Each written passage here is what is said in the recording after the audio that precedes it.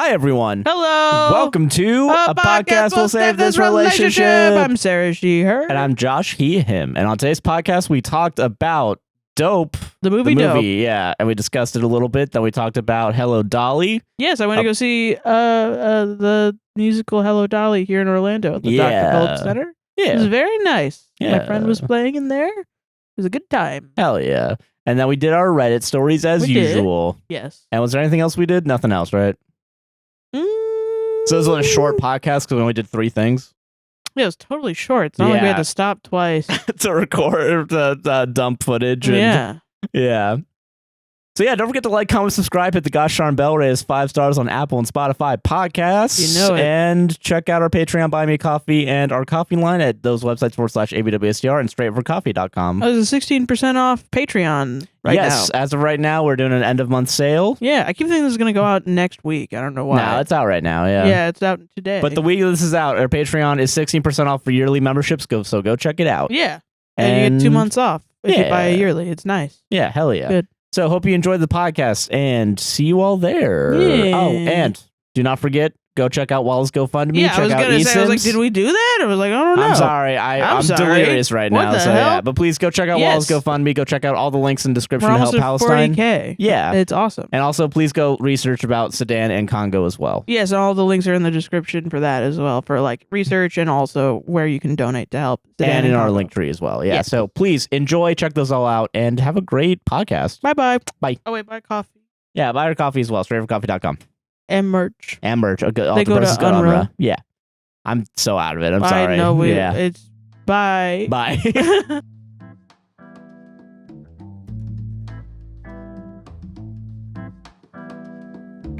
How you doing, Sarah? Welcome Doing back good. to the studio. It's a nice chill time. Yeah, I feel that. Yeah. Bitches. Yeah, I took my limitless pill today, so Me too. I'm fucking, we're on it. I finally got medication. Woo!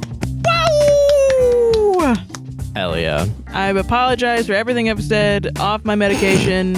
I didn't mean any Everything of it. is null and void on this show. Everything is null and void.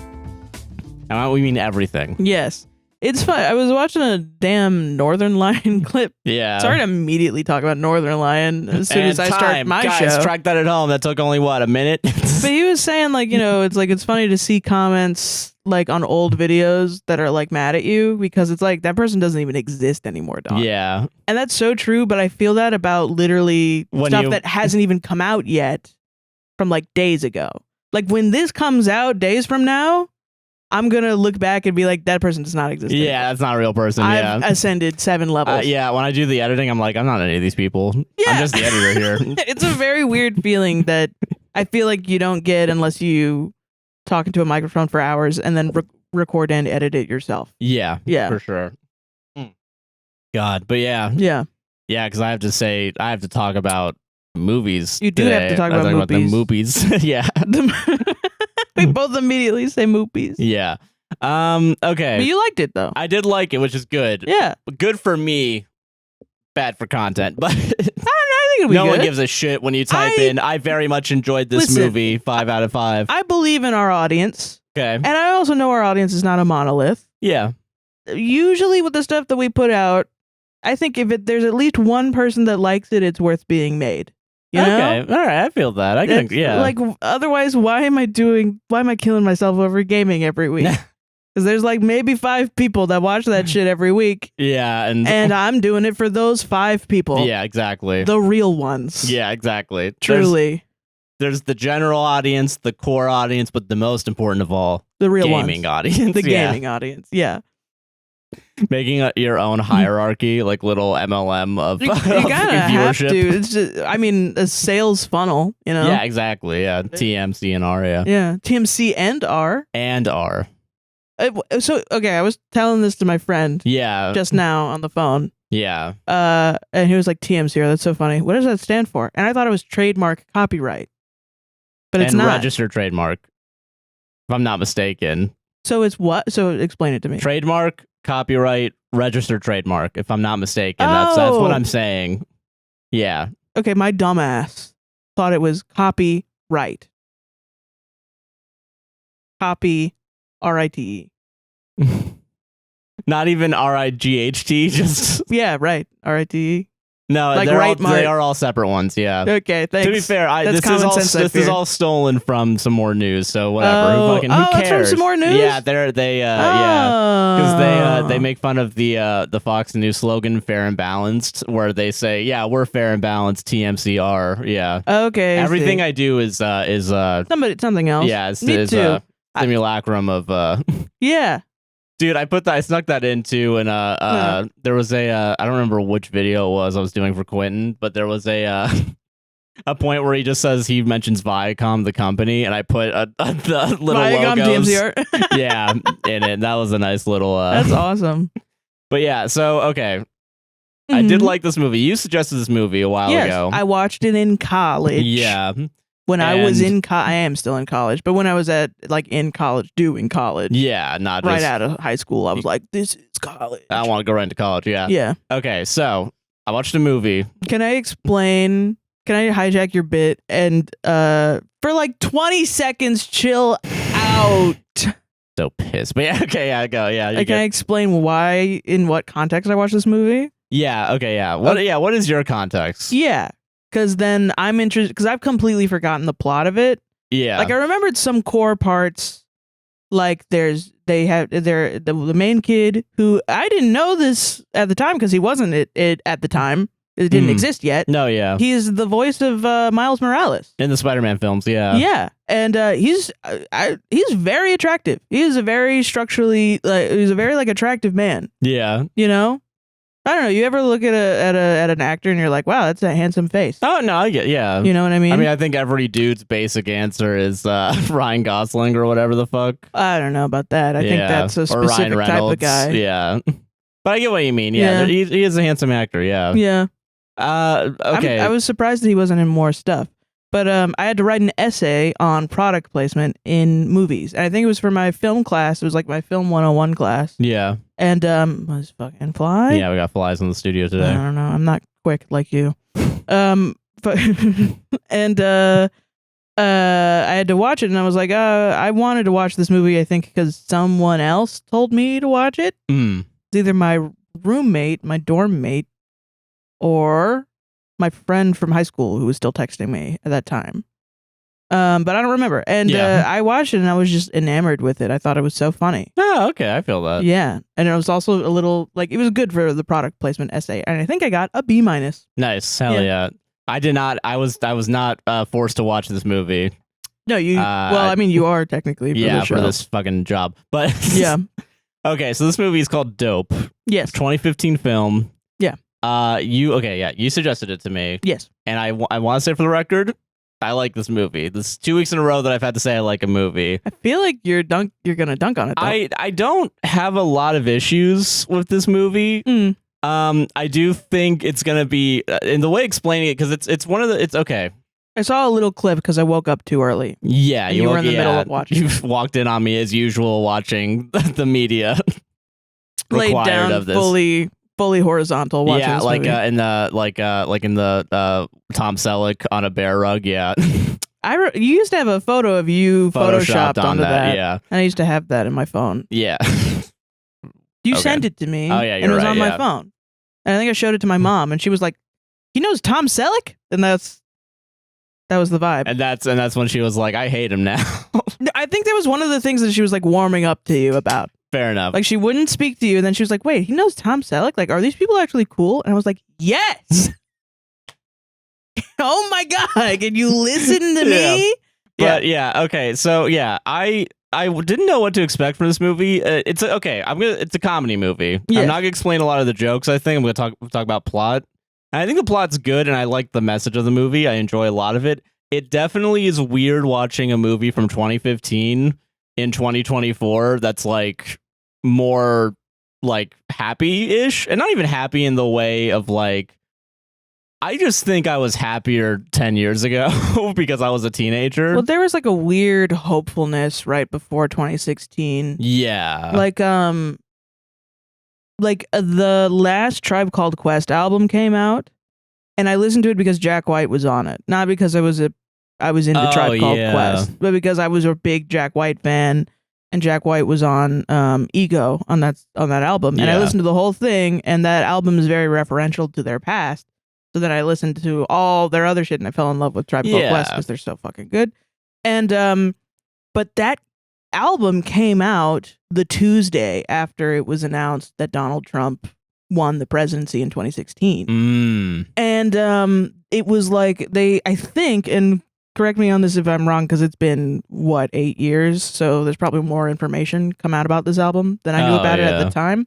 But at the time, I think I thought, or I had read somewhere, that the last song on it, there was like a Hillary Clinton winning version, and then there was like a Donald Trump winning version. Oh, shit. And the Donald Trump winning version won, and so now the Donald ends on that one, but I think the other one was like something about a woman being president or something.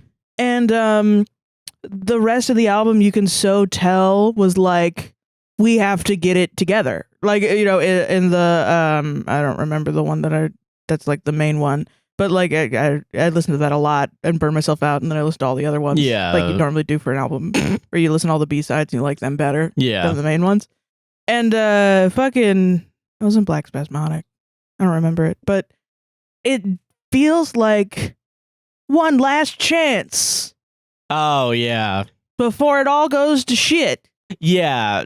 And sometimes I listen to that album and I'm like, oh God, it did all go to shit. It did all go to shit. Yeah. And that's kind of how I felt watching this movie. Because also, like, okay, because I was in high school when this movie came out, and this is a teen coming of age film. It's trying not to go 14s. to college. Yeah, like it's about, 3 seniors. They're all people of color. Yeah. And they're the main guy who I'm gonna call Spider-Man because I can't think of his actual name right now. I can look him up. Yeah, if you can look him up, that'd be great. Yeah. I also want to know what other movies he's been in. Yeah, so he's basically like trying to get into Harvard. That's like his main goal, and he has to write an essay. Yeah. About like him being he needs to write an admissions essay. That's the main plot of it. Yes. And he goes on a little adventure in an attempt to kind of not an attempt to like write it, but like kind of like an adventure that allows him to write what eventually it insinuates him getting into Harvard, right? And it's very like what is it called? Fucking I really there's not a dull moment, I think. Yeah, for real. I will say the humor definitely feels more like it's still humorous. I didn't like have that many laugh out loud moments, but I really enjoyed the humor of it all. Shameik Moore. Okay, gotcha. Yeah. So his name is Shameik Moore. Let me look up the other. Yeah. Kiersey Clemens. Forrest Whitaker's in this movie? Yeah, he's the narrator. Oh, that's dope. Zoe Kravitz is in this movie. Yes. Tony Revolori. Lakeith Stanfield. That's who I recognize. Yeah, Lakeith Stanfield and A$AP Rocky. Yeah, A$AP Rocky. Also, Blake Anderson. Yeah, Blake from Workaholics is in this. Yeah. And that's going to be, I think, one of the more... we'll get to him, because he's a fucking... There's a lot we can analyze with this movie. Yeah. And I'm going to start from the beginning. All right. So Forrest Whitaker is the narrator. And it's like... it's basically... what's his name? Shameik Moore. Yeah. I want to try and pronounce it as best as I can. No, yeah. Shameik Moore, he's like... he has a name on in the movie. Who cares? He's playing a character. Yeah. He's a This is my movie analysis. That wants to go to Harvard. Yeah, he wants to go to Harvard. And the movie starts off like, like kind of a day in the life, And basically he's a black geek, right? Right. And his friends are black geeks. And the first thing that like like one's Indian, right? One is Indian, yeah, which we will get to as well. Yeah. Yeah. Because there's a point where, this is the thing that I took away most from the movie. Yeah. There's the only white guy in the movie is Blake. Yeah, and he's like the rich kid, right? Kind of, yeah. Basically. Because so the movie the movie's about race. Yes. Yes. Of course. It's about being a black teen. Yes. And basically, like, because he's quote unquote a geek, he the way the movie kind of like frames it in the beginning is like being a black geek means you're liking a lot of the stuff that white people like. Right. Yeah. And the one that got me was the third one was Donald Glover, which yes. That's very real, yeah. That's very fucking real. Yeah. But he's, it's not like, it's more layered than that. Like he has a appreciation for like 90s hip hop. Yeah. And like, he dresses up kind of like So I think someone calls him Fresh Prince. He has like the he's got the flat top. Flat top, yeah. And his having changed moment is when he doesn't have it. When he doesn't have his flat top. That'd be really funny if that was I'm pretty sure there's a more deep. There's more to it than that, yeah. Yeah, that is pretty funny though. Oh, simplifying all having like your last act of the movie, whether or not a person's hair changes. Yeah. Well, I mean, that is interesting because it's very personal to me because my friends in high school were I'm sorry, it's my ADHD. No, you're good. My friends in high school and my friends now that are black are also black geeks as well. Yeah. And they have also expressed to me this feeling of like, people in my family say that like I talk white or like I like white stuff, and like I remember my friend in high school saying that like her sister liked the song Let Her Go by Passenger when it came on, and she was like, yes, she's finally getting into white people stuff. I can connect with her. And I was like, what? I don't This is such a funny, like, I've never viewed shit like this as white people stuff, and it's interesting. Yeah. Like, expanding your horizons, you know? Oh, no, I feel that, you know? Yeah, and so he has two best friends. One's lesbian, masculine presenting, and the other one's an Indian kid. And they have like a punk band together. Yeah. And that's why they're all friends. And they're all getting bullied by Lakeith Stanfield. Yeah. I want to state too, a lot of movies have like adult actors playing teens. Yeah. And this movie actually, it feels like teens. Yeah. Like it's actually really nice. That was my takeaway. I think I remember back when I was like, I just really like that I'm watching a teen movie where they're teens. Actually. Yeah, where they're actually teens. It's kind of like when they finally got what's his name, Tom Holland to be Spider-Man. Also Spider-Man. Yeah, that's a really great casting then for Miles Morales, because Spider-Man's supposed to be a teen. Yeah, no, for sure. And like it's very like and it's all of it's believable, because I remember like when you came in, you talked about like teen speak, and I kind of think it was not too overdone. I was laughing along with it, and I thought they were like, when I watched the little clip of them like trying to figure out how to sell Molly, and they were like, we have to just go to like Lollapalooza and sell Molly to white people because we have to find where the white people are and sell them Molly because white people buy Molly. And it was like really funny, but it definitely felt like wow, this is kind of like the beginning of how the like Ginny and Georgia dialogue sounds now, which is like, to me is cringe. Yeah. But like, I'm interested to go back to movies in this time period and see when that kind of started up. Yeah, and it's like, it's kind of like how far you push the dial of because I mean, I think it worked for this movie. It definitely worked for this movie, because I was having the moments of like, I didn't talk exactly like, because I went to a fucking art school where everyone was pretentious and shit. Yeah. I never remember anyone really talking like this, but it's not that far removed from it, so it felt realistic enough to get the point across. Well, I know we got some language perverts in our audience here. Yeah. Some people that love like dialects and language and stuff like that and dissecting it.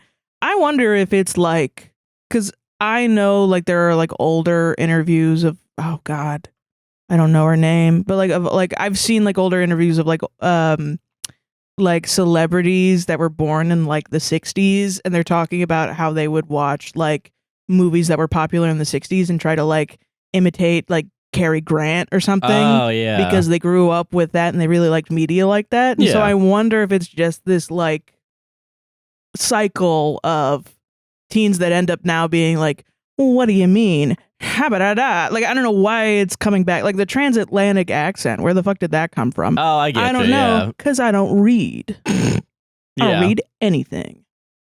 Yeah, but I just yap about topics. Yes. But yeah, no, it's not. It doesn't take you out of it, which is nice. No, it's good. Okay, important details about fucking. You said his name and it immediately went out of my head. Shameik Moore? Shameik Moore, yeah, his character. His dad is out of the picture. He's a Haitian. Cool. Yeah, and he basically, what is it? Dad left, and the only memory he has of his dad is when his dad, like, I guess, left like a VHS tape with like a photo of him at like a movie theater, I think is what it is. Okay. And so he kind of has like this, like, kind of pop culture-y, like, angle to him. He like attached to movies essentially, kind of, but I think it's more about like, because he's more attached to like music throughout the thing, but I guess like that's like the one thing he has that's connected to the dad. Right. And mom is working for like single mom working as a bus driver. Yeah. This is an important detail because basically he's trying to get into Harvard, and his first essay is basically like an analysis of Ice Cube's It Was a Good Day. Oh wow. Yeah. And the principal, and this is like a inner city school, I guess, and it's like majority black school. Yeah. And basically he's like, listen, you gotta talk about not having a father and like, you know, all these like kind of like quote unquote stereotypical. Yeah, quote unquote stereotypical, like how do you make the white people care about you? Right, yeah. Yeah. And basically is like and also says like how arrogant are you to think that you're gonna get into Harvard? Yeah. And basically is like fucking aim lower, you know? Yeah. Well, because like I think a lot of it is like the setting that they're in. They're in Inglewood, California. That's where they are. Yeah. So also like it's a very decent like representation of LA, I feel like. Oh yeah. I very much enjoyed it. Yeah. I like movies that are about LA that don't that aren't glamour, like La La Land. I haven't seen La La Land. I bet it's a fine movie, but I like it as a musical. Like I do like the music. I've seen like analysis from the people that wrote it, and like some of the how like Emma Stone like would improvise on set. Oh yeah, with speaking versus singing, and there's a lot of it that's really cool. I just don't. The vibe of like, I've never seen it. Maybe that's something we should watch. But at some point, yeah. Like the vibe of just being like, and then you go to LA and you're a star and LA's amazing. Anytime someone's like, a city's amazing, I'm like, I think that's not the lesson of La La Land, but it does like come across that way of like. Even ones where it's like, you thought the city was amazing, but it's bad. I'm like, it's like, even in the inverse, I'm not really interested. Yeah. Why can't we just treat it like a city where there's some good, some bad? I don't want a story about a city. I want a story about a person. Yeah, exactly. Yeah. That's I mean, but that's me. No, I feel you. Yeah. So that's what the principal says, and basically is like, you gotta amp up the, you know, like stereotypes. The stereotypes. Yeah. And it's basically like you're probably not getting into Harvard though. Let's be real here. You know. Wow. Cool and fun, right? Yeah. And basically, and then there's like a little. I don't know how long it takes. The movie like really speeds along, and not in a bad way. I want to say, like the movie does a lot of shit in its 1 hour 40 minutes. Well, I was gonna say, yeah, that's all. There was so much that happened, I almost can't remember everything. Yeah. So they all like, and also like, I guess to add to the geekiness, they're all like they all dress up like it's the 90s, and also they ride their bikes everywhere, and that's their only mode of transportation for like 90% of the movie. Yeah. And they're all just riding their bikes, and they can't go down one path because there's like I think the Bloods are like oh, I don't know, in the I don't know in which that part. pathway. Yeah. So they have to go around, but they have to deal with drug dealers that try to steal their bikes as they ride past it and try to fuck with them. Right. And that's where we meet A$AP Rocky, who's a drug dealer, and basically makes Shameik a middleman between him and what's going to become the love interest of the movie. Yeah. And basically they go back and forth with like, oh, I remember that scene. It's like, can you tell her she lives in this thing, and she's like trying to study for her GED. Yeah. And he has to go back and forth, and then she's like, and he's like, oh, I want her to come to my birthday party at this like club or whatever. And then she's like, well, I'll go if Shameik goes. Right. And then basically that's what happens. And there's like a little funny scene where it's like they can't get past the bouncer. Yeah. And then A$AP Rocky like punches out the fucking bouncer because he won't let the underage teens in.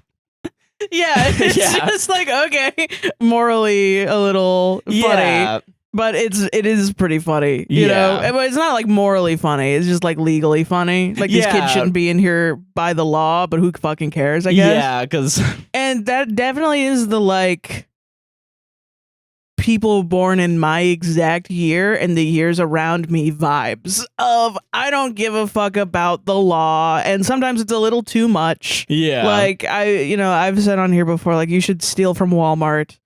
Steal as much as you can. Steal everything from everyone, because we're all just so pissed. And I don't know what it is about like everyone in my high school graduating class was like this. Yeah. Even the good kids were like, I will steal. I don't care. I don't even need to. I want to, because fuck you. Well, that's kind of what this movie is about too, is because like these three kids are like really goody two shoes, and this movie is like, you're not going to be a goody two shoes for long. Actually, you have to. There has society to be, is not going to let you. There's a gray you. area. Yeah. So basically, there's like and during the thing, like he dances with the girl, and then ASAP Rocky, interest. the love interest, and then ASAP's like, nah, I want to dance. It's my birthday party. Love interest is Zoe Kravitz? I think so. God, she still is beautiful. Yeah. Dang. So then it's like, and then basically there's a drug deal going on at the party as well. And this is where I was like, wow, this was 2015 pilled for sure. Where it's talking about, they joke about like that. So the rival drug dealer is talking about like the drone strikes that Obama does. Wow. And is like, boom, got him. And then ASAP Rocky has to be like, well, maybe not all of them are fucking terrorists, quote unquote. And then the other guy's like, I don't give a shit. That's crazy because it's right after Israel Palestine in 2014. Yeah. There was a whole thing that I don't even remember hearing about. I'm pretty sure everything that I heard about in 2014 was less about Israel Palestine, more about Donald Trump maybe being president. Yeah, and this is just talking about specifically Obama's drone strike program. Yeah.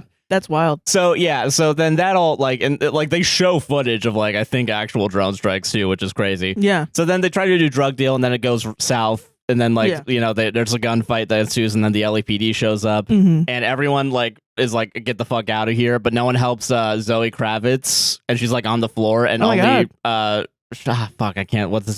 Shameik Moore. Yeah. I'm trying to remember how to pronounce it. That's the name. That's what. I was like, so it's spelled ShaMiek. Oh yeah. So it's kind of said how it's spelled. So okay.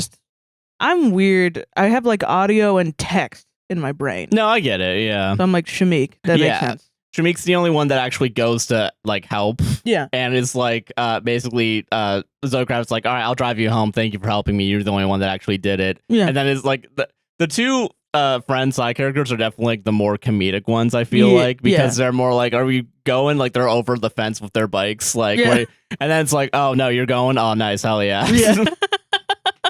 And then they have a nice little scene, and then the next day they're like, so did you guys fuck or what? Which is such a teen thing for sure, or at least in art and movies about this. It's did you guys do it? And then Shameik lies and is like, totally. And it's we got to second base, and then they're all like, no. Yeah, and then, you totally didn't. Yeah, fuck you. Okay, yeah. So they have that moment, and then they set up, and this is okay. So they go to a school that's they have to have metal detectors, right? Yeah. And so they go through the thing, and Shameik's backpack goes off. Right. He brought his backpack to the party, and ASAP Rocky told him to run with the backpack. And then the security guard is like, oh, this machine's broken. You don't have anything. I know you. And then Shameik looks through the backpack and finds Molly and a gun just in his backpack. And he freaks out, and all the friends are like, what the fuck? Yeah. And then he gets a call from an unknown caller, and it's like, I'm going to be at the school later. You're going to give me the shit, and I'm going to go. Yeah. And then they're going to do that. And it's really, all these scenes are kind of tense, too, because it's what the fuck's going to happen? Right, yeah. Well, there's that's what I liked about it. I think thematically that I took away from it, my feelings, was the mixture of danger and the comedy of being a teen. Yeah. And kind of the sort of zillennial irony and dry humor that I grew up with at that time, which was kind of the tail end of the edgy humor on the internet, but it was also mixing in with your personal experiences, which I try to do and I fail sometimes. But, it's, and I think it just really encapsulates that specific 2 years. Which is crazy. That's crazy of a movie to do. Yeah, and so basically, he's gonna do it, but he's gonna do it alone because his friends are scared of the fucking guy. Yeah, and it's all right, red Corvette, give me the shit. Right? Yeah. And then ASAP Rocky calls from jail and is like, listen, I did not tell anyone to send you the stuff, so you got to go to this house, ask for this guy, and say you're part of the boys club, right? Right. And so they have to. There's a little chase between them and the guys because they're using the Find My Phone thing. Oh, which I think is also early on in the technology of Find My iPhone. Yeah. And so also I didn't realize this at the time, but it's the mom's a bus driver, so what they do is they apparently he puts the phone in the bus to so he could track his mom. Yeah. Yeah, or at least where the bus is, I guess. Yeah, and so they like hold up the bus. That's and wild. like they find the phone, and then they're like, oh fuck, I couldn't find him. And then they find him again later with a different iPhone thing. But they go to this house, right? Yeah. And this is where this is where we get some nudity. We get some Do I remember this? Is it Blake Anderson's house? No. Oh, it's Blake different. Anderson's not even doesn't show up until like maybe halfway through the movie. Right, yeah, because that's kind Also, of where it ironically, takes a left turn. Blake a little bit. Anderson also, when they have like a younger teen versions of themselves, actually does come across as like younger, which is crazy. I'm surprised they pulled that off too. I didn't even realize it was Blake Anderson No, until yeah. today, right now. So I thought it was just like some fucking white dude. Yeah. Being But a piece so of they, shit. yeah, so it's kind of funny. they show up to the house and it's like a guy, and it's the classic like a woman in a robe and nothing underneath, like Right, opens the yeah. door and is like, "Hello, boys." Yeah. And, Oh, they're all yeah. like, "Oh, whoa, what the fuck?" Whoa, whoa, whoa. And then her brother comes in, is like, "Why are you not wearing fucking clothes? Get the fuck out of here!" And then they're like, That's "Oh, really funny joke. yeah, ASAP Rocky told me to be here." Yeah. And I have a thing for AJ, and it's part of the boys club. Yeah. And he's like, "Oh, cool." And then in the background, she just takes off the robe, and Yeah. like it's like at the back, and it's only in like underwear and stuff. Awesome. And then they're all just like staring. and it's- Awesome for me in college. Yeah, I know. Awesome for me in college. And so they have like a little scene of like them making music because they're on a band, and it's a Yeah. nice little scene. Yeah. And basically they're like, all right, let's go get some food. So then the guy and the two friends leave. So then it's just Shamik and the model, which I looked it up. It's a model for like Victoria's Secret. Oh, wow. Yeah. So like, and then the model basically seduces him and is like just completely undresses Yeah. and is like, I'm going to fuck you. I'm going to leave. You get a fucking condom on and we're going to fuck. I'm glad for the condom. But I'm also like, I mean, like, that's so interesting to me that that's a 2015. This is an indie film, right? Oh, yeah, for sure. Yeah, absolutely. I feel like no one would, in 2015, would pick this up. Paramount Pictures. Yeah. But, like, I mean, it's interesting to me, the, like, portrayal of a woman. I feel like now a lot of people would be a little bit more like, why is she having sex with him? She just decided she want to? Like, is it just for sexualization on screen? Just like graphic sexualization in the themes? Like, what's the point of it? And I'm kind of glad that the conversation would be had, but I'm also like, just bring sex back to movies, man. Fuck. You're going the opposite way of younger people being like, no sex in movies, too. Well, I'm like, sometimes I'm like, gosh, dang, you guys. Like, spoiler alert for my section, I saw Hello Dolly, live performance of Hello Dolly, because my friend was in the orchestra. And he had his boyfriend there, and me and his boyfriend were sitting in the audience watching him to support him. And there's a scene in Hello Dolly right in the beginning where the main character Dolly like lifts up someone's skirts to make fun of another lady's cankles. And my friend's boyfriend is like a little younger. Oh, yeah. Like, he's a little young, like 2 years younger than us. And he went, whoa. Just like to see her ankles. And Scandalous. that's what I'm talking about. I get what you mean. How Yeah. it's like the kind of uncomfortableness with nudity.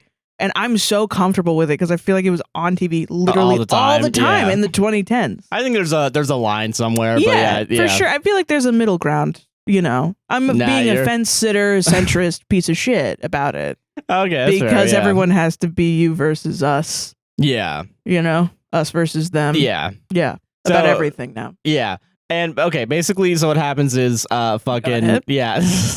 I'm trying to explain my movie. I don't need you to react. This is purely for the audience to fight me in the comments down below. Okay. But realize you're fighting a ghost because I don't exist anymore. I'm like a dying star. Okay. And you might pray to me, but then I'm dead. I'm already dead by the time you've seen me. So. Okay, so basically, so the movie splits into 2 little sections here, because then it's the 2 friends and the brother going to get food, and they get caught by the guy that's chasing after them. Yeah, okay. And there's like a little shootout, basically, because of it. But the 2 friends escape, and they take their chili fries with them. Great, awesome. Yeah. And the guy that's chasing after Shamik gets arrested, which is good. And fucking, then the friend tries... the sister's trying to seduce Shameik, right? Yeah. But then she takes Molly and takes his backpack and like steals some of the Molly. Oh. Yeah. And basically like starts like fucking going like acting like she's on Molly, you know, and like I want to fuck you, but then she also like pukes on him when she's like about to like when she's straddling him and he's on the ground. There were a lot of comedy sex scenes like that. Like I remember like Get Him to the Greek had a lot of those. Like puke and sex. Yeah. But this is the only like scene like this in this movie too. Yeah. So and then like it's revealed that he has an interview with a guy, and it's for his Harvard admissions interview, basically. Oh yeah. Yeah, and it's basically like, oh shit, I gotta go, and then she's like, oh, I'll drive you. So she's driving him while like under the influence of Molly, and then just stops and then like runs out of the car to go piss in bushes, and then he just takes her car and leaves. Well, that's another thing that I'm kind of glad that we talk about now is driving while intoxicated. Intoxicated. Yeah, and you're under right. the influence. Under the influence of drugs specifically, because I feel like there was a lot of like anti-drunk driving, but there wasn't a lot of don't do drugs and drive. Yeah, in general. Yeah. When I was in high school, at least around here in Florida, probably in other schools there was actually. Yeah, for sure. But I mean, and also, because they also make a point where like there's a time where a cop like drives next to him and then like makes a U-turn and turns on the light, so it's like, oh shit, are they gonna get arrested for her being intoxicated this way? Or and then it goes probably around, for having Molly, I think is what they were as well. Yeah. So and then but then he just steals the car and leaves. Right. And yeah. He shows up to the place, and it's revealed that the guy that's interviewing him for Harvard, for the Harvard admissions, is the guy he has to give the Molly to. Yeah. Okay. And basically they use a lot of coded language. This is where you walked in, where it's with the Rick Ross Amazon CDs needs to do it. People need their Rick Ross CDs, and Amazon is responsible. Give that to them. Yeah. Yeah. And if they don't, their reputation goes away. Yeah, basically. Yeah. And then so then it's like all right, we gotta sell all these drugs. Yeah. And basically, like, he gets on the bus, and, like, there's, like, a nice little ethereal scene where, like, everyone gets on the bus and just starts looking at him, from, like, the guy that was chasing him, Lakeith Stanfield, and his friends are all just, like, disappointed and staring at him. Yeah, he, like, falls asleep on the bus. Yeah, and then he wakes up and it's all normal. Yeah. And so it's like, all right, we gotta sell all these drugs somehow. And he gets reunited with the friends somehow. I don't remember exactly. Yeah. And then it's like, oh, let's just go on Tor browser and use Bitcoins, because this was in the time of... Oh, yeah! Yeah. Wow. Because also the movie starts off with him talking about Bitcoin, which was really like, wow, 2015 was... Well, I think he was probably trying to cement him as like a nerd, because that was like, you were a nerd if you were into Bitcoin. Probably 2015, 2016, you were a nerd if you're into Bitcoin, yeah. Like, it was not like an alpha bro thing yet. Not yet, It was just like this is a new thing and we're going to make a lot of money. Yeah, which is kind of why this like movie feels so, this is quaint. This is right before shit really hit the fan. Remember this pre-pandemic time? Yeah. Where you could go outside. It can go outside and... fear of dying in terrible death. Yeah. But also, I guess, yes, in this case, yes, you could die. And so they basically like hatch this huge plan, and they go to Blake Anderson from Workaholics to sell Molly. Yeah. And this is okay. I really like this part of the movie because Blake Anderson, there's a couple white people in this movie. It's mostly I think it's Blake Anderson, and there's one guy he talks to that's white. Like, yeah. I don't remember that other guy though. Yeah. But basically, I love this joke. I really, it's gonna be hard for me to pull this off as a white person. Okay, yes. But they just Blake Anderson says the N-word a lot in this movie. I don't know if you remember this. I don't remember this at all. But it's basically making a point of like white people trying to reclaim the N-word for themselves, because when Blake Anderson says it, it's about he's saying it in the same way that he would say, and I think he says in the movie like my homie or something like that. Right. But he's still saying it, and it's like, yeah. And the movie, by the way, immediately what's it called? Punishes him for saying the N-word by having the female friend slap him every time he says it, like the first 3 times that it happens. Yeah. Oh man, I haven't grown up since this. Damn. Fuck. Shit. I'm like, humor wise, that's my shit. Like, beating the shit out of white people that say the N-word. Yeah, no, I think that's funny as fuck, man. But there's nothing wrong with that. It's more just like, why do I have to watch a white guy say the N-word so much? He only says it like 3 or 4 times. I didn't count it. That's I didn't take a notes lot for of it, but times. still. Only. That's a lot of times. That's crazy, but though. like, yeah, so like there's 2 scenes like dedicated to him like wanting to say, not even 2, sorry, I think there's 3 scenes of him dedicated like to saying the N-word. I remember him always being like, they're at, spoiler alert, when they're at doing the concert or whatever, and they're in the he's crowd, talking to and another like, white guy. So I feel like we should be able to say it. Like he's saying that, and it's like, and then it cuts away or something. Yeah, to the band performing. Yeah, and it's so funny because you meet those people, and I remember too in middle school, at least because I went to a middle school that had like, it was like 50-50, well, not 50-50 exactly, but it was like almost like half and half, like white people from College Park, Orlando, and then black people from fucking Pine Hills, Rosemont area. Yeah, and they would. it was. I remember the conversation always being like, "Ooh, are you gonna curse? Are you gonna curse? Blah blah blah. Are you gonna say the N-word or something?" Yeah. And then white kids would say it to be edgy. And I never I think I had watched like a Richard Pryor set, or I don't remember who it was, but that was like, I don't think anyone should say the N-word because like I made a trip to Africa, and I went to like actual African countries. Yeah. And they don't call each other that.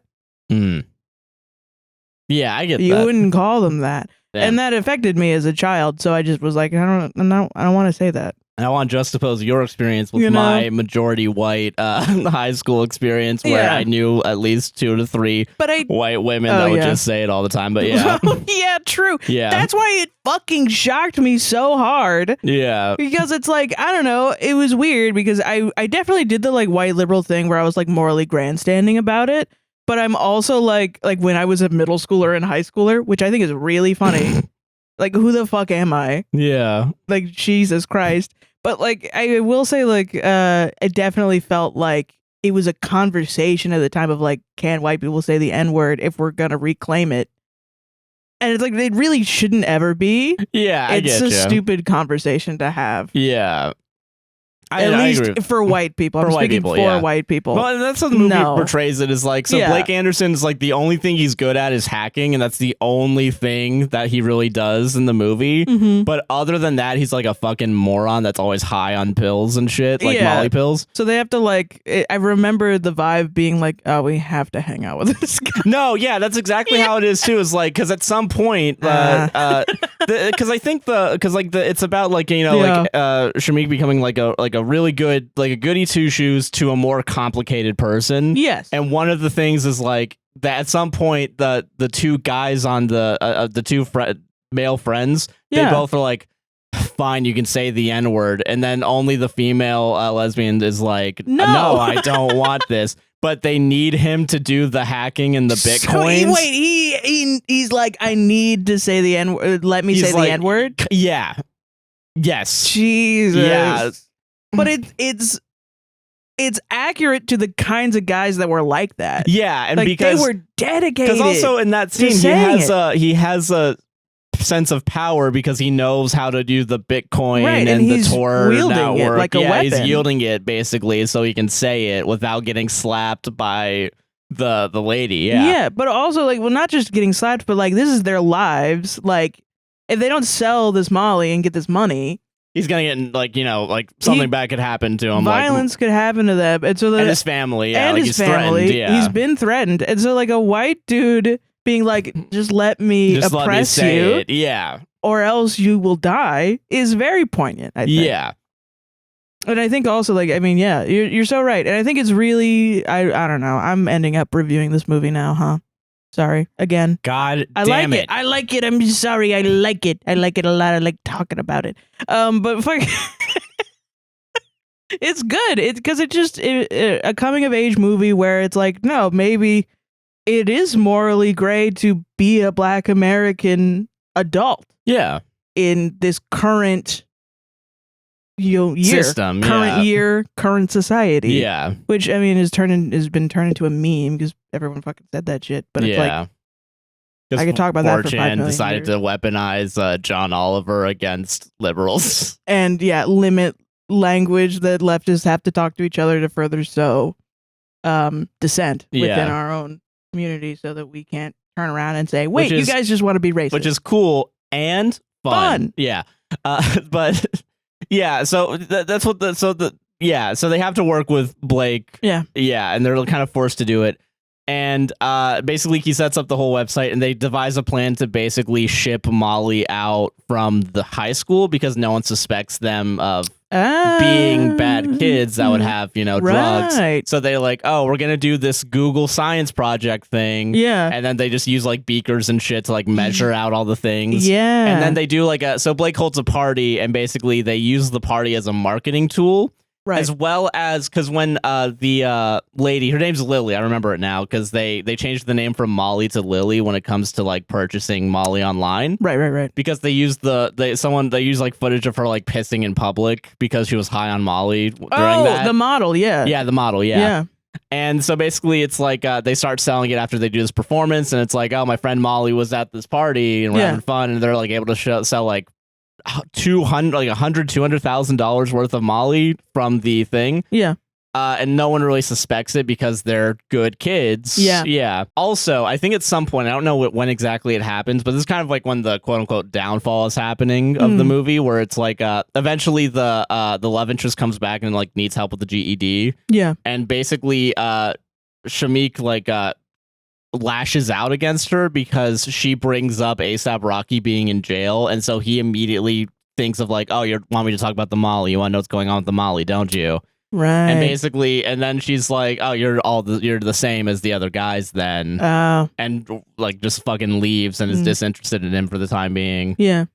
And then he also almost gets caught because at some point they do like a random drug search at the school. Yeah. And all the shit's in his backpack. So he has to leave like his SAT like test to run around with the backpack and hide away from this drug sniffing dogs and the police. Oh shit. And he almost gets caught because the school, the security officer bumps into him and just hands him back the backpack. It's like, oh, you gotta be careful out here. Yeah. Like, we're doing the thing.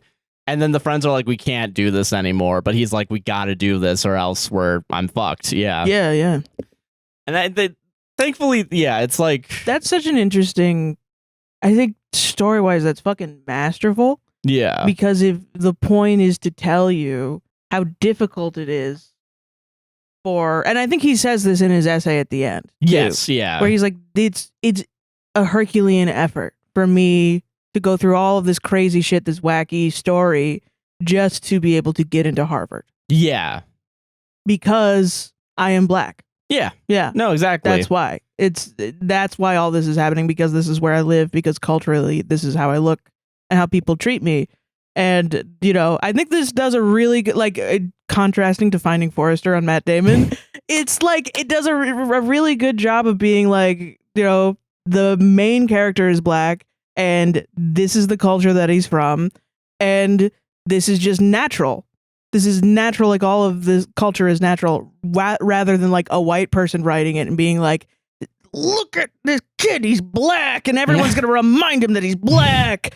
It's like so crazy. Yeah, and then that kind of white savory feeling washes over you, and you're like, I don't want to watch 90s movies anymore.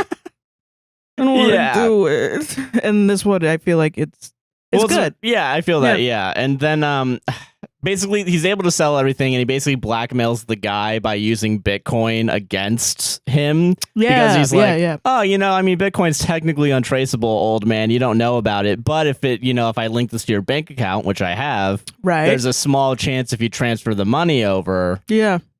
You're gonna get caught and all this thing goes down. And if you try to come after me, you're gonna set off a chain of dominoes that leads to your self-destruction. So, recommend me for Harvard, motherfucker, That's interesting, because the guy that is that he has to sell the Molly to, selling the Molly for. Yeah, selling the Molly for is also black, right?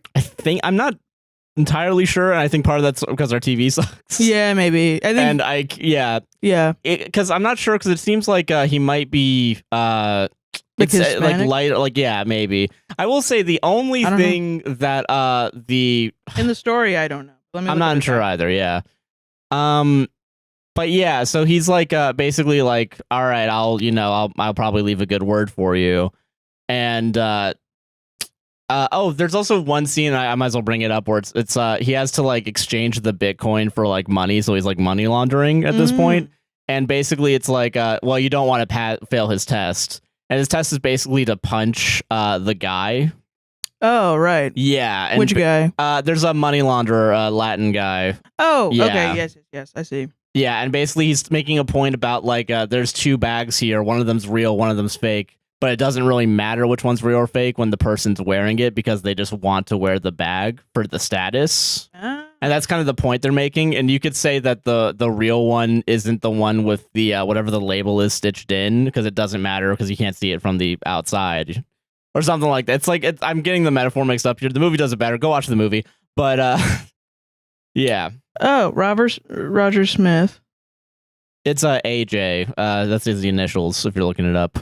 Oh, he's in a lot of Spike Lee films. True. Yeah, I saw that too. He's apparently he's portrayed a lot of influential Black historical figures. Okay, so he's probably I think it's specifically like he will like portray himself as racially ambiguous, but he says that he's African American. Okay, interesting. Yeah. It does kind of feel like racially ambiguous in the movie. Well, I think it means something thematically that he also has to be blacklisted into like like fucking blacklisted or I'm sorry, not blacklisted. What am I trying to say? Blackmailed, yeah, by Shamik's character. Yeah. To like he has a goal, right? Which is to get the Molly sold. Yeah. And then he's going to not, he's going to try to pull one over on Shamik. And then Shamik is like, no, I am going to turn around and like try to blackmail you into getting me into Harvard. Yeah. It's fucked up that Shamik even has to blackmail someone to get him into Harvard, but it's also like it's fucked up that this guy has to sell drugs. Yeah, no, for sure. And he's working for Harvard. Yeah. That's another thing that is like, well, yeah, and that's kind of the thing too, is like it kind of shows, I guess, like the quote unquote corruption, I think, is kind of the message of it, where it's but like also the systemic injustice. Yeah, for sure. And so okay, and then after that scene happens, he before that scene happens where he's doing the blackmail against the guy from Harvard. Yeah. He's walking with the money late at night, and Lakeith Stanfield and his gang of bullies show up and like takes the money, and it's like, oh shit, we got $10,000. And this is the only time in the movie Shamik Moore pulls out the gun and is ready to like fucking shoot Lakeith Stanfield. Yeah. And then Lakeith Stanfield's like, yeah, I don't want this. Here you go. And then it just walks away with the gang. And I guess it's like he finally gets respect from Lakeith Stanfield by resorting to violence. Yeah. And after that he's like emotionally wrecked and like damaged from it. Yeah. So after the scene where he blackmails the guy from Harvard, he goes on to write he changes out his essay, completely deletes it, and he talks about and this is when the movie like is like, look into the audience. Here's the message of the movie. I'm being extremely clear here, you crackers. So yes, like no one misinterpret. Yeah, no one misinterpret me.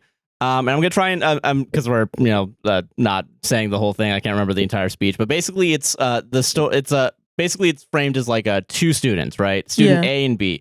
Student A is a stereotypically good Black student who has high GPAs, does great on the SATs, XY, does nothing wrong, goody two shoes. Right. Student B is the stereotypical bad Black student, which is he has to sell drugs and he has to commit crimes and other things. Yeah. And basically the real it's because these both kind of like basically is stuff that he's done. Yeah. And in that entire scene, it's like, it's flipping back and forth between like, oh, I'm going to school. And then it's him doing stuff for A$AP Rocky and like wearing the hood. Yeah. And then it's basically like the end of it's kind of like the merging of both students and like kind of the framing is like, I was able to make $100,000 in 3 weeks for an online business, and I have perfect SAT scores. Yeah. And like, I think the question is something along the lines of, why should I be accepted to Harvard? Would you even have to ask that if I weren't Black? Basically, like it's something along those lines. You're a model student and American and capitalist. Yeah. Why wouldn't you? Yeah, exactly. Yeah.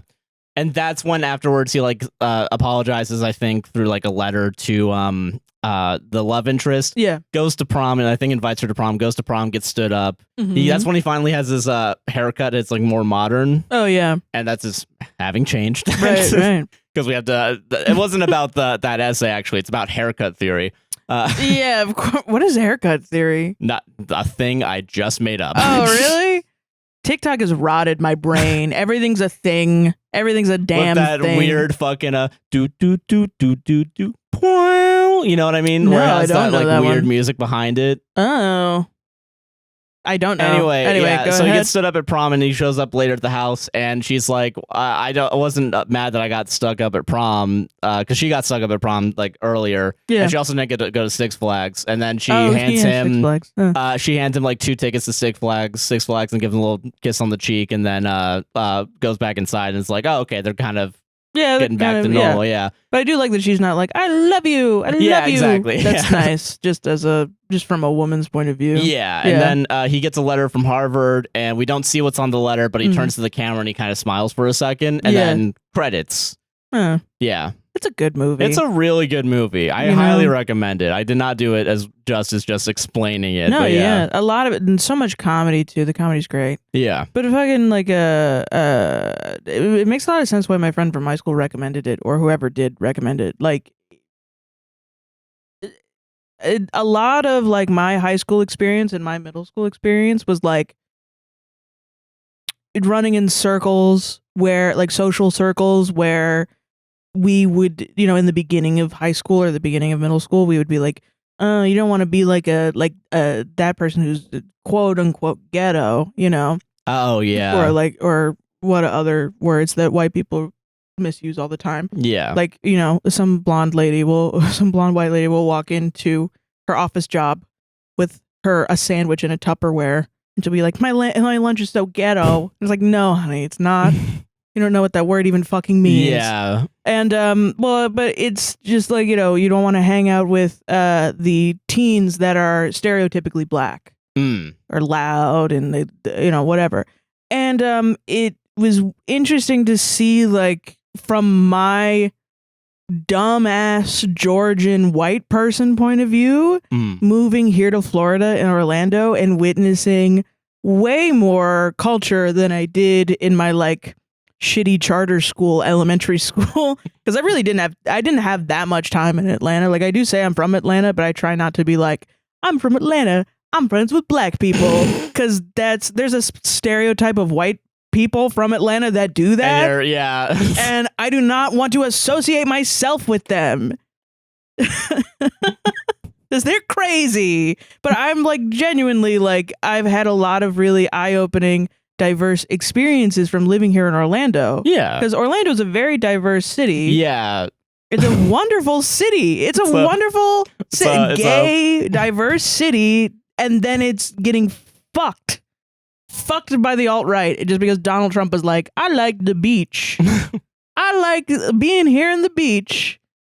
And then Ron DeSantis is like, oh, can I suck your cock, please? Can I suck your cock, sir? Can I suck your cock, sir? Yeah. Like, Patrick, can I take your hat, sir? Can I suck your cock, sir? All right, anyway. Yeah. But Just leave. I'm just going to leave. Yeah. I'm sorry. Anyway. Derailed this entire show. No, it's cool. It's fine. No, it's fine. Making such a good point. But it's interesting because all of my friends liked more like white people things, right? Yeah. And ever since graduating high school, they've all had their own individual like, why was I not allowing myself to associate with people who were just acting culturally black? Like, why was I assimilating by liking white stuff? Like, how much of it was something that I actually genuinely liked, and I do genuinely like I am a nerd and I like anime or I like this or that, and or how much was it I was trying to conform to white culture to get ahead? And it's an identity crisis that, I've never had to think about. And so when I hear my friends talk about it, when we talk deeply and emotionally, like I do with all my friends, yeah, it's so like I want to know. I don't know. I'm a friend where I'm like I want to know the inner machinations of your world. yeah. I want to know what's going on with you, and I hope to make conversations free so you feel like you're able to talk with me about stuff because I know it's hard. Oh, and this movie really, I think, opened my eyes to the feeling of that. You know? I get that, yeah. While also being a coming of age, like now you're becoming your own person. Yeah. You know? And you're realizing, like, yeah, like the more gray areas of the world. Yeah. Yeah. Yeah.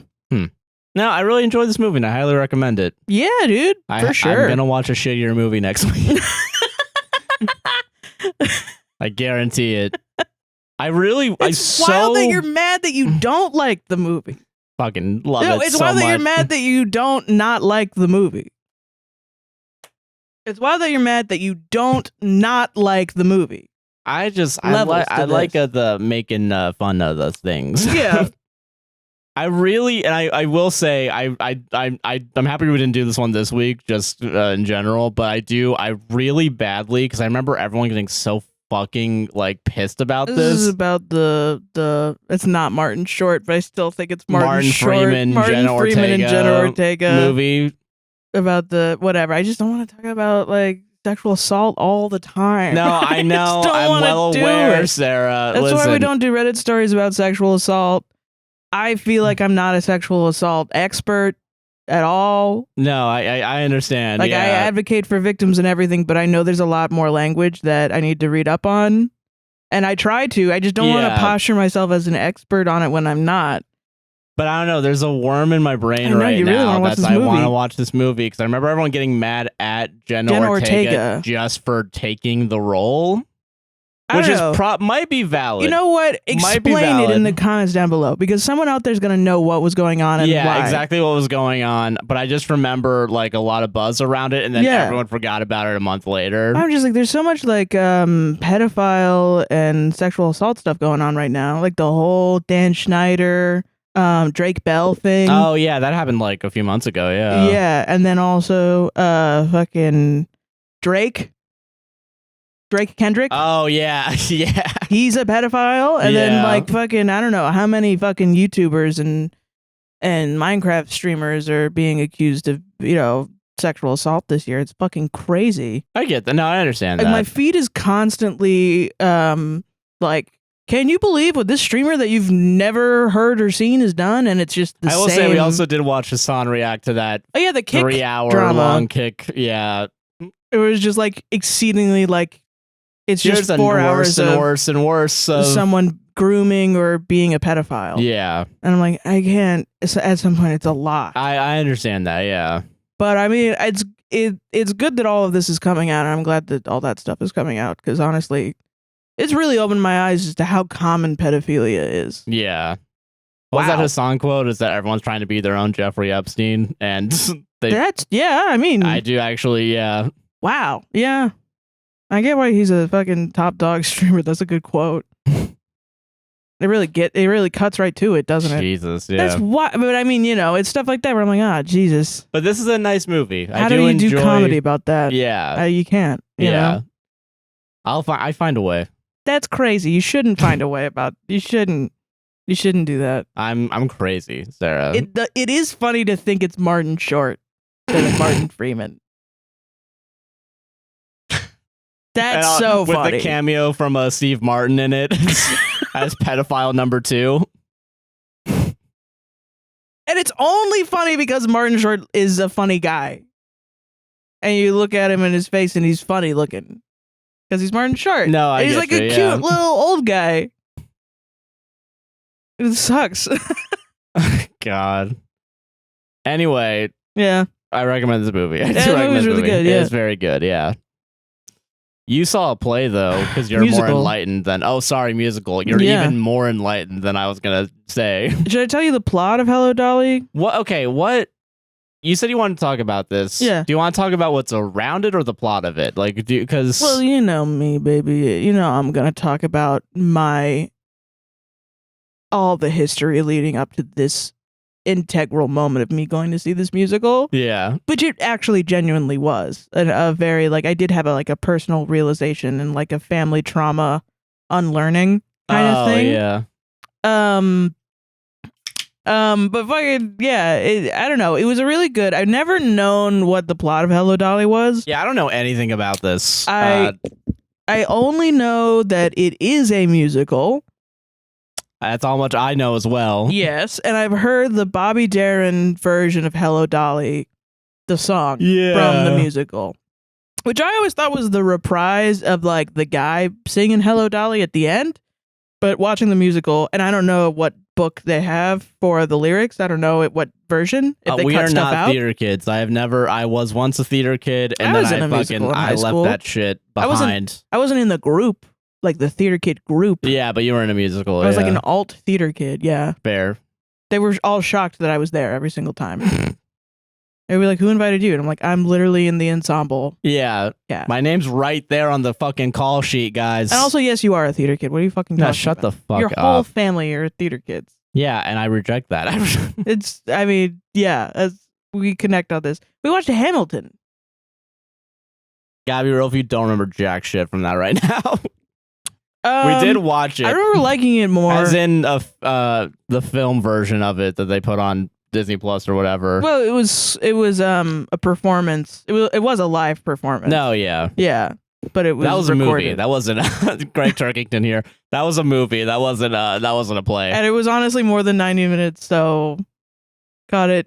4 stars. 4 bags of popcorn. 4 bags of popcorn. It was still 5 bags of popcorn, even though it's 3.5 stars. Yeah. That's 3.25 stars. And what does that mean in popcorn? But what's the ratio of stars to popcorn? All right. Okay. Sorry. Okay. But yeah. So okay. Explain yourself. I'm just gonna say the plot of Hello Dolly. Okay.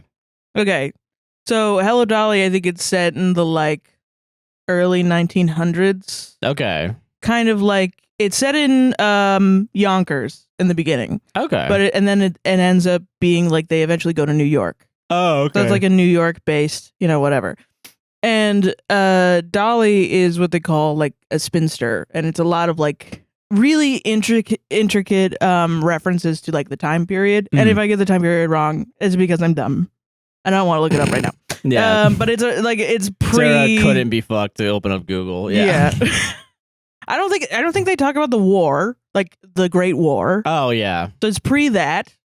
And it's definitely not World War II. It's like definitely pre-World War II. Gotcha. Plus everyone's in their like cotillion dresses and okay, I get that. And it talks about a lot of like Irish immigrants and things like that, and like being I guess that is more 1920s-esque, yeah. But it wasn't 20s because there wasn't like this really iconic style of the 1920s. It was like so earlier. It's probably earlier than that. Okay, it was like ruffled skirts and stuff. Okay, maybe in like 1890s, 70s. Possible, I don't know. Yeah. So probably even earlier than what I'm saying. But Dolly, quote unquote, is her nickname. But she is a spinster matchmaker, and she's known for matchmaking people together. So like, if you want a husband, you go to Dolly, and then she finds someone that's come to her that wants a wife, and then she matches you together. And she's really good at it. But she also has like 17 million businesses, and it's played up for a joke because she has these like little cards that she will give to people. Oh, okay. And so someone's like, man, I don't know. I just don't know how to dance. And then she'll pull out a card and be like, I'll teach you how to dance. Yeah, okay. But essentially, it's just like Dolly's fucking awesome. Yeah. No one dislikes Dolly except for the love interest.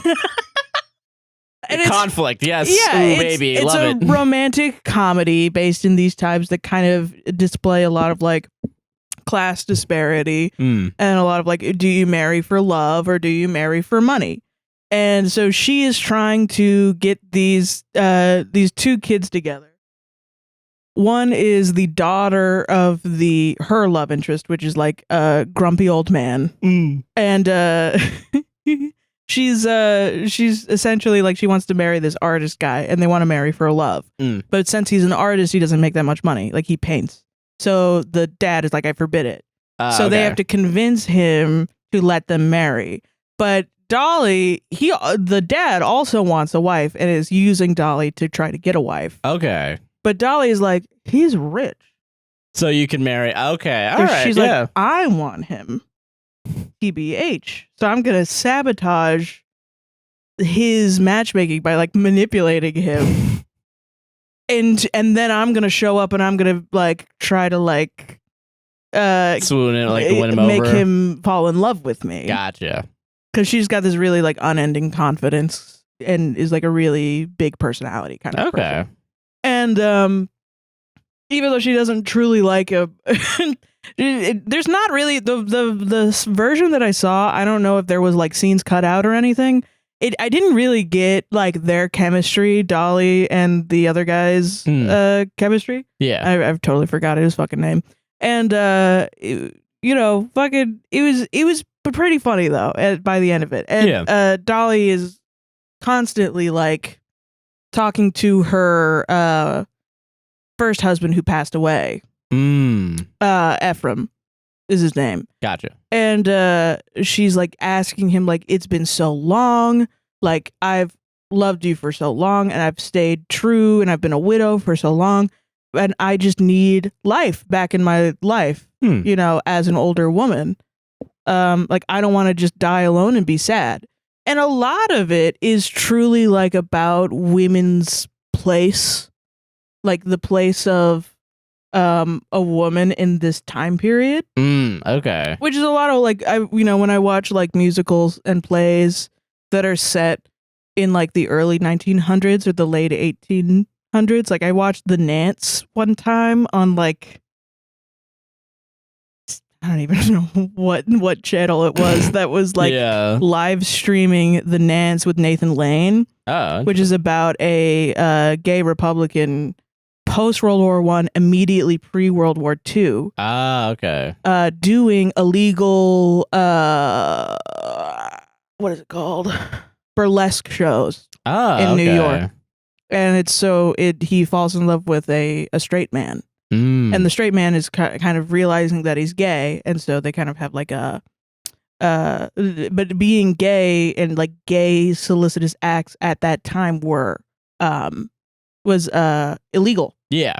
So like you couldn't publicly be like, no, yeah, because this was around the time when it was considered a like mental illness, right? Like, oh yeah, and so but they started cracking down on burlesque shows. Okay. So they made it so that this character, his like whole life performing, his whole career was like impossible to do. And but he also held conservative Republican values. Oh shit! So it's an interesting exploration of like a character like that. I really highly recommend The Nance. Love Nathan Lane. Fucking baller. But that's sort of like, it's about the place of like a gay man in that society, and this one's about women in this society. So I think it's very interesting because it's so many of these women are like, I don't care if I get married, I'm not going to love him, I'm marrying him for his money, and then I'm going to flirt with men and then dump him and just dump him because that's what I want to do. I fucking feel like it. And it's a lot of women like kind of taking control of their lives in these relationships in that way that's like amoral. And then there are also like younger women that are like, but that's not right. Don't you want to marry for love? And it's like, yeah, sure, whatever. I don't know. I already did that shit, but he fucking died. So I'm not going to move on to some other guy. Yeah. I was in love with him, but I have to be married because otherwise I have to do like a lot of work to be able to afford living. And that's a lot of what it is. Okay. And I mean, yeah, a lot of the B plot, it kind of reminds me of Night in the Woods. Night in the Woods, the video game, dude. Hell yeah, dude. There's fucking talking animals and shit. I think about that game all the time because we're playing it on the gaming channel. Oh my god. No, it reminds me. Life is Strange. It reminds me of Into the Woods. Oh, okay. Where there's a lot of story. Same thing, basically. There's woods involved. There's woods, and you go in there or whatever. And maybe you come out. Maybe there's night. Maybe it's nighttime. I don't know. I think nighttime was. We got the best woods. We got the best woods at night. It reminds me of Into the Woods, where there's a lot of like storylines happening at the same time. Okay, that's fair. And there's a lot of like, it's a dancing musical also, like. Oh yeah, that's what you were telling me too. Yeah, like there's a lot of tap dancing. There's a lot of like couples dancing in like that sort of like old timey way. I don't know how to describe it. I don't know what the word is. You're probably screaming at me right now. I don't care. Fucking yeah, it is. And it's very good. It was at the Dr. Phillips Center. Oh here yeah, in Orlando. Yeah. They did a fucking fantastic job. Not gonna lie. Oh, yeah. I was actually like, there's a part of me that's been instilled by my family that's like, yeah, but this isn't New York. So why do you care? I understand that. This isn't LA. So why do you care? Yeah, even though like those bitches didn't do that. They were from Atlanta and they were pretending like Atlanta was like a big deal. No, yeah. So like I was shocked. I was like, wow, we did do a good job actually. It was like a little rough. I think maybe there were some parts of it that were like, there was some like individuals that had really good talent, but then, it was like a smaller stage and like they didn't have space to put the choir. Like, oh yeah, you're telling me they're just off stage. Yeah. They had to build like I think they did this for Les Mis when I was in high school too, which honestly is kind of a feat. But so they had like a balcony and then they had steps coming down and they hid the pit orchestra underneath the balcony. Sense. Okay, yeah. But then they took out boxes on each side of the stage and they put the choir there. Interesting. And then they lit up the choir the entire time and they just had to stand. So and obviously it's different from a high school production. I would have been that one guy in the choir like, all right, done. Time to go on my phone. Yeah. I was impressed with them that they were just able to just stand the whole fucking time. I'm sure. Yeah, and just deal with like a fucking thing and it's got to be boring as hell. I'm so sorry. Yeah. You got to memorize the whole show. Know when to sing, and you're not going to be singing for like 30-50% of it. And also like memorize your melody. Yeah. Like imagine being not an alto because you're just going to sing the middle note the entire time. But like imagine being alto like slander, dude. Fuck. I'm saying it as one, okay? I think that's my range. I don't know. But imagine being like a tenor and you got the baritones next to you and you can't remember which one you should do if you're trying to sing like an F3 and then you gotta come down and he's singing like a fucking D3 and you're like, oh fuck. Yeah. I don't know what to do. I would do that all the time. I would always end up singing the tenors, but like an octave higher because I'm bad at it. No, I get you. Yeah. So yeah. But yeah, so then eventually they just fucking end up together. Yeah. It's a very like obvious. I get it. Yeah, like with musicals, and this is kind of why I've never been super into like musicals specifically. I like the music and I like it, but it feels like the plots are very like not all the time. Yeah. Like Les Mis is pretty complicated. That you're right about that. Yeah. Yeah. I think there's a lot of even Into the Woods. You could ostensibly like it's more like we're gonna figure out this,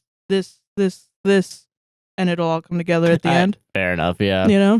I just feel like because I went to a fucking arts high school, I think they got super overhyped for me, and I was like, can you guys just fucking calm down? Yeah. Can you guys just fucking please relax for a second? Even when I was doing the musical, I would kind of show up and people would be on their theater kid bullshit. Yeah. I'd be like, I felt that a lot in middle school too when I was actually in drama in middle school. I was like, I'm just not. But we're annoying in that we're making them not be able to show their true colors. That is the way that we are. Like, we truly are alt in that we're like, I hate the normies, which is stupid. It's stupid. That's stupid. We are bullshit. Yeah. Yeah. Like, that's what I mean by we're haters and we're bullies. That's it. Like you should I'm not gonna call you cringe and bully you because I'm an adult now. And I don't know if I even would have done that when I was a kid because I would have just been shy. But I do have that like, oh ew, cringe feeling. And if you've embraced the cringe, I'm fully jealous of you. Yeah, you're better than us. Yeah, you just are better than us. But yeah, no, it was really good. It was impactful to me as an adult. Yeah. Because I realized this is the first musical I'm seeing, like, out of college. Technically, I'm still in college, but, like, I feel like my college years are behind me, if that makes sense. No, I get you, yeah. And I know a friend that's in the musical. Yeah, doing in the orchestra, yeah. Yeah, so I'm like going to support people that I know in there, and I think there were other people from my college that saw me and did not talk to me. But it's okay. I think it was because they probably didn't recognize me. No, yeah, fair. I'm a lot fatter than when I was in college, so probably don't recognize me. Yeah. But yeah, and it was wild to me because I grew up with a family that all went into classical music in some way. Like my uncle is a classical trombonist. Yeah. And, you know, he's made it his own career as an arranger. And also, like, he works for a church and does, like, the organs and stuff. And like, multiple, I think he taught himself, like, the tuba and shit. And so I was very, like, steeped in this lifestyle, musician's lifestyle, for a long time. And I fell in love with it because it was the first, like, not corporate job that I saw that I was like, oh, you don't have to do this horrible, awful, sit in a cubicle all day and file papers. That's great. I want to do that. Yeah. And realistically, yes, you still do have to do that as a musician. There's a lot of paperwork. Like, I'm trying to figure out how to get my friend a PDF right now. We're essentially still doing paperwork. Yeah. And you know, and I really wanted to do it. And then once I started doing it, even though I personally didn't like it, I felt like it was either this or going to corporate. Mill, yeah. Yeah, spreadsheet mill. And that's just not true. Like, there are other types of jobs. Yeah. But realistically, yes, it is. Also, it's either freelance or that. Yeah. Truly. Or I don't know, other stuff. And I think a lot of my, like, struggles with music has been, like, struggles with capitalism, really. Because then I'm trying to figure out, like, okay, well, these classical musicians, they're working so much that, and they're not getting benefits if they're not part of a union. Yeah, they're all just working and, like, clawing as much as they can to get whatever they can. You know, I think going into this Dr. Phillips, it was great, but Dr. Phillips Center in Orlando is, like, very fancy. Like, I will say, yeah, when he picked you up, there was a bunch of people outside in, like, the fanciest clothes that I've seen in a while, like, outside, like, in Orlando. And then my sort of toxic, like, it's not that fancy. Like, I know you got that off Shein. Yeah. But you're dressing fancy. Like, that's the kind of Orlando way of dealing with it, is like, we're kind of fancy, but we're still Orlando. Yeah. You know, we're not really New York or anything. Yeah. But then once again, that's my family thing, so I don't know. Fair. But we think that way, though. I've always thought, well, that's bullshit. You can't, like, be classist like that and shit. But now I'm like, I mean, the tickets I got were $30. Yeah. And they were on the top floor. And it was so far away from the stage. Every other ticket was $100 per seat. And I was just really fully like, I am out of my depth, you know? And also, no one else was masking. Crazy. And it was insane.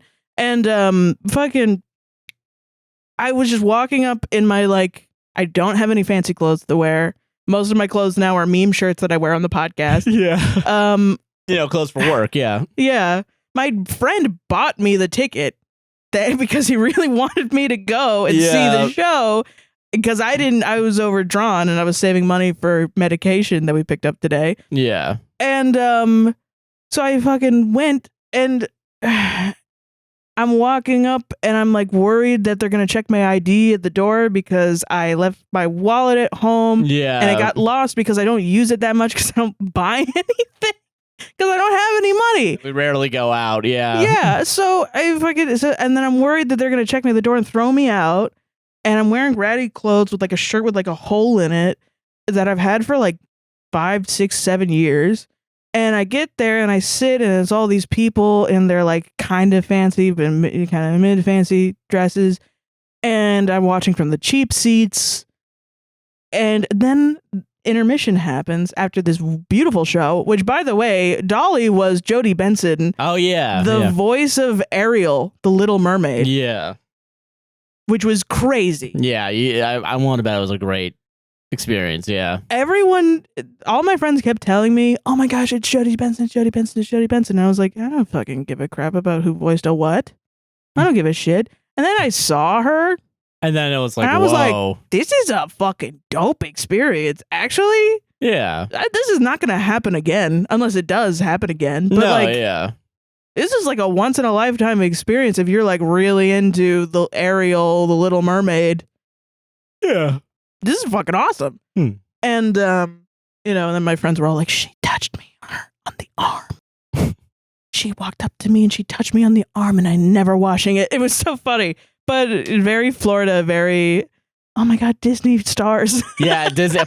Well, you say Disney? But she did have a really great I bet voice. she was great, yeah. And she didn't sound anything like Ariel, too, because she did a lot of like Barbara Streisand-esque. Oh, yeah. But there were these 3 ladies in front of us. Yeah. And one was older, and then the 2 were like kind of what I assume, like my age, musical theater fans. And they were like, yeah, she's doing pretty good. And I was just kind of like on my phone. And so was everybody else, which was also terrifying. This is the first musical I've been to where in the intermission, everyone whips out their phones. Oh, wow. Yeah. It was very like, oh, fuck. Yeah, it must have been like years, I guess, since either of us have seen like a fucking musical. Yeah. Because like when I was a kid, since my uncle was a classical trombonist, we'd go to like the Nutcracker and like all these different musicals that he was in all the time. Yeah. And didn't have phones when I was a kid. Yeah, like, no, same. I remember like that. Yeah, I remember like when I was a kid, I saw Avenue Q or something, and I was right. Yeah, and like no one was on their phones. Everyone was just like chatting and sitting. Yeah, so there were three ladies in front of us. I don't know the length of their like musical knowledge. They seem very knowledgeable about musicals, but yeah, I'm judging. I will say I'm judging a little bit, and I think I've been silent a little bit through this because I'm just like you've been transported back to high school. Well, that's why you didn't go in the first place. Yeah, because I was like, my friend offered to pay for you as well, and you were like, I can't. I don't know if I can handle it. Yeah, yeah, and like I don't know because I've definitely have like a weird theater like, and I guess like I don't know, like you do be having trauma from theater. Yeah. Like when I talked about it on the 200th episode where my pants fell down. Yeah, Well, I just mean like from just knowing theater people. Like I had that vibe too, where it was like I knew a lot of theater kids that were, and theater kids get dunked on for being like that. You know what I mean? Where they're just kind of like overly expressive, and I wouldn't dunk on them for that. I wish I had the confidence and ability to do that. Oh, for sure. And the whole point of auditioning for that musical I was in high school that apparently has affected me because that was like what? Probably 10 years ago? 9 years ago. 9 years ago. So not that long. Same diff. 1 year difference. Okay, fair enough. All right. But no, it affected me. Yeah. I really enjoyed it, and I talk about it literally all the time. Yeah. Because it was fun, and I want to do it again, but I'm also like, do I want to be with those people? I definitely understand. No. And the answer, no, you do know. No. Well, and I don't know if it's because I'm judging them before I even meet them, because I'm like, I didn't have the best experience with theater people. Not because they were bad. Well, yours might be different. Mine were bad. Yours were bad. But not because they were bad for me. It was more just because they had a click. Yeah. And like, I mean, some people think that like click stuff really bothers them. It really doesn't bother me because I'm just like, you just have a friend group and you stick to your friend group. Yeah. I don't think all clicks are bad. I think some people, but like, I get what you mean by like clicky like, behavior. Like, I wasn't in the classes. There's guitarists and then there's guitarists. Yeah. Exactly. Yeah. Yeah. There's the guitarists that are like, oh yeah, I'll help you tune your guitar. And then there's guitarists that are like, oh, you can't tune, you're a girl. Let me tune. What do you mean? Name 5 Led Zeppelin songs right now. Why are you wearing that band shirt? You don't even know the artist. Yeah, I get what you mean by that. Yeah. And then there are guitarists that are like, I like that band. Do you like them? Oh, that's okay. I think you should listen to them. They're great. Yeah. Because like there's multiple kinds of people in a group, you know? Exactly. But yeah, it's definitely not all, but I definitely had an experience where they were just like friends with each other, and then there was like a lot of drama since they were in one big friend group where they would like take classes every day, the same classes every day. Yeah. So it was just like I just like wasn't there and had no idea what was going on. Then I'd show up in the afternoon and they'd be like, "I'm pissed at him today." And I'd be like, "Okay. All right. Fucking I'm here. Jesus. Yeah. I'm here and I'm going to sing and I'm going to do my homework and then I'm going to go home." Yeah, I'm going to say them. That's literally it. So I don't know. I feel like I would like to like help out if I ever had time, but I also don't have time. I will say, yeah, You know? and like I think when I was in high school, because of that, I think the only normal people, quote unquote, were like techies. Oh yeah, I was a big friend with techies. That's where I was like, all right, I want to be behind techies. the scenes, yeah, a little bit. Oh my god, this is where the actual people I enjoy hanging out with. And that's why I think Les Mis fucking gets me so much is because of that. We had our sits probe. And they like had hired professional musicians, even though there was an orchestra and I was president of it at the time. They could have asked me to figure some shit out, but we were so bad that they hired actual musicians to come in and play, which is so crazy. And because it's a drama department's budget. Yeah, and they spent money on professional musicians to come in and play for a high school musical. How funny is that? But I know. What a waste. But yeah, but then we had like, so I was listening to professional classical musicians while also wanting to go into classical music at the same time. And I was like, I want to do that.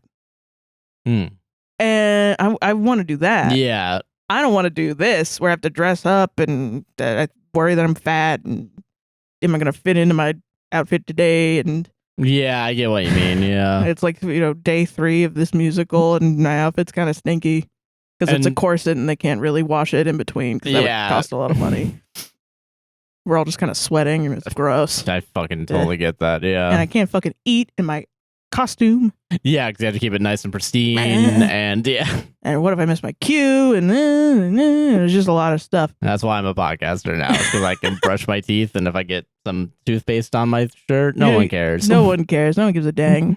And we have hyper control over everything on the set. Yeah. There's no moving parts, truly. Yeah. Oh, God. And I've lost it. Lost the plot. 3 ladies in front of you. 3 ladies in front of us. We're going to finally talk about. They walk into a bar. Ouch. Yeah. Ouch. Okay. Oops. Yeah. There's 2 ladies that seem to know their stuff about musicals. Yeah. More information than I know about musicals, about like the people that are in them. I don't know if they knew the history of the musicals. It's more like they're just like fans of like Barbra Streisand and like the people that have sung in these musicals before. Yeah. Like maybe specifically for Hello Dolly. And then there was like an older woman who I think is also like really into Hello Dolly. Gotcha. Okay.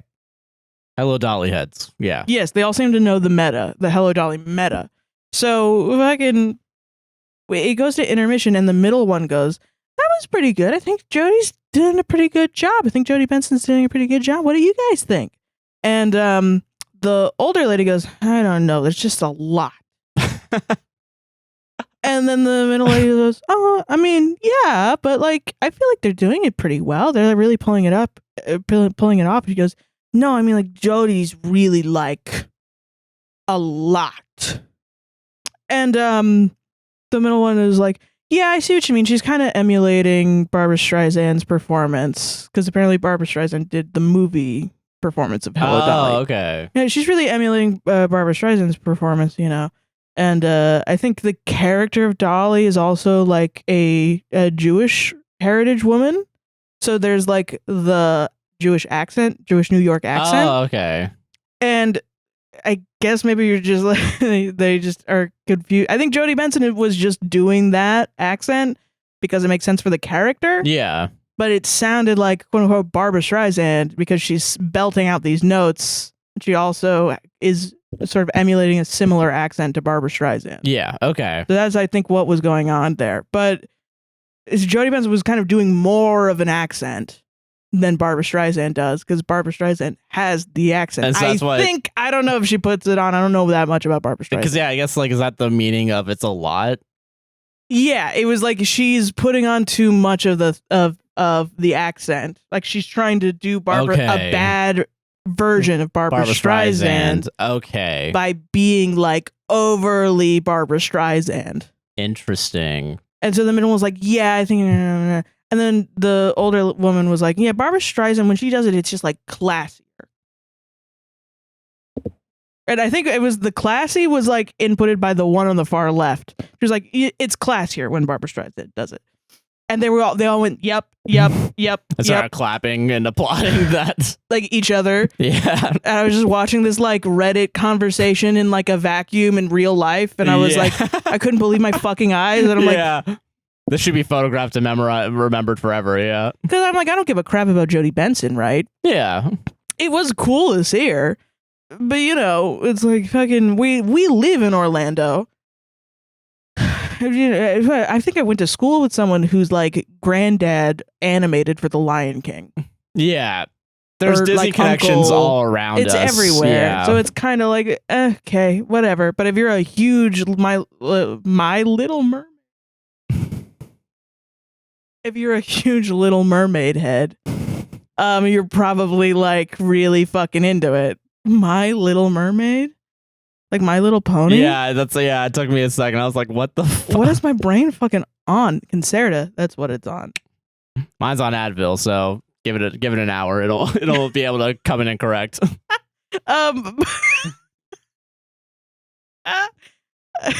Shutting down. So I was just like, I was more like, the set was amazing. Yeah. The outfits were fantastic. You could see, we were so high up, you could see the tape markers. Oh, yeah. The different colored tape markers. And just like the blocking and the choreography was fantastic. One of the characters that was like, there's another couple that get together. I think there's like 2 or 3 couples that get together. There's the like daughter of the like curmudgeon guy. Who gets married to the artist. Yeah. And then there's like he has 2 workers at his store in Yonkers. Yeah. Who are like, I want to leave and go to New York and like have a day off, because the thing is they don't have any days off. Oh yeah. And he's such a curmudgeon that he takes their salaries and keeps them in his own safe. Oh, so shit. they don't even have access to their money. Oh, They're my just God. running his store for 24/7. Oh my God. And it's played like a joke for him to be, you know, but it's also in a very awesome. I so vibe with this type of comedy, which is like, it's so sad, but it's really over the top, so it's so funny. Yeah. And it's like, That's it's supposed to be yeah. sad and funny at the same time. But to you, it's just funny. Yeah, to me it's just funny. And and so then they're like, you know what, fuck it, we're gonna close the store and we're gonna go to New York and we're gonna kiss a girl. We're each gonna kiss a girl, is what they say. So then they go to New York and they immediately meet 2 women. One who's just like a lady that walks into this hat store, and then this other lady who was supposed to marry the curmudgeon guy. Oh yeah. She's been connected through Dolly to the curmudgeon guy. And he's supposed to show up and like introduce himself to her, like talk, and I think they've met a couple of times, but he's in the process of courting her. Yeah. And so they go into their shop because they're like, oh, look at those ladies. We're gonna try and kiss them. Woo! Woo! And so then they walk into the hat store, and this lady's like, ooh, I'm gonna, you know, she's essentially, her plan with the curmudgeon guy is she's gonna marry him for his money. Yeah. And then just like flirt with boys. Oh, That's all she wants to do. Makes sense. Okay. Because she's also a widow, but her family is like known for being like mean. Oh, okay. So she has like a bad reputation. So people don't want to court her. Gotcha. So I think it's essentially like this curmudgeon guy is like the only other guy that she's probably gonna seriously get like a marriage proposition from. So she's just gonna do it anyway. And so these boys come in and they start flirting, you know. Yeah. And eventually both couples fall in love. Yeah. Of the woman at the hat store and the younger woman and the younger man and the older man from the stores. And essentially it plays out like the curmudgeon shows up and is like, "What's going on? I bought you some peanuts, chocolate covered peanuts, unshelled." Ooh, it's pretty funny. It's a lot of really good comedy like that. And she's like, "Oh my gosh, thanks." And then it's like, "Oh, what's going on?" And then finds out like there's a man in the store, and he's like, "What the hell? You're talking to other men?" And she's like, "No, shut up." And then Dolly always comes in and like assuades the situation. Okay, gotcha. Yeah. But eventually she just like manipulates this guy into marrying her and falling in love with her. Yeah. And yeah, I guess that was the only drawback to it, was like, I don't fully get if Molly really likes this guy or not. Oh yeah, I feel you. Damn. And maybe that's the point. I don't know. Okay. This is the first time I've seen it. So I don't know. But fucking so they fight out there at the thing, and then they end up getting married. What was my other point about this? You were saying you were like the sets, you could see the markers. Oh yeah, you could see the marker. You could tell that there was a lot of like, that was the younger guy in the store. He had a lot of like choreography that he did. Like he did a lot of like stunt balls. Yeah. And he was fantastic. He was amazing. Like he was fully like Cary Grant. Like I keep thinking about Cary Grant with how light he was on his toes. Damn. Like just fully like falling. There's some point where he gets dragged by another person, and you can tell, I could tell because I was so high up and seeing him from above, that the person dragging him wasn't really dragging him, but he was slightly moving his feet to scooch himself across the stage so that he didn't really need to be dragged. Hell yeah. While he looked like he was splayed on the ground after someone had knocked him over. Interesting. It was so fucking cool. Yeah. And he did so much tap dancing and falling and jumping. I think he did like a full-on backflip at one point. Fucking baller. Fuck yeah. Fucking baller. It was an amazing show, honestly. And Hell just yeah. to have these three women be like, I don't like her voice. I don't like her voice. I paid $300 for this. I don't like that she does too much Barbara Streisand. Yeah. I was very sensitive in that moment, I think, because I was thinking about like class disparity, and the story of Hello Dolly is also about class disparity and what it means to be a woman in a relationship, and what it means for women when they just had to marry into these things, and also like how my family has used entertainment as a way of measuring success, but also while like they use money as a way to measure success in the entertainment industry. Yeah. And how that allows them to be manipulated by the meritocracy. And how we're just kind of, as a family, we're doomed to walking up to the cheap seats and watching to support our friends, while these people that can spend $300 sit there and criticize. Yeah. I understand what you mean. Whoa, man. It was a lot. I can totally understand that. It was a lot. And then I was also with I was watching the show with my friend's boyfriend, who hasn't been to a lot of musicals. Yeah. And he was so funny because he really enjoyed it, and he could start to understand why people like musicals so much. Yeah. Because he didn't know. I had to tell him about he didn't know what an overture was. Oh, okay. So when the band started playing and the curtains weren't going up, he was like, "What's going on? Is there like a technical problem?" And I was like, "Oh no, they're gonna play like a little bit of each theme of the songs, so that you're kind of like your ear is accumulated to it." And they're also like kind of setting stuff up on stage behind that. And he was like, "Oh, okay." And then when it finally went up, he was like, "Oh yeah, you're right."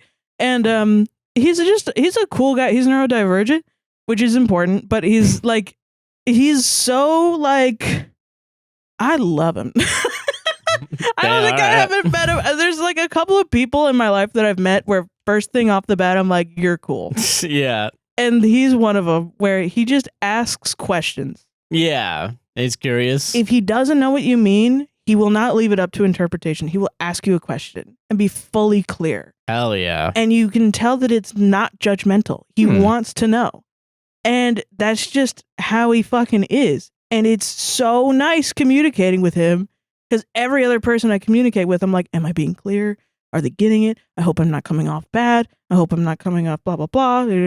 I know when I leave a conversation with that guy that he understood me 100% and that we're on the same page. And I don't have the anxiety afterwards of, did I say the wrong thing? I don't know what's going on. Are they mad at me? Yeah, I get what I mean. Yeah. And it's amazing. Mm-hmm. I freaking love talking to that guy. Yeah, hell yeah, dude. It's just so nice. And he didn't get like intricate musical theater politeness, which is, I get it. No, yeah, especially if you've never been. It's hard. Yeah. It's also weird. Like, some of it is weird. I get what you mean. If you've never been, it's like, he was like laughing at inopportune times when everyone was like not laughing. So it would just be like one guy being like, ha! And like he would turn to talk to me sometimes. Oh, okay. Yeah. He wouldn't pull out his phone, but he would turn to be like, this is crazy, isn't it? This is crazy, isn't it? Like, just like, no. Or he'd be like, how do you feel about this scene? I can understand that getting a little annoying. I can understand if it was annoying other people. I liked it because I like him. Yeah. But I was also kind of like, you know what? He should be allowed. Why are we so hyper polite? He truly wasn't interrupting the show.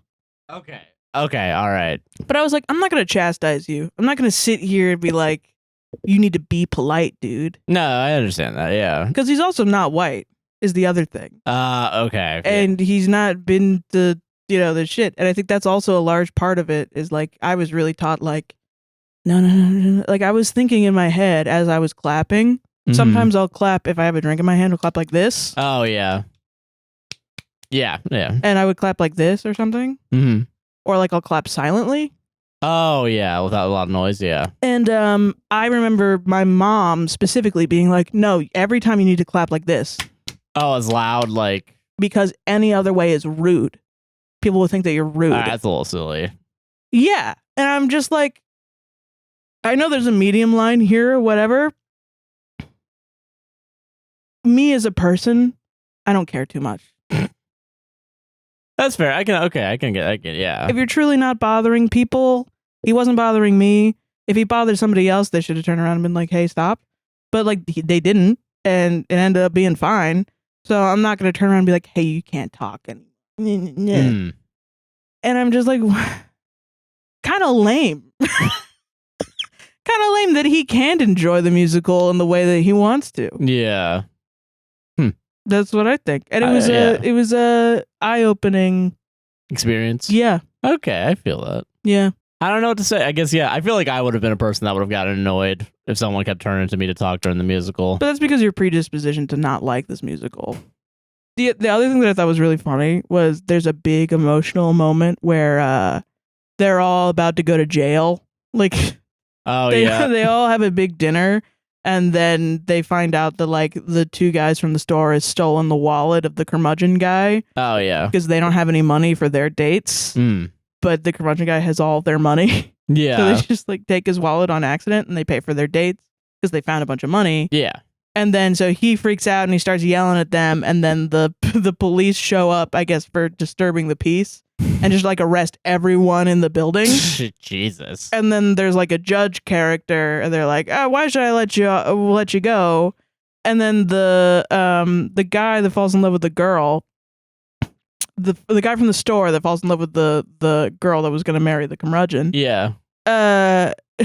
He's like, "I've fallen in love with this lady," and he sings this beautiful song called "It Only Takes a Moment." Yeah. And I was like crying, weeping. And then I look around and there's all these couples. And I was like, oh, this is like a date thing. This is a date thing I'm never going to have with Josh because Josh is traumatized.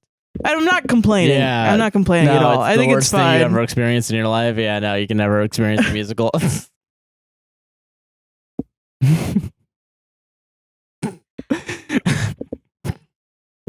Just make up shit. That's me making. I'm laughing at the comments that are going to be like, what the fuck, Josh? Go to a musical with Sarah. This is mean. Shut up. You've outed yourself fully. No, yeah, the worst. Oh, ooh, boo-hoo. It's fine. You can't see something in Orlando, Florida. the 20th best place to watch music. I will say my parents, I think, also have the if it's not New York because my mom's from New Jersey. She's gonna be like, it's not Broadway. I'm like, all right. When did you see this shit on Broadway, dude? Yeah, what money do you have to see something on Broadway? Yeah. I was like $30 and you could see Jodie Benson? That's crazy. That's a pretty good deal, yeah. And it was really nice. Like, it was a lot of good talent. And I know that the music industry, at least the classical and like the musical sort of industry in Orlando specifically is like really good. And in Florida too. It's pretty good. Yeah, for sure. So, I mean, I was like, I don't know why I was surprised. Like, I know everyone's good. I went to college with them. Yeah. I know they're great. Yeah. Yeah, they're good. Yeah, I agree with that. I think it was also just like damn, the people I went to college with are professionals now. Yeah. Wow. No, you feel old yet? I thought I would feel left behind, but I'm also like, I think my friend was like, we got to hang out. What are you doing? And I was like, well, I'm editing and then I'm recording and then I'm editing and then I'm recording and then I have to edit. And then I record, so maybe 3 weeks from now I'll be free for one day. And that was like way more impressive than probably. Yeah. Like I'm actually more booked up than them, I think. Sorry, guys. Sorry, you have to call my agent of the business that I created for myself. But like, so are they. Yeah, I gotta go talk to my manager. Comes talking to me, like which is me to the tiny version of Glep from Smiling Friends in my brain. Yeah, sorry. You just look in the mirror. I gotta talk to my manager. It's Glep with like a clipboard. Yeah. Jesus. But yeah, no, I feel that. Yeah. Yeah. So it was fun, and it was really. I think I've written off that side of my family so much that I was like, they're pretentious, they're intellectuals, but they're kind of classist. And like all this stuff. Yeah. And then as I sort of came out of this musical, I was like, we're so alike. And like I weirdly get their pain with being an entertainer. Like I'm fully feeling it. Yeah. I'm having the end of Lady Bird moment finally. It's happened. It's finally Yeah. Damn. I thought the ending was so bullshit. And I'm like, oh, it's kind of real, isn't it? Shit fuck. You played yourself. Shit fuck. I don't know. You ever have an end of Lady Bird moment? Have you ever seen Lady Bird? I have seen it. I'm not remembering the ending of it. She goes to New York finally, and then she reads the letter. And finally kind of understands. Mm-hmm. Yeah. I don't think so. And she goes to church and stuff. Yeah, I definitely haven't had that. Well, I mean, not church specifically, but because it was church was only because it's church is really funny for me. I'm sorry. It's a very online, like you can't take a fucking word for a metaphor. You have to take it actually literally. I don't know, because I feel like with my parents and my family, well, I've had a decent experience with my family. Mm-hmm. I remarks. Yeah.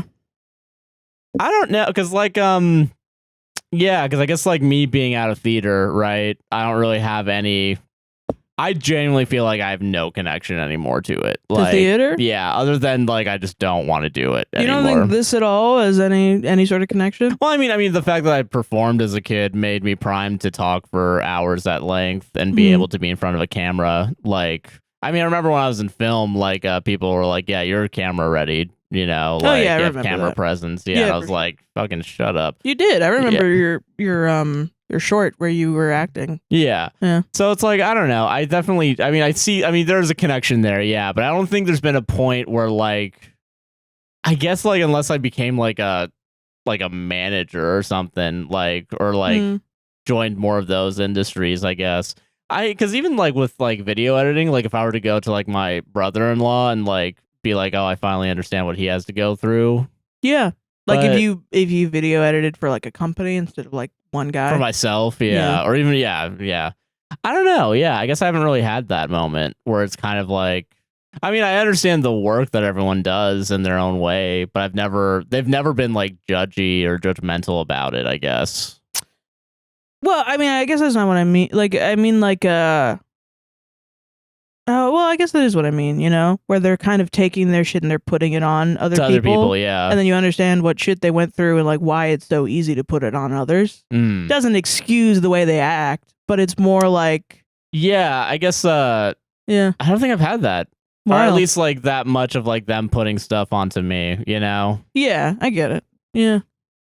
Unless it has already happened and like Yeah, any underlying issues you just don't realize are because of that. yeah. Yeah. Well, I think that's kind of what I went through is I didn't realize that that's why. No, yeah. That's maybe why that they were always so fucking like I always thought as a kid like I want to, you know, I know I'm not that good of a performer on the viola, so I know I want to like get into music theory because that's really like what I'm interested in is like learning about music, what makes a good song. Yeah. Because like I'm enamored with like melodies on the radio and like how does someone even just fucking sit down and think of lyrics? I don't fucking know. I still don't fucking know.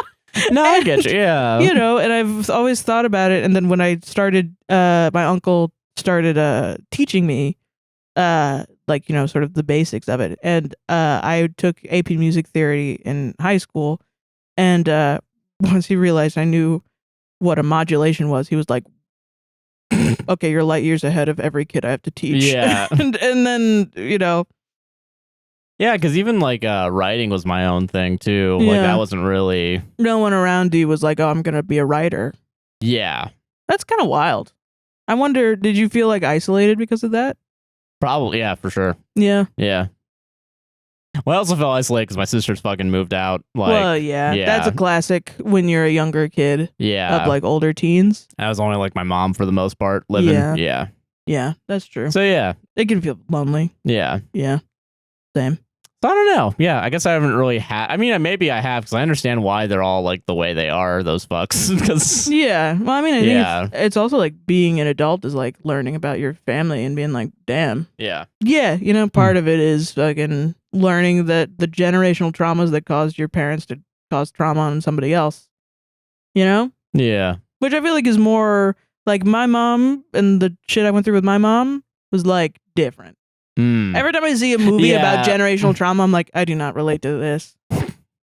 Yeah. Like, my mom would have to be like Maleficent for me to relate. Yeah, I get you. Yeah.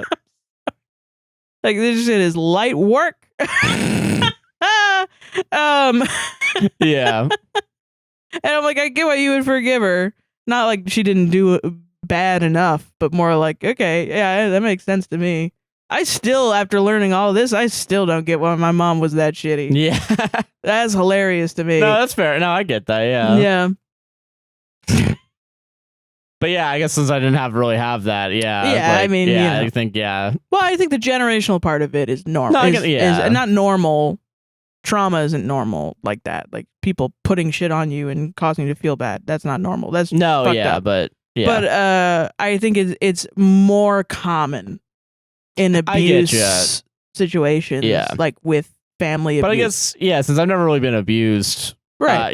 I think, it's only, if I've had the ladybird, like, oh, I see why they're like this, it's all been very minimal, and it wasn't like, I gotta stop fucking everything right now to, like, understand, like, wow, I can't believe that. Yeah. Because I don't know, like, I guess I don't want to say that much because I don't want to out my family. No, you don't have to at all. So I'm just asking, like, for your inner world, how do you... Of...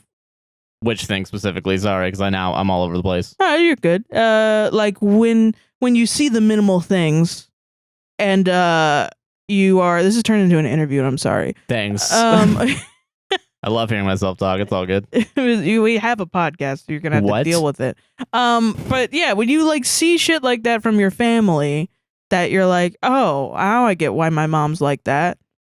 She grew like, oh, okay, you know, I don't know. Now I get why my mom. What's a good example? Oh, like, okay, I'm depressed and I don't want to clean my room, and my mom's yelling at me to clean my room. Why can't she understand that I'm depressed? And then you find out she was depressed when she was in her teens. And she's probably upset at you because she sees herself in you at that time. Okay. And looks back at herself and regrets being disorganized or something. Yeah. And it's like, yeah, there's a lot of other explanations like ableism and, you know, meritocracy and stuff like that can describe those feelings. And you're entitled to feeling upset. But have you ever had like a moment where you're like, oh, that's why she's mad at me? It's not me, it's her. I've had plenty of those moments, I think, yeah. So then I'm like, you know, But they've all, I think it's only because it's been minor, because they're all in like little things. Or I find out like immediately afterwards why they're like that, because someone else comes in and is like communicative. Yeah, also. that's the thing. Yeah, so it's like, oh, okay. Understood. I'll keep that in mind for next time. So yeah, like my family is somewhat good at communicating, and I think that's why it never feels like, that's why. Yeah. 5 years, I'm trying to relate. My abusive.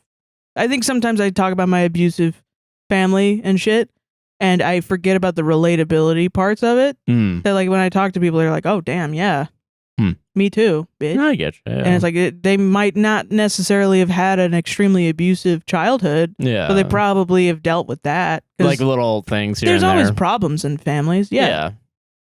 Okay, I get you. That's what I mean. All right, yeah. I think those are important too to talk about. I think I'm just realizing how grateful I am kind of for my family, like even with their flaws, I guess. You know, that's probably how a lot of people react to me talking. Yeah, it's like, oh man, wow, I lucked out. What the hell? Damn it, can't relate. Nerd. Yeah, I guess this is for the people who can. Yeah. For you guys over down there. We're all jealous of people like you. No, I'm sure some of us love our lives now. Get my glasses and my skateboard. Get the fuck out of here, dude. Yeah. I'm the new kid. I'm a guy that doesn't poop his pants. I like to skateboard. A white person thing. You like Donald Glover. Yeah. Fuck. I get why black people don't like Donald Glover. I've seen a lot of shit they said about black women's not awesome. No, yeah. Also, the guy that wrote the music and lyrics for Hello Dolly also wrote I need a little Christmas this very minute. Which is a song I only know because of the Muppets. I only know because my grandma used to sing it all the time. And that was because she really loved Angela Lansbury. And Angela Lansbury sang it in the movie version of the musical that this guy wrote. Oh. Yeah. Wow. And the guy was gay and he died in 2019. Damn. Yeah. Jesus. And I thought to look it up because one of the songs, I feel like I'm Greg Turkington right now. Yeah, but for theater. Yeah, but for theater. But there's 5 million Greg Turkingtons about theater. 100%. And I know a bunch of them. Yeah. No, you don't. You don't know any theater people. I used to know a bunch of them. No, they weren't cool enough to be Greg Turkington. You're right. Yeah, sorry. Fucking, I know one. Sorry. One of the songs, It Takes a Woman. Yeah. Which is all about how the curmudgeon guy is like the reasoning as to why he wants to get married again after his first wife passed away. He was like, you know, he's essentially like, it takes a woman to do all the cooking and cleaning so that I don't have to do it.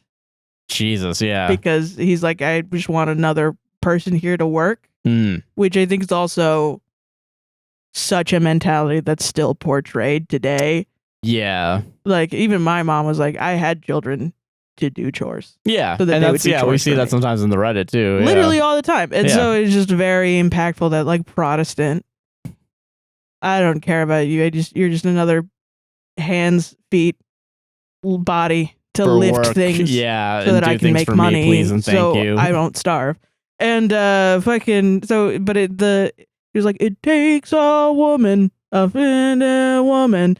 And I was like, oh my god, it's the fucking same song. I was like, did keep getting away with it.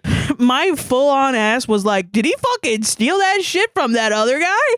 And I Google it in the intermission and I'm like, oh my god, it's the same guy. Yeah. This is the first version of that song because this one was written first, I think. Damn. I think. Yeah. I don't know. Maybe Wikipedia is wrong. Fair enough, but still, yeah. But yeah. Interesting, yeah. Nice little factoid. That's it. Yeah. All right, now to the ads. Welcome to the ad break. Welcome. Hey, are you enjoying this podcast so far? I am. Sure. Yeah. Oh, sorry. Hi.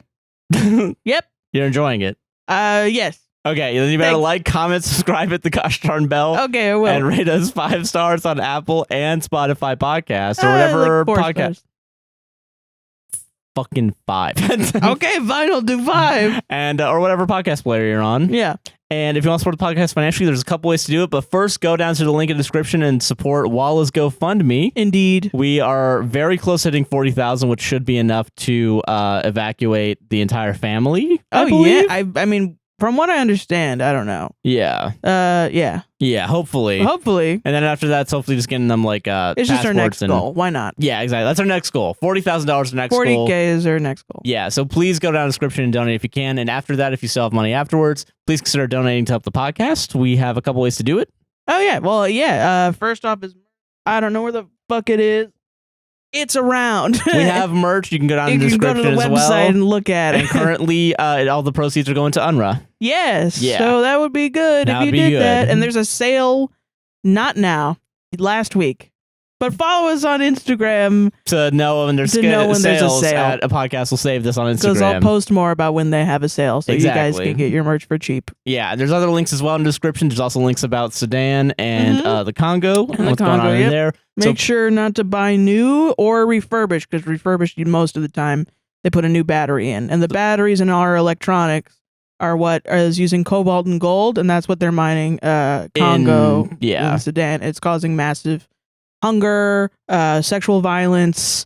It's awful, honestly. Yeah. So please go down and donate and support them if you can. Yep. If you want to support us, there's a couple ways to do it. You can buy us coffee at buymeacoffee.com/APWSTR, and we'll read whatever you have to say. Yeah. As long as it's not bad. As long as it's not bad. Elysia G, she, her, bought 3 coffees. Thank you. Thank you. Hi, Josh and Sarah. Hello. I've been listening to your podcast since 2021, and I wanted to say thank you for continuing to produce meaningful and humorous content. Oh, thank you. Oh, that's nice. Yeah. I'm in my last year of medical school, and your podcast has single-handedly gotten me through my 3rd year of med school. I'd literally be sitting in Detroit traffic for over an hour on the verge of tears or actively crying. Real. But your podcast will always break through my funk and make me giggle. No, it's good. Your banter is very grounding and godsend. You are both incredibly brave for pursuing your creative passions and knowing when to stop, take care of yourself, and try again. Thank you. Your resilience and dedication to your art is admirable. Smiley face emoticon.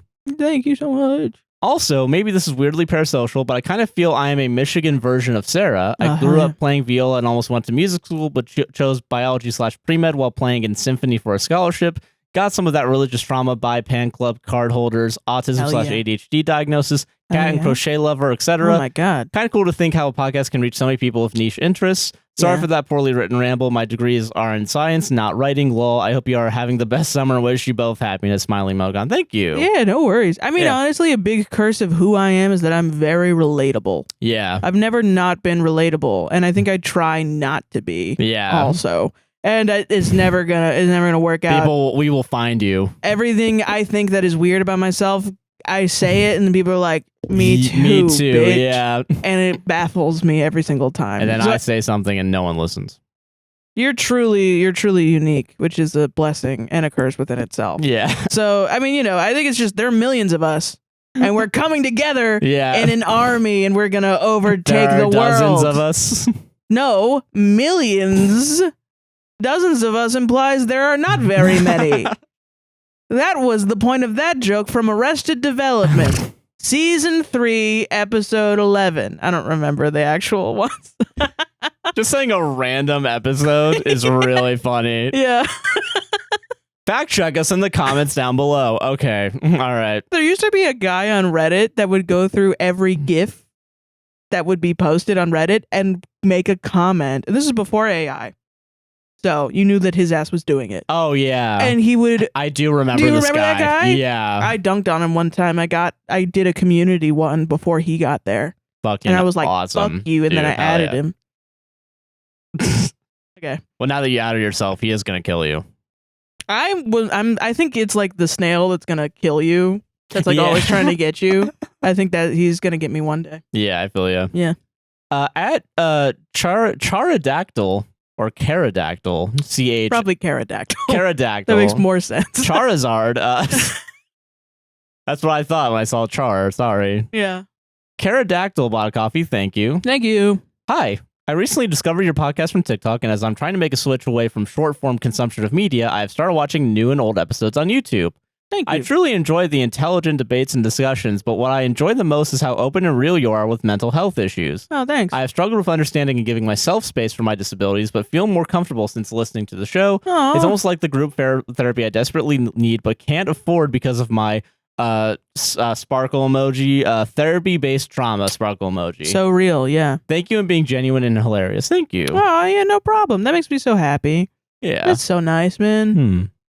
I really thought coffees would be more like on Mabim Bam when people would buy them and then would be like, when they did the Jumbotrons and people would buy them and be like, I'm going to wish my partner a happy birthday. Yeah, that's what I thought was going to happen too. Fuck you fuckers. And every single one we get is like, I love you guys so much.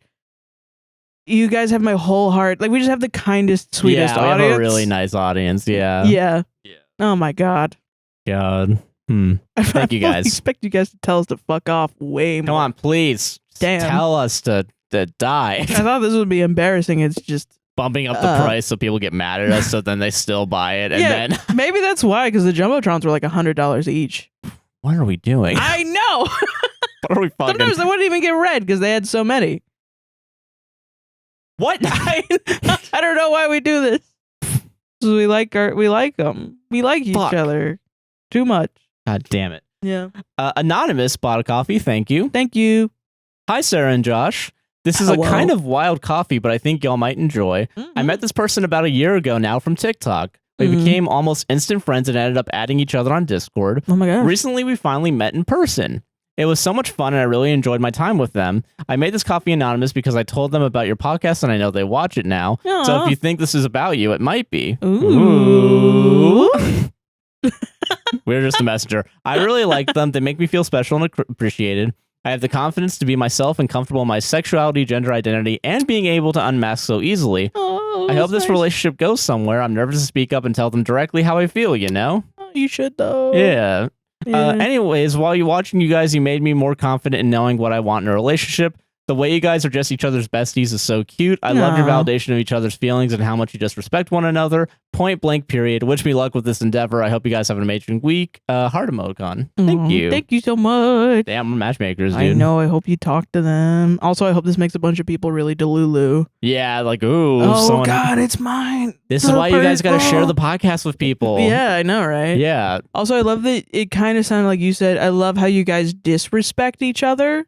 And I know that the coffee said, I love how you guys just respect each other. Yeah, respect each other. Yeah. But it's funny to me on a separate level because when I read that the first time, I was like, we don't respect each other. This is all a sham. Yeah. This is a lie. Yeah. I'm glad that we're lying and people think we respect each other, but we're really good actors, actually. Yeah. Yeah, we do not even look in each other's directions. When we both get in our separate limos and go to our separate exactly. houses. That's our 20-year goal, right? Is once we decide we can break up. I gotta live in my own house. I gotta live in my own house. I can't deal with how you snore at night, and you can't deal with how I sweat and toss and turn. Yeah. At night. I'm breaking up right now. Yeah. I don't know how to pronounce this, so we're just gonna go with it. Let me see it. At flamboyant wobgon. Wobegong. Wobegong? I don't know. At flamboyant wobegong. I'm not sure if I'm saying that correctly. Sorry. Bought 10 coffees.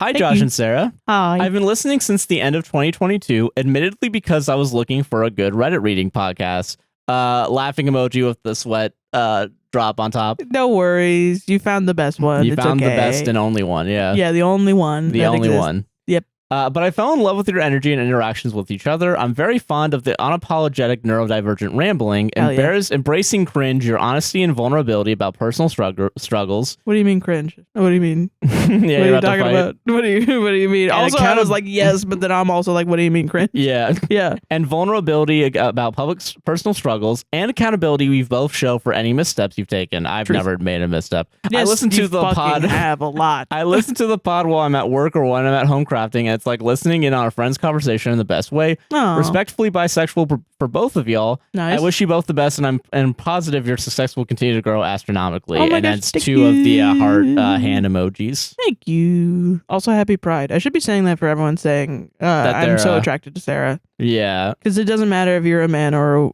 a woman or non-binary. this is a queer relationship. Yeah. All right. I mean, look at me. Yeah. Mel, they, them bought 10 coffees. Thank you. Thank you. Hope this helps with rent/groceries. Oh, yes, Smiley thank you. emoticon. Been loving catching up with Sarah versus Matt Damon as someone who Hell hasn't seen yeah. a single one of those movies, lol. Hell yeah. That's a good transition to Patreon, but I got one more coffee. Yeah, for sure. And Monica bought 2 coffees. Thanks, Monica. Forever grateful you started a podcast instead of having a baby. A podcast is better for my enjoyment, better for the economy too. Heart emoticon. And the environment. Yeah.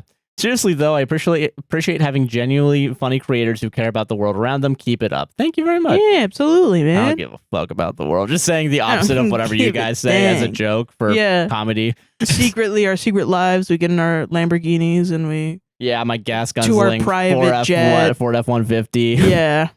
So I can go to Dunkin'. And then you go to Dunkin' and you throw it on the ground. I love even in the thing we don't not boycott for Palestine. Yeah. We're still boycotting for Palestine. Yeah, no, hey, listen. Hey, I got morals. I got morals, all right? That's so funny.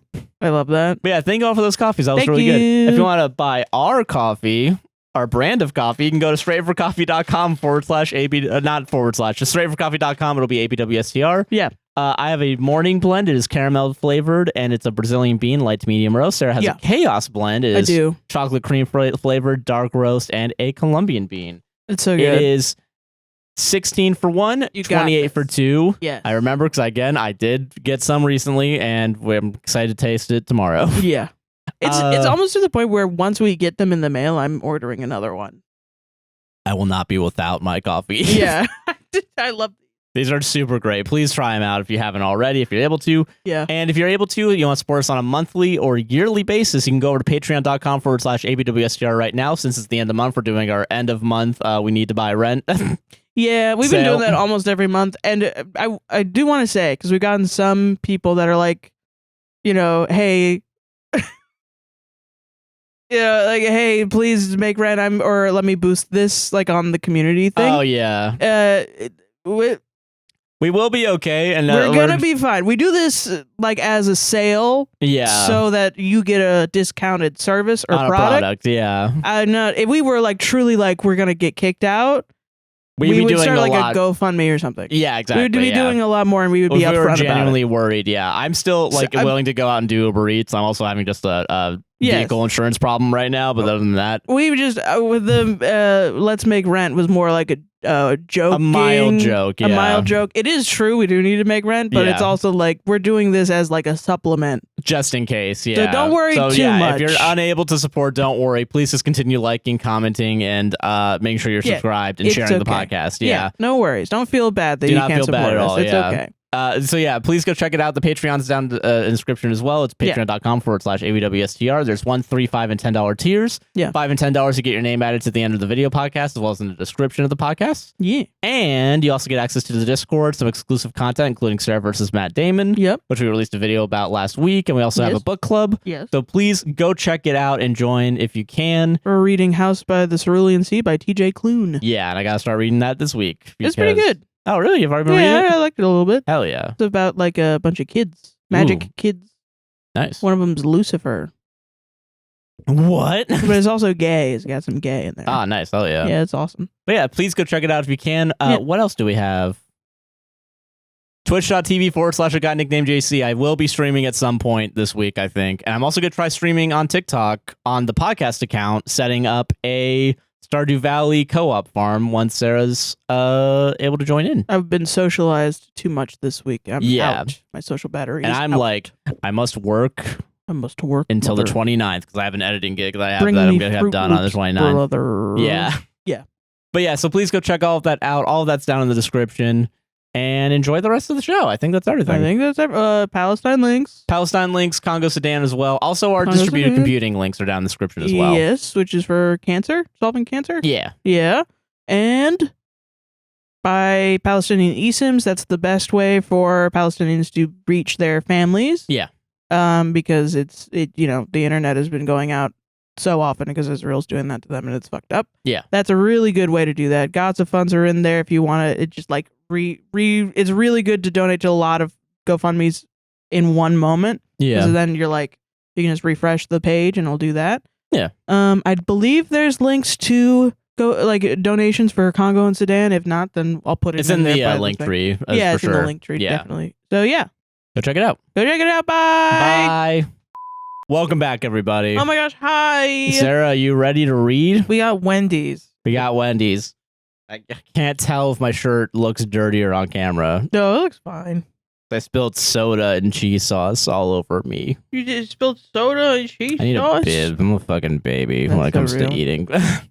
Whenever fucking have you ever been and eaten seafood or whatever? Nah. Strong start. Okay. No. Reddit was weird today, wasn't it? Yeah, it was a little difficult. Yeah. Yeah. Okay, this one is, maybe it'll get everyone pissed, but I don't know. Okay, am I the asshole for telling my wife I don't care about my internalized misogyny? Okay. Can you say that again? Sorry. Okay. Yeah, you're fine. Am I the asshole for telling my wife I don't care about my internalized misogyny? Okay. I, 28 male, am married to my wife, Jessica, 31 female, and we have an adorable 3-year-old together. Okay. I have a sweet gig in terms of my job. Essentially, I'd get to condense all my work into about 20 small periods, and I'm free for the rest of the year. Oh, all right. Currently, I'm free for nearly a month, so I'm staying home with our kid, which has been absolutely awesome. I like the peace, and honestly, toddlers are entertaining as fuck. I recently got back into finger painting.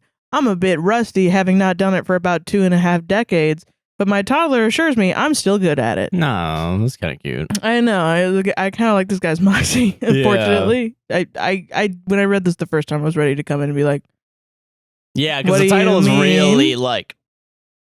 And I was like, damn, why are you so cool? Shut up. Yeah. Man. Look, I don't think there's anything wrong with being a house husband/wife. That is a perfectly respectable choice to make, but I'm not one. I earn the majority of the money and I do work. Okay. I have a corporate job. My wife also works full-time, but her schedule is more normal and steady / a 9-to-5 type. Recently, she's been making jokes calling me her house husband. I don't know why, but I just don't like it, so I asked her to stop. Okay. She said it shouldn't bother me and it's just a joke. It's not a big deal, which is true, but I told her if it's not a big deal, there's no problem with her stopping. I mean, yeah, that's, whatever you say, like, oh, it's just a joke, I'm already kind of like, all right, calm down, like. Okay, yeah. But okay. Don't rile him up, Josh. I'm sorry. Calm down. Yeah, okay. She told me the only reason I was uncomfortable with being called that was that I must not respect the role of a homemaker. I told her this wasn't true. I just don't like being called that. It's inaccurate, and I'd appreciate if she stopped. She then told me that I must be suffering from internalized misogyny to be so uncomfortable from just a name. I felt like she was making a big deal out of nothing and told her I didn't care about my internalized misogyny.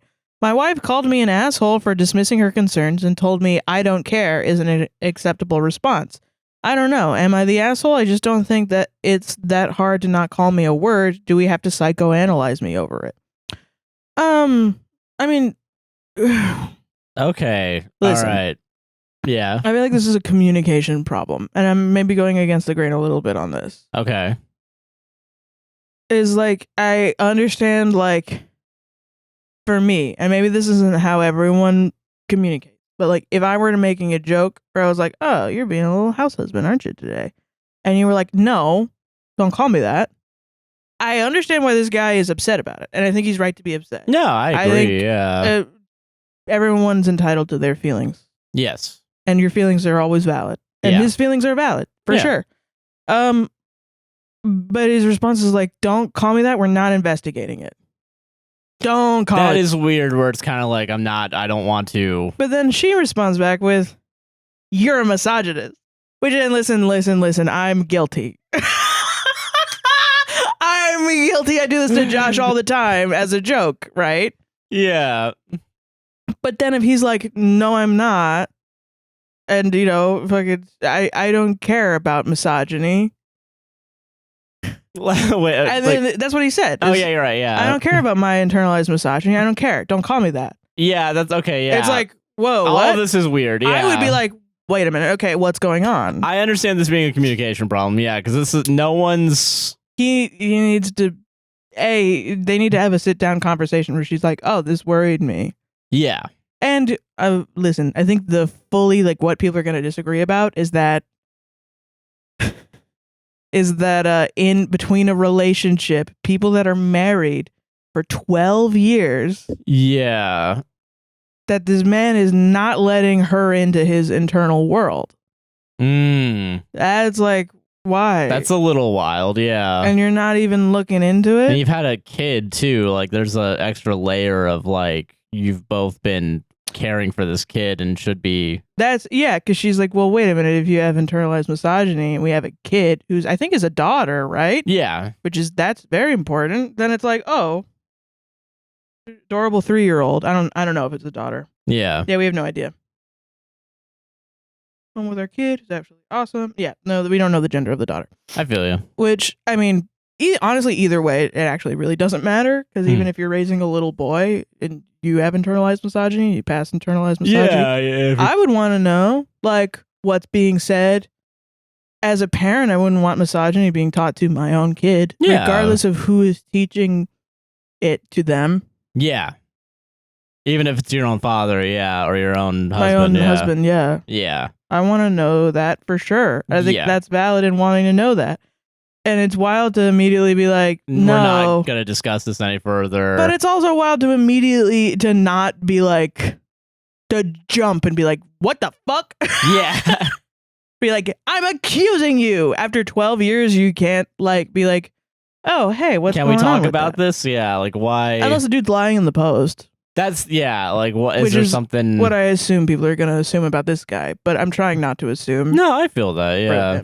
Reddit was like, you're not the asshole. She overstepped. I think that's why I didn't want to read this one, because I was like, Reddit, what the fuck are you on right now? Like, not the asshole. Yeah. I think it's no asshole here. I think they just kind of fucked up. Or everyone's shitty here, maybe. Like, letting it but also sounds like a one-off incident, though.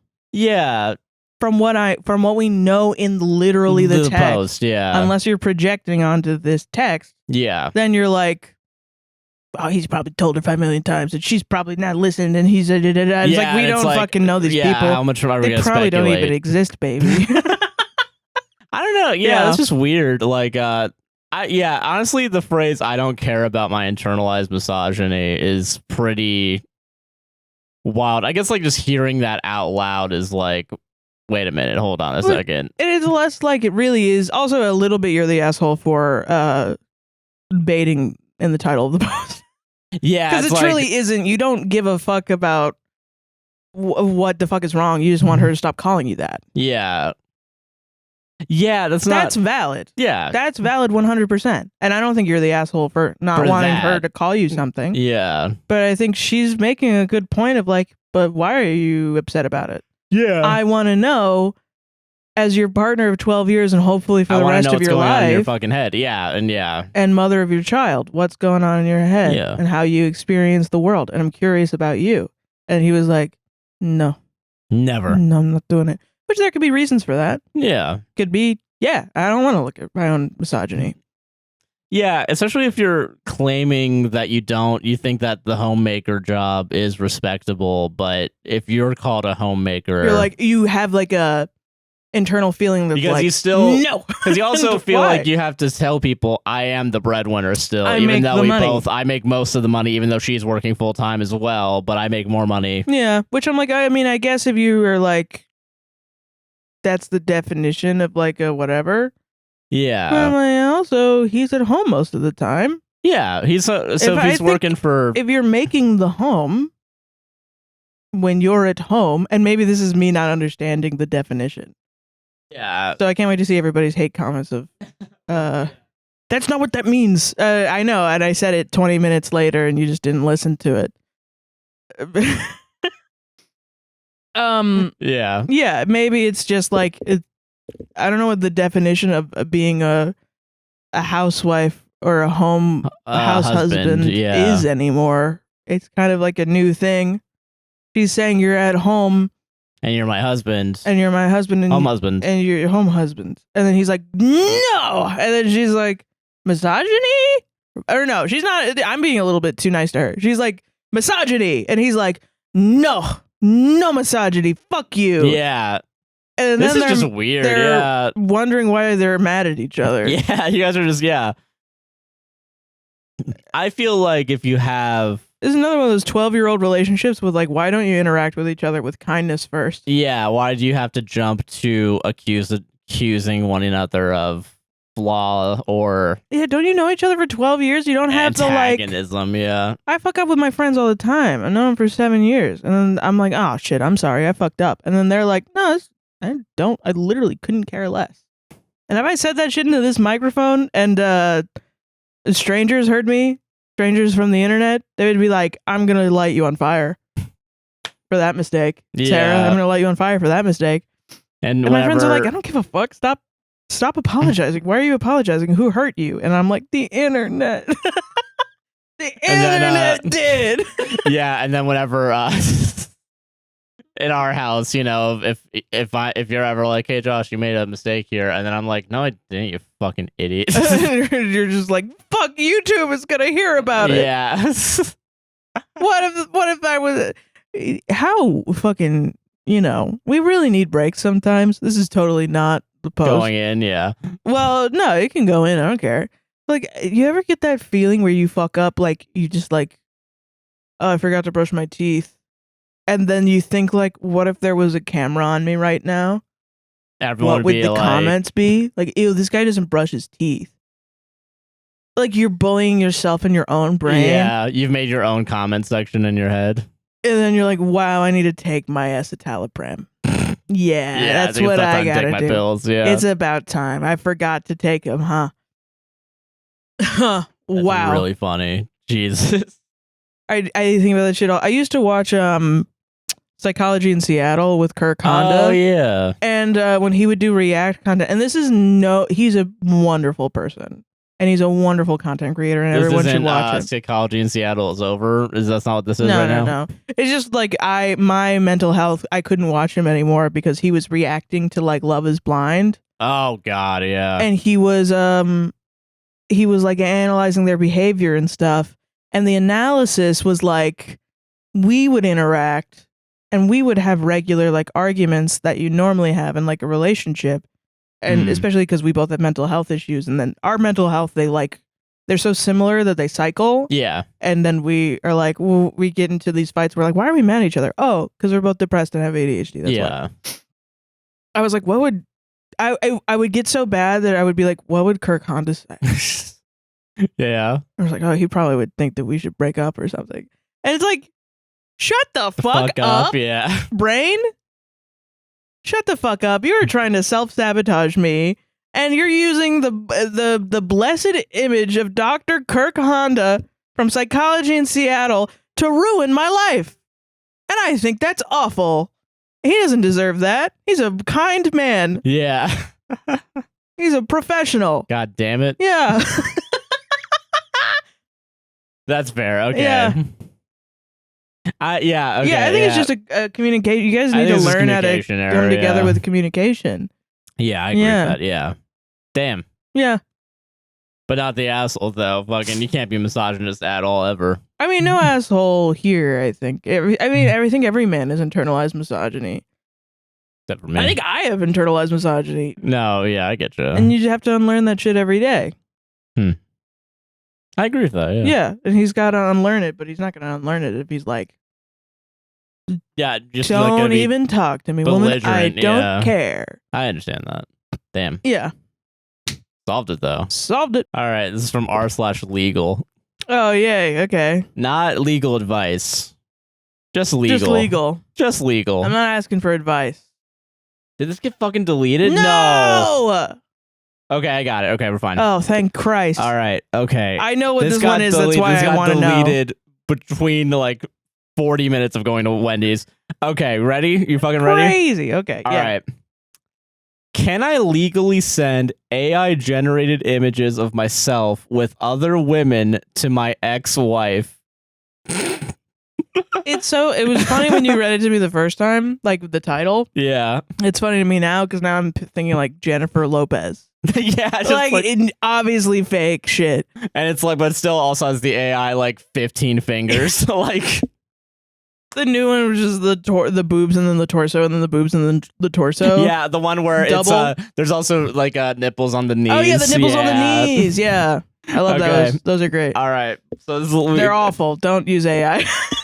don't ever. We don't endorse AI. Fuck AI. All right, can I legally send AI generated images of myself with other women to my ex-wife? This was so funny because like. Of course you can. They're images. But should you, though? That's the real question here. But that's not what he's asking. Well, okay. But I guess in a divorce proceeding, maybe there's something. Well, yeah, we'll talk about it because apparently lawyers are... Well, because there's 3 lawyers apparently that were like, this is harassment. That at that point, this could be seen as harassment. Well, yeah, that's the thing is like in divorce proceedings, your behavior impacts like...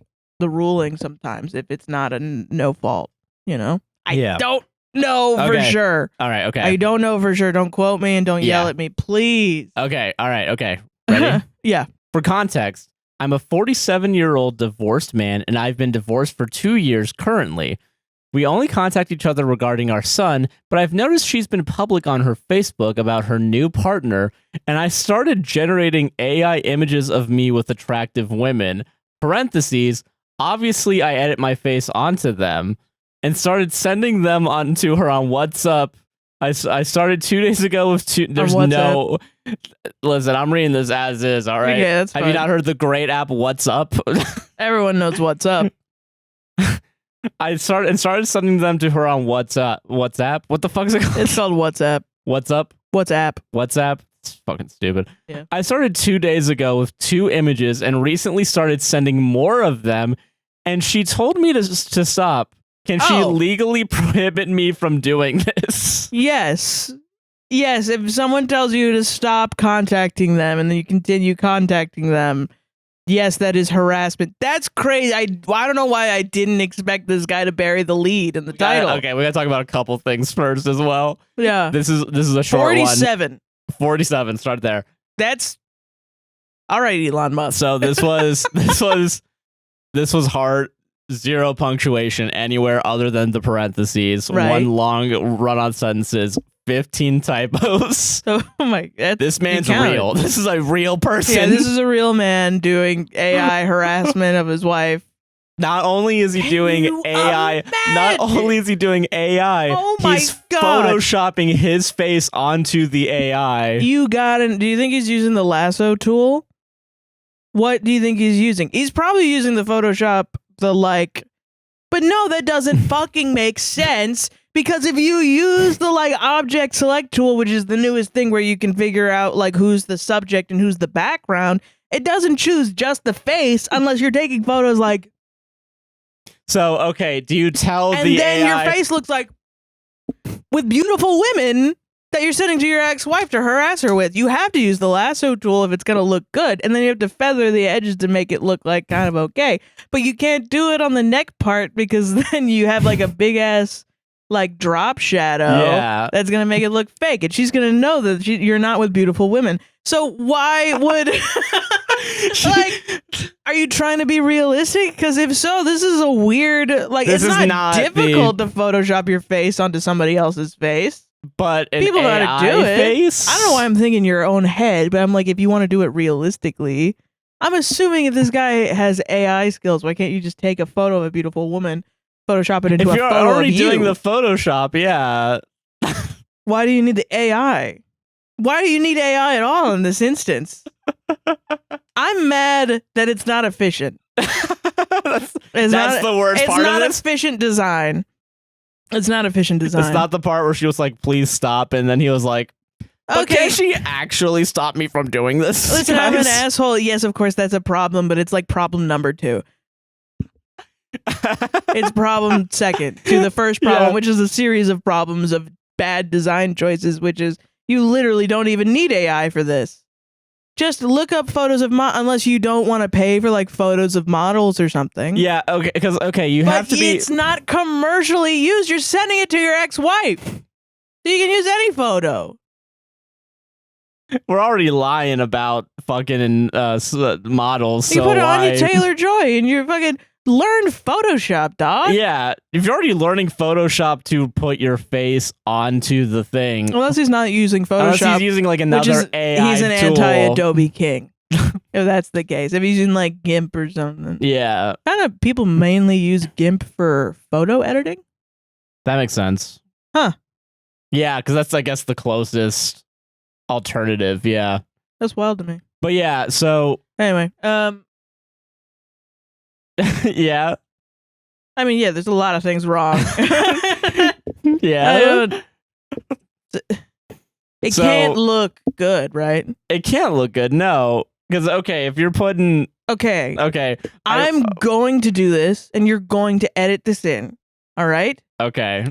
We're going to take photos of us outside, and I will try both methods. Well, I don't want to use AI, though. Yeah, don't do it. It's fine. Don't do it. Don't do it. I can also, you're adding more work onto yourself. Why do you want to do that to yourself? Because it's an interesting idea. I'm going to find...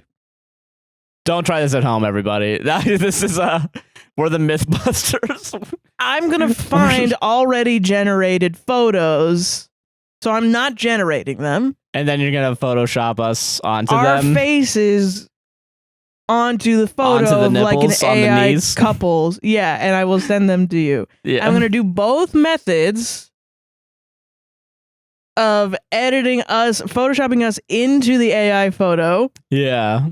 And photoshopping our face onto the AI photo, and then just photoshopping the AI women into a photo with us. That's what I'm gonna do, Okay. and then you're gonna pop them up on screen. We're gonna see which one works better. Here they are. If they are here, if not, I'm gonna put in nothing. Yeah, that's what I'm gonna do. So I won't be using AI. I will just be figuring out the best way to do this. That's okay. Okay, now we can finally you can delve get into to the real meat of this. I'm pretty sure 100% of the audience knows that I am not neurotypical at this point, and they're on board. And if you're not on board, I don't know what to tell you, man. I don't know what to tell you. But yeah. But fucking... Okay, why do you want to send photos of you with beautiful women to your ex-wife? Go out and meet a beautiful woman and take a photo with her. You don't even need to go home with her. Yeah, you just... Go to a bar, rizz her up, and be like, can I take a photo of you for my ex-wife? Probably down. Yeah. I would be like, okay. Yeah, you'd be just like... Honestly, probably shouldn't trust the man that takes a photo of you. He's probably going to jerk off to you later. Honestly, yeah, you're right. That's my first thought after, okay. Yeah, your ex-wife, sure, bud, yeah. Yeah, okay, bud. Yeah, for sure. Someone married your ass. Yeah. Well, he's doing it because she's on Facebook showing photos of herself with her new partner. But he's not posting them publicly to be like, look at me with my partner. He's DMing them to her. Yes. Yeah. Do you send a message along with it? Like, hey, saw you with Craig. Here's me with Cindy. And then it's like Cindy Lauper. Yeah. And then there's you and Cindy Lauper. And or an anime woman with nipples on her knees. Yes. Yeah. Do you think he's sending AI photoshops of himself with Hatsune Miku and being like, here's me with Hatsune. Bet you're jealous. Yeah, it was like, here's me with Jenny. Yeah. It's like just a lady's name. Here's me with Betty. Betty. And it's all the same. Yeah, it's all the same person. Hatsune Miku. Yeah. Ah! Here's me with You know why he has to generate the photos? Why? Why does he have to generate the photo? He's not going outside to take photos of himself. You could pay people money to take photos with them, actually. Dude, Craigslist. People on the street, $5. Can I take a photo with you? Going to Disney, taking a photo of one of the princesses to send to your fucking, check that off your Disney mention. Dude, here's me and Ariel, beach day.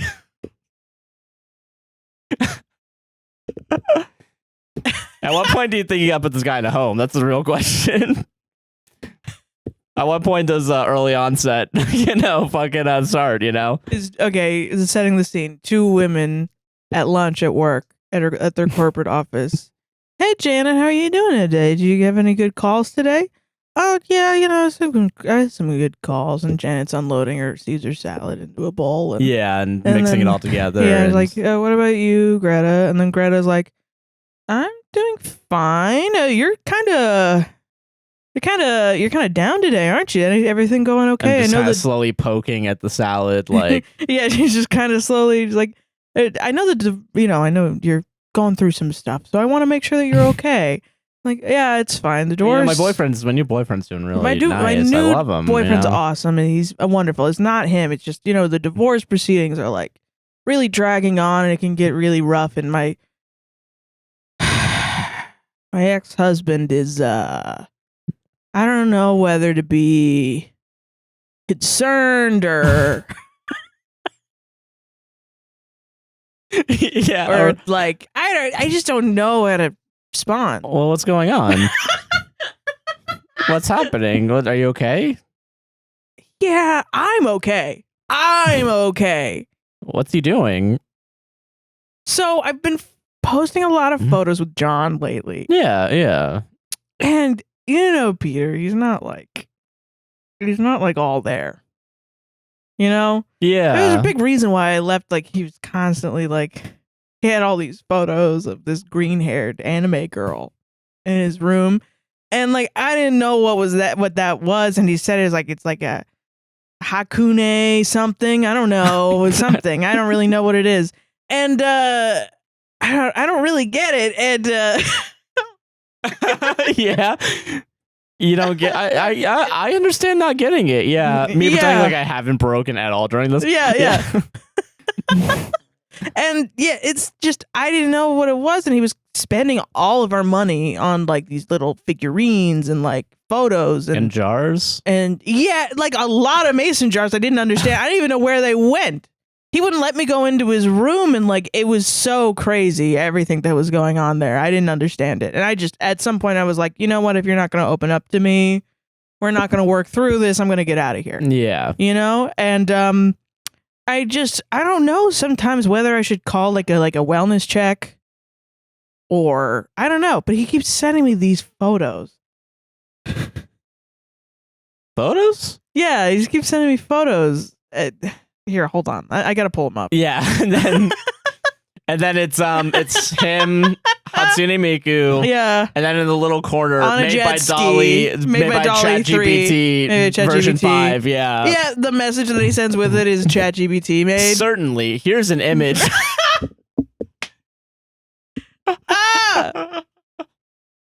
So he's like making AI images of him with Hatsune Miku and. Or this green-haired lady. I don't really know what the fuck is going on. He started talking about a Doki Doki Literature Club too. Last I checked, right? Like the only 2 anime girls off the top of your head. 2 groups. Yeah, those are the only ones. Yeah, Doki Doki Literature Club was great. Yeah, okay. So was there anything else? That was a dense fucking. Yeah, it was dense. I didn't think I would get this much blood out of this stone. You know what I mean? Oh, fuck. There's a lot of blood in this stone. Okay, sorry. 2 days, 2 images, 1 a day also. We gotta hold on. So he's doing it 1 a day. Do you think he's making TikToks with it also? Like generating an AI photo of me with a... Oh, wait, no. I'm sorry. Hold on. Yeah, what's up? I started 2 days ago with 2 images. So it was 2 days ago, 2 images. And recently, 1 day and today, that was what that means. Started sending more of them, and she told me to stop. So you're saying multiple ones a day? Apparently. Yeah, you need to go to therapy. That's the most divorced dad shit I ever did. Can she prohibit me from doing this?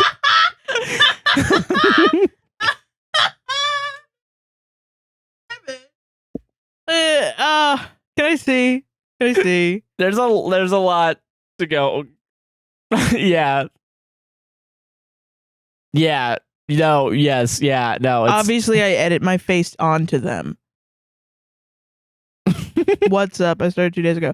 It is possible English might not be his first language. So I don't want to make fun of him too much. I have no clue, because also WhatsApp is used mainly like messaging. Oh, that's in fair. other countries. Okay.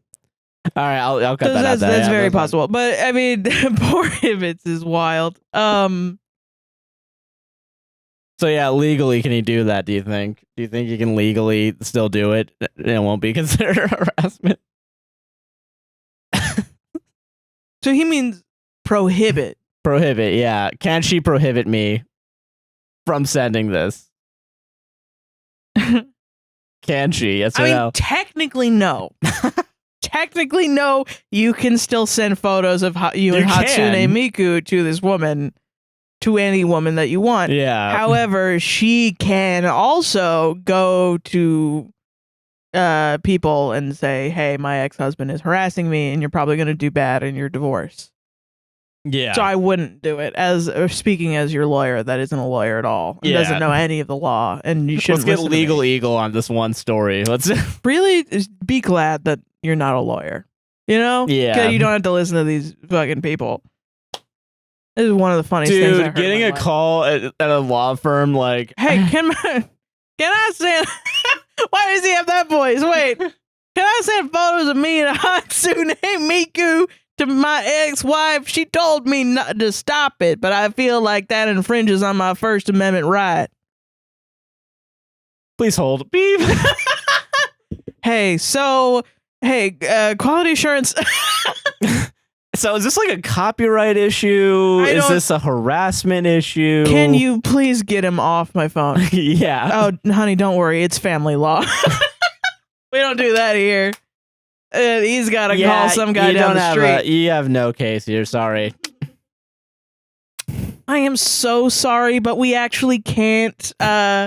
Unfortunately, according to our software, we're not able to take on this case. But I can refer you to the bar at your local, in the state in which you live, and they will assign you an attorney. Yeah, exactly. Going to jail because you sent one too many Hatsune Miku pictures to your ex-wife. Can this just be the rest of the podcast where we just imagine the rest of this guy's life? Like, you're in prison. It's like, what are you in for? Loitering. What did you get in for? Oh, I sent a bunch of Hatsune Miku photos of me and Hatsune Miku to my wife. She told me to stop, and I wouldn't stop. Stab. No, he's probably like, oh, dude, I fucking love Hatsune Miku, dude. Hell yeah. Can you Photoshop me with Sonic? You can Photoshop? He's becomes a fucking he stays alive in graphic design guy. Yeah, it's how he stays alive in prison, is giving everyone Hatsune Miku Photoshops. And then years later, he's going to high schools, and he's like, and listen, when I got out of jail, this was how I built my life back up, was with a skill. You need a skill. Mine is AI generative prompts, and then I sold them on the dark web for $5 a piece. Do you know they make those? They have AI. They have AI prompt stores now. I mean, I believe it. Yeah. We have AI prompt artists. I just want to put a bullet in your head and hear that. Solved it. I don't think we can top it. I think we beat the Hatsune Miku. Over. That's the end of the episode. End of the show. We're done. No, the show. That's what I meant. Was the show? It's gone. Yeah. Okay. Cool. Sweet. Yeah. We're gonna move on to something else. Oh. Finally. Wow. I did not expect that to last as long. It was so funny. I was just like, that's a fucking. Can you imagine just anybody involved in this? Best friend. Dave, are you sending Hatsune Miku photos of you and Hatsune Miku to your wife again? Dude, I'm at the mess hall at my old job. Yeah. And I'm just like, I'm on my phone, and I get up and I walk past my older coworker. And he's sending Hatsune Miku generated photos. What the fuck are you doing? Okay. You better fucking move those chairs next fucking time, asshole. Jesus. Like, sorry guys, I gotta go to the bathroom real quick. I can't do my job. Specifically just to send photos of you and Hatsune Miku. Is this gonna mean that we get a bunch of photos of people with Hatsune Miku sent to our DMs? Because if Googling so, it. hell yes. Are you fucking... Don't Guys- use AI, though. Guys, send your best Hatsune if it's Miku. not photoshopped, I don't want to see it. Send your best Hatsune Miku Photoshop There's to so many photos. Josh and Sarah want to see your hot Hatsune Dude, Miku fuck Photoshop Christianity, edits man. at gmail.net. Listen, this is a complete left turn. Okay. While I say right turn, which, by the way, I want to apologize to everyone for not knowing what a straight turn was. I don't drive because I'm gay. All right, so Goes off the fucking rails already. Jesus, we got an hour and 40. so, like, a left turn, right? For a left turn. Fuck Christianity. Iconoclasm is so much fun. It is so much fun. Are you fucking kidding me?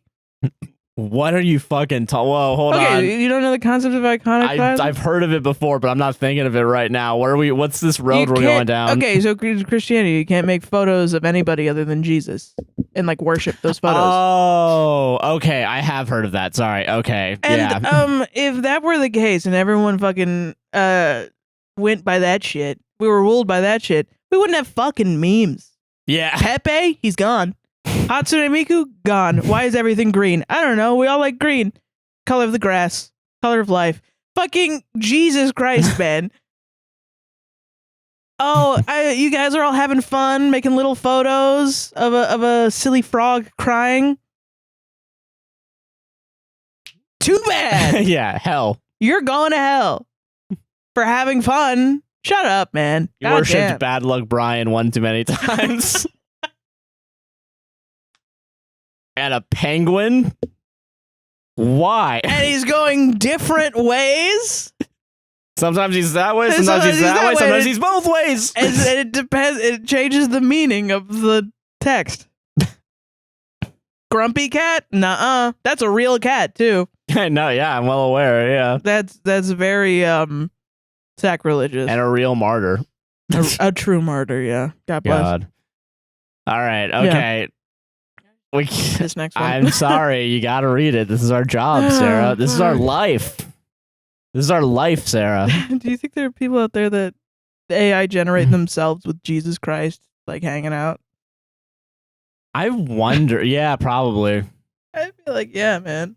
Did you hear about? Okay, last thing before this will save you a second from doing the red story. I got you. Did you hear about the guy that made an AI ad where he made a Martin Luther King Jr. voice to say that I'm not done speaking, I'm gonna endorse this candidate, and it was a I think white Republican in the middle of fucking nowhere. Yeah. And it was like, yeah. I'm not really that surprised. We already misuse all of his quotes. That is fair. But yeah, but they made literally a AI generated voice and made an ad out of it. Yeah. My heart goes out to Bernice King to have to watch everyone completely just. Oh, that's what it was. If I had a third dream, that's what they made. If I had a third dream. If I had another dream, yeah. If I had another dream. Something like that, yeah. Like some shit like that, yeah. I saw it on Last Week Tonight. Yeah, it was, it's. Dude, if I had to watch everyone pick apart everything that my dead dad said and misquote him completely, and all of these white people use him to like excuse away their racism, I think I'd explode. I would, yeah. Shout outs to Bernice King. Yeah. God bless her. Okay. But yeah, that's okay. That's all I can do. You have to do a story now. Sorry. Okay, You're thanks. legally required to do a story. Am I the asshole for cutting off my sister and her family after what her daughter said? Ooh. This one's wild. What'd her daughter say? I, 28 female, invited my sister, 40 female, and my niece, 17 female, over for a pool party that my husband and I were hosting. Okay. We had a few friends over and many brought their kids. For background, my husband and I don't have kids and are undecided on whether or not we want any, but always find something for us to do where our friends who do have kids feel included. Okay. Fair. All right, sorry, I don't know why I can. This one doesn't have any paragraph breaks. Well, yeah, that's what happened to my last one too. You saw. Yeah, I feel that. Although we keep things pretty kid-friendly, we still always serve alcohol at our get-togethers. Nothing too crazy, just some beers and seltzers. My sister wasn't able to stay for long as she had work later in the night. I told her since her 17-year-old and her 12-year-old were having fun that they could stay the night and I would take them home in the morning. She let them stay, and about 2 hours later, my 17-year-old niece tells me her mom wants her home and to look for a ride from someone else because I was drinking. I had only one drink earlier that day while setting up for the party hours ago. I let the girls leave with my friends since they lived in the same neighborhood. I texted my sister and confronted her why she asked the girls to look for a ride home. She then told me that my 17-year-old niece told both her parents that everyone at the party was smoking weed, what? Getting drunk, and offering her both those substances. What? That she felt too uncomfortable to stay. It was a small get-together of around 15 adults and their kids. Nobody was smoking, and absolutely nobody offered her anything. Most of my friends had watched her and her siblings growing up, so it wasn't like they were strangers to my sister or her kids either. Everyone there had their kids or work in respectful positions, including myself. I work in law enforcement, and something like that rumor could cost me my job or even my guests' jobs or kids. Forgot that this person... Sorry. Find a new one right now. Fuck. My sister then told me that she doesn't think what her daughter said was untrue, and that my niece even told her that my friends and I did nothing but talk bad about my sister behind her back after she left. What the fuck? Again, another lie. My brother-in-law then became involved and told me that it was no place for him to say who is saying the truth, as everything was all he said, she said, and that he's sorry that I'm upset. I was livid to find out that my niece would not be disciplined for spreading such rumors, and that they would even believe something like that. I was always the first person they would call to control any situation where my niece and her parents would be fighting or she would run away. They would call me to go pick her up because they couldn't handle her attitude anymore. So tell me, Reddit, am I the asshole for letting my sister know that I will be distancing myself from her and her family?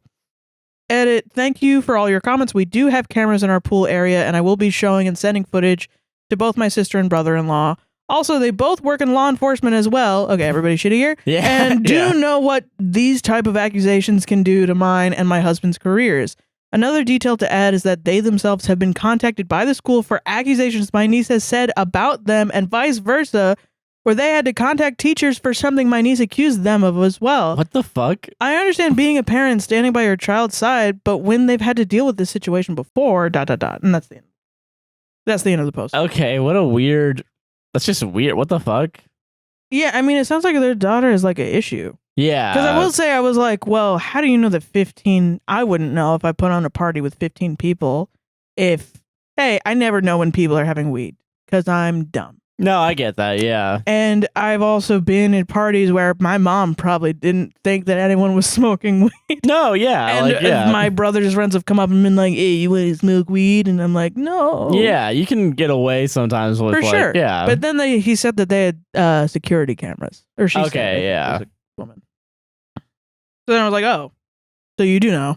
So yeah, so what? So this 17-year-old is just lying. Lying, yeah. So why is... So she's got like a fucking mental something issue. Yeah. Like something that's causing her to compulsively lie.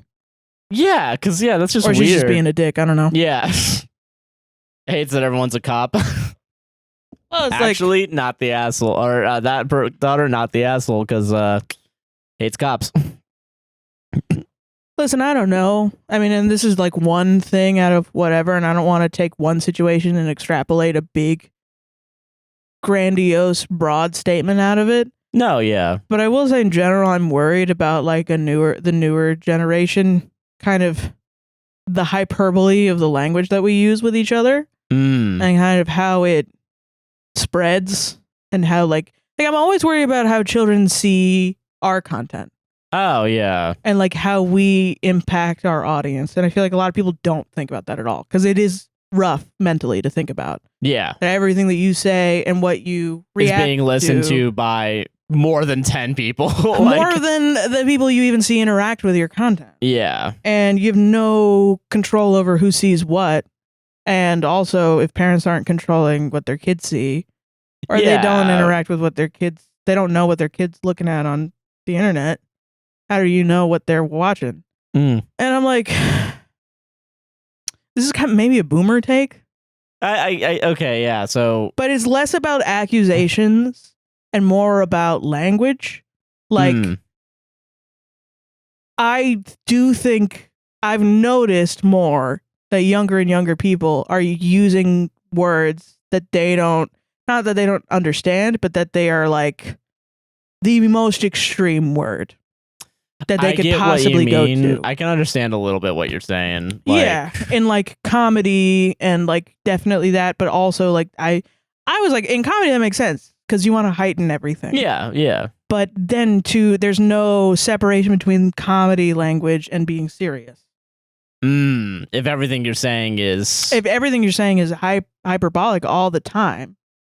Okay. How am I supposed to differentiate determine what you mean? Yeah.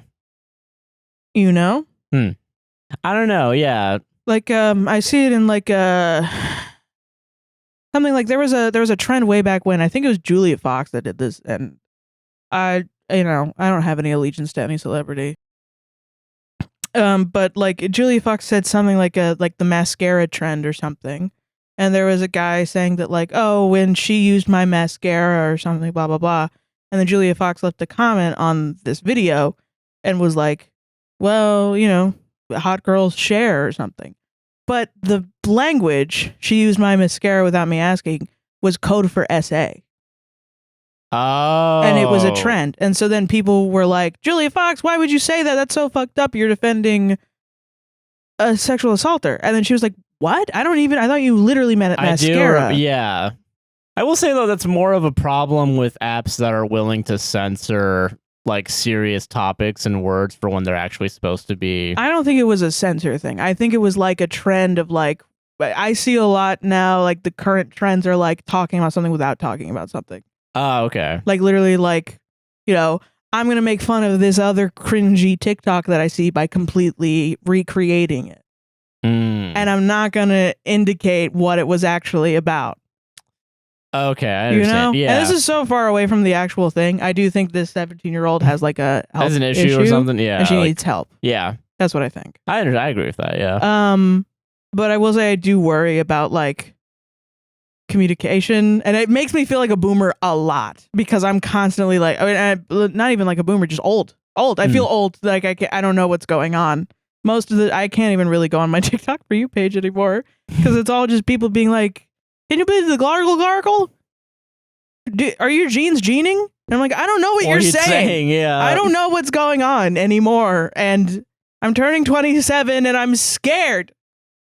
And I'm alone. And I feel like a baby left in the snow. And I thought I knew things, and now the words are different. You're getting old, Sarah. Yeah. Weird. And I don't want my response to be anger because I don't understand. Yeah. But it is. Because I'm emotional heightened. I'm a human being. And I'm meat. I'm made of meat and electricity and bones and calcium. That's all I'm just letting I am, you go man. Off at this point now. And blood and 70% water or whatever. Could say that Maybe would that's stop wrong this. too. I don't know. I don't know what's going on, children. I'm sorry. You're so confusing. You're so confusing. I want to know what you're talking about, but I can't. I don't know it.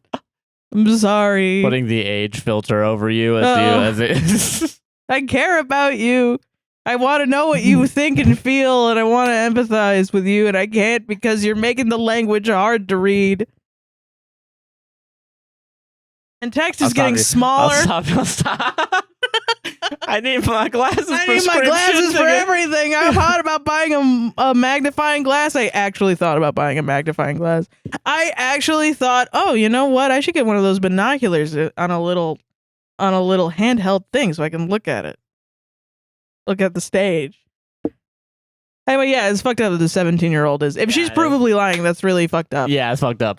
She needs to. Her parents need to do something. Some sort, yeah. And if she's just lying to lie, like her parents need to. Yeah, you need to parent. You need to be a parent, unfortunately. But also, you're all pieces of shit because you're cops. Yeah. Okay. All right. Solved it. Next one. Let's just power through this, guys. All right. Say what you mean. All right. I'm gonna say what I mean. Damn it. Okay. Yeah. Am I the asshole for taking all of the clothes in my size off the rack so resellers couldn't grab everything before I looked? Okay, listen, if you're a size that they don't make a lot of shit in your size, this is based as fuck. This is based as fuck. Yeah, I agree. Otherwise, it's like, okay, you're a little entitled, I think. Well, get ready. Yeah. Last week, I had time and stopped into a thrift, and they were just putting out stuff from their truck. I am never so lucky to be there when that happens. The shops are always very picked over with just Old Navy or Target clothes whenever I go, so I was happy I might find something. Okay. I started browsing normally and was finding some good stuff for once. Then I saw a group of 3 women come in. One had a little computer for scanning books. The other two had iPads or something. I'm assuming to check resale prices? Either way, they were clearly resellers and started grabbing stuff after checking labels. I felt a sense of dread because I wouldn't be fast enough to check. So I just swooped everything off the rack and into my cart in my size. When the 2 got to me, they started staring. I said, "What?" And one was like, "We'd like to be able to see what's on the rack too." I said that they could as soon as I was done. She scoffed at me and said, quote, "That's rude. We'd like a chance to shop these clothes too." I just ignored her and started looking at things one by one, taking my time, then putting them right back on the rack. The women were getting mad and snatching things basically out of my hand. I held up a nice top and one of them tried grabbing it out of my hand and I said, "Excuse you," and turned my back to her. They got all pissy and one stomped away to get a worker. The worker came over and asked what was going on. I said I was looking at items from the rack, same as anyone else. They said I was, quote, hoarding everything so they couldn't get a chance to look.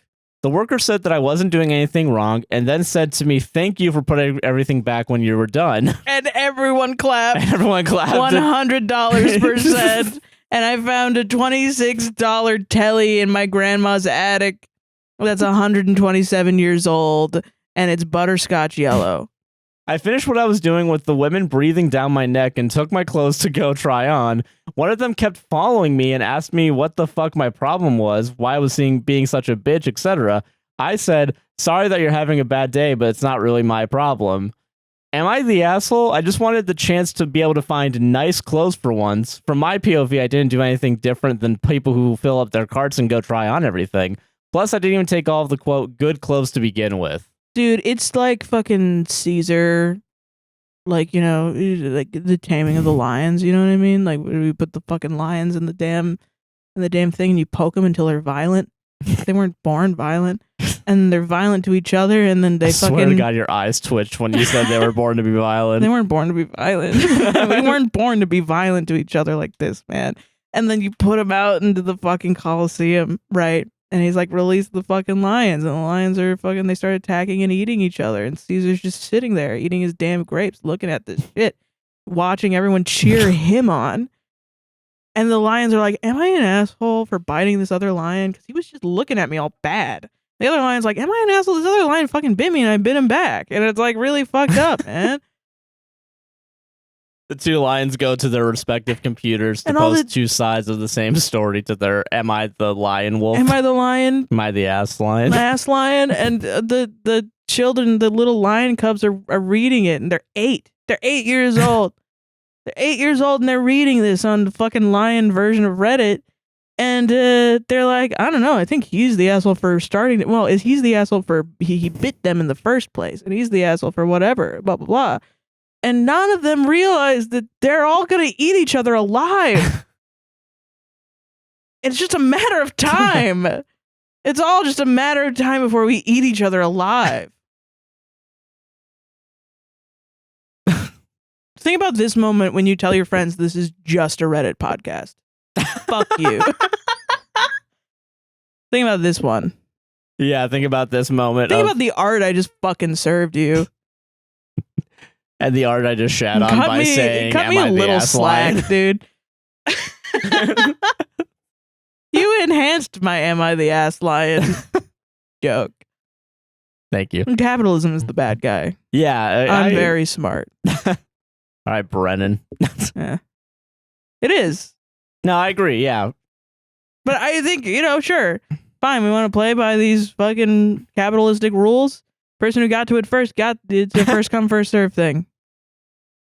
I will say, Yeah. if this happened, it's wild for them to be like grabbing it out of your hand Why are while they you're so holding it. attached to you? Yeah, that's. I Yeah. mean, and I will actually genuinely engage with the material. Yeah. Like, Thank you.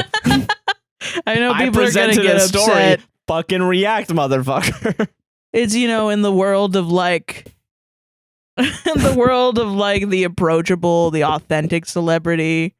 Like, I do have to give you a performance, but then I also have to talk to you like you're a human being, like we're best friends. Yeah. Even though I don't know who you are. And you don't know who I am either.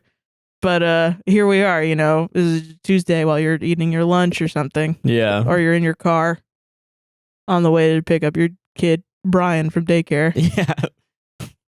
Fuck, she's on to me. The one person in And the you're audience. a little stressed because the daycare called you. It's like, Brian's acting up again. And you're like, why? Fucking why? God damn it, Brian. Fuck. Fucking shit. God damn it. But you're getting your anger out now, so you don't, Show because it. you're better than your own mother, You're not going to do that to him. You have to raise this kid right. Okay. Okay. Anyway, so Okay. I am going to engage with this. This is a thing, and it's really fucked up, honestly. No, yeah, I know the about fact resellers. that people will go to the fucking Goodwill or whatever and then take all the good shit and leave. Yeah. Fuck you, man. And this happened a long time ago. The way I specifically was like, you're right, actually, that it's based in any size. Because the first thing I thought of was there used to be a trend where like big shirt fashion was in. Mm. So that people would go to Goodwill and get vintage, huge T-shirts Yeah. and then take them home. But that would leave people that actually needed Poor to wear. fat people couldn't find shit in their size. Yeah. Because also people don't make large sizes because it takes more fabric, and people with fat phobia, they make it so that you upcharge the larger sizes. Yeah. Like when we were thinking of making our own merch, I was like, I don't know if I want to do this because I don't think I would be able to offer a 5XL at the same price as everything else, because if we did, it would have been a financial loss. Yeah. If we had or done we that. would have had to raise the price of everything Of to just raise the large that. sizes, which is fucked up because then you're larger and you're paying more money just to clothe yourself. I think that's fucked up. I don't think that's fair at all. No, I agree with that. Yeah. Yeah, no, it's fucked up. I 100% agree with that. Like, yeah, and I feel like, it's for people to. I can understand one thing, like if you find something like that's broken at Goodwill and you decide to fix it and sell it. Yeah, but even then, I'm kind of like, well, you're motivated by profit at that point, But if you literally have no other way to make money, fuck it, whatever. But like if you have the fucking like ISBN whatever that's like so thing, wild, and then 2 iPads to fucking research everything. There's other work out there for you. Like there's there's other work. You don't have to fucking exploit people. You know what I mean? You don't have to take away access to cheaper clothing and used goods from other people. Because that's just wild. Yeah, that's I don't know. That's shitty as fuck. Like, it is shitty. Yeah. God, like running it like a fucking God. Well, because they were like I bought my a jean jacket thing that I made. That was off of Depop, and that was like $9 for that jean jacket. And it didn't fit me completely. Like that's why I took the arms off. It didn't fit me in the arms. And also I wanted it to be a vest because I wanted to make it into that. But I specifically bought it so that the body would fit me at least. Yeah. And it didn't really matter if the arms sleeves were a little, fit me because I was gonna take them off anyway. But like that shit is I almost bought like a full ass. Why would I spend that much money on a full ass jean jacket? And also this jean jacket that's probably been in this person's life because it seemed well worn and stuff. I specifically chose one that looked worn so it wasn't like from a store because I try to avoid those. Yeah, is like I just what am I trying to say? I like the idea of having clothes that are not completely new, that I'm buying used, that I want to change to make into something else. Like way back when we would watch the H3 podcast before this whole Israel thing. Yeah. Like realizing Ethan's stance on Israel and Palestine. Yeah. I bought the Trixie Mattel Teddy Fresh. Oh yeah. Sure. I even wore it on the podcast. And I really am like, dude, I spent like $150 on that shirt. Jesus Christ. Yeah. And it was nice. No, I think bet, it's really nice. I think it's worth that. I think price. that's another thing too, because I mean, we read a warn for the thing, and like the fact that like a lot of clothes these days are meant to be like disintegrating within the couple years of purchase is insane. No, it's insane. And like the fact that clothes that are meant to last longer, cost $150, or like they are made to like I was looking at like, because I need to get new fucking socks soon. There's there's like one company that I haven't really had a chance to look at yet. I could darn your socks actually. Huh? I could like stitch them up. That would be great, honestly. Yeah. But like I was looking at like $40-$50 for a pair of socks. Oh my God. But everyone's like, these will last forever. Insane. One pair? Yeah. No. It's like I think they're in packs. I think it's like a pack of 3 is $50 or some shit like that. Fucked up. Unless they were like I mean, I don't know. I've never been that person. You know? I never had the money to do it. I still don't have the money to really do it. I have to go, you know.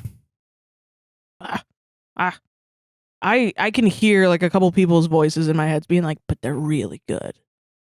Which, you know, and that's the other... You know, it probably feels really good, those socks. And then also, if you actually take care of them, maybe they'll last more than a year. Because, like, I bought socks, like, a year ago, or in a year of wearing them, they've already had holes in them. Well, my thing is, like, I'm fat. I have more wear and tear on my clothes. So, all clothes to me... Like, I bought stuff from Old Navy... And then it goes bad in like a couple of years. But also I bought stuff from Shein and it's last me years because I take care of them. It sucks that like Shein is like one of the like I don't buy from there anymore because I don't have to. Yeah. But I now I'm more intentional with my wardrobe. I do have a lot of clothes, but I try to be like, okay, so I have this many shirts. I started buying like meme shirts because that's what I wanted to wear. Yeah. And now I just kind of circle out my shirts and I have like one pair of pants. Yeah. And then I just keep wearing my one pair of pants.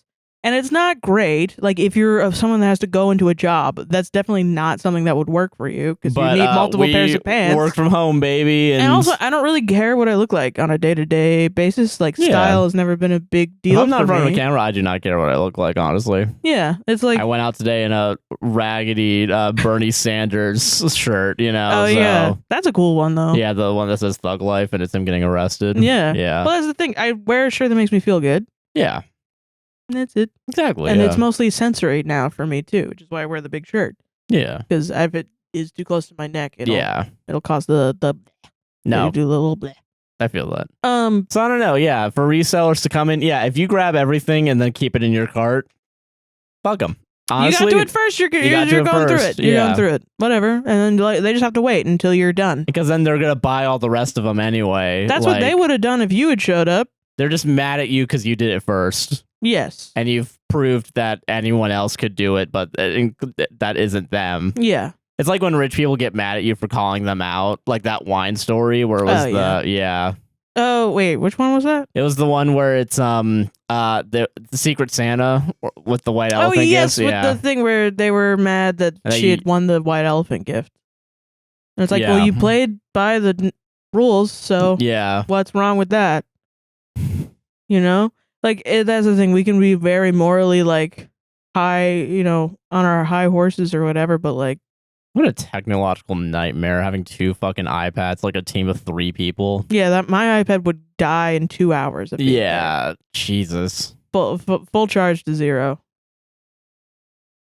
Solved it, man. Fuck this shit. Fuck you got charges people. In your car? Wait, I gotta go sit out in the car and charge the iPads. Dude, getting one of those fucking... I mean, listen, I don't get them now, but I have old bricks like of charging and having to grab them. Oh Jesus. Yeah, don't get them now. Used. Yeah. Even then, it's like, why would you buy that used? No, yeah, true. Yeah. No, yeah. Why? No, you could buy it. You can buy it used. Yeah, that's fine. There's probably decent ones that are out there. Yeah. Okay. Trigger warning: fat phobia, eating disorder stuff. Thank you for the warning. I appreciate it. No problem. Am I the asshole for putting both my obese and skinny twins on a diet? What? Okay. Okay. This so one, is this 2 pairs of twins? No, this is 1 pair of twins. 1 pair of twins. 2 of them. One's fat, one's skinny. Okay, got it. Okay. They're both on a diet. Got it. Now, okay. The justification for this is what I want to talk about. Okay. I have 2 children, 14-year-old identical twins, Megan and Alana. Both are 5 feet. Megan weighs over 150 pounds, while Alana weighs around 95. Okay. I don't know enough about weight, but I know that 90. I'm more worried about the 95 pounds than I am the 150. I don't give a fuck about 150. No, I don't care about 150. Yeah. But 95 sounds bad. She just shouldn't be on a diet, I think. No, not at all. Yeah, you're right. She shouldn't be like trying to lose weight. Yeah, 95 pounds, you probably shouldn't be on a diet. You're right. Yeah. They used to be the same weight until they were around 7, when Megan started getting chubby, but still healthy weight. When she was 11, Megan was considered medically overweight. I went to a doctor for advice, and he said that I shouldn't worry too much since a lot of kids gain weight right before puberty, but then balance out after their growth spurt. So their doctor is like, it's fine. Yeah, which makes sense because bodies are fucking weird, and they're going to gain and lose weight as when you're growing up. And as you get older, and as your diet changes, and as your workload changes. Yeah, okay. These are 14-year-olds, right? Yes. Yeah, who fucking cares? Who gives a shit? I was way worse at that age. Goof. Oh, man. I probably should have been on a diet. TBH. But the twins had their growth spurt last year, and Megan's weight has only increased since then. Well, yeah, she grew. She had a growth spurt. To the point where she's actually obese. That's very interesting. I want to know what that actually means. Obese? So I decided to implement a healthy diet for the entire family. Why? Okay, now listen. Okay. Let's get through the rest of this because I have thoughts. I slowly started to cut back on sugar, junk food, and unhealthy snacks. I cook them high-volume, low-calorie meals full of vegetables and protein so that they still feel full after eating. Neither of the twins are very athletic, so I've also tried encouraging them to engage in physical activities like swimming, bike riding, trampolining, etc. I tried putting emphasis on staying healthy instead of losing weight. However, Alana guessed that the real reason for this new diet is because I want Megan to lose weight. She started complaining that it's not fair that she also has to diet because her sister's fat. I told her that I didn't want Megan to feel singled out and feel as though she's the only one being punished for her weight. Am I the asshole? Punish? Okay, yeah, I know. Yeah. Edit. I've gone to multiple doctors and neither of the twins have medical conditions that would influence their weight. But also multiple doctors are not telling you to put her on a diet. Yeah, are they saying? Yeah, because then didn't any of them tell them no? Because then you would have put it in the post. To prove that you're correct, right? Yeah. So okay, I get so frustrated with the lack of food education and like nutrient education in this country, and I don't even know that. Obviously, I don't. Look at me,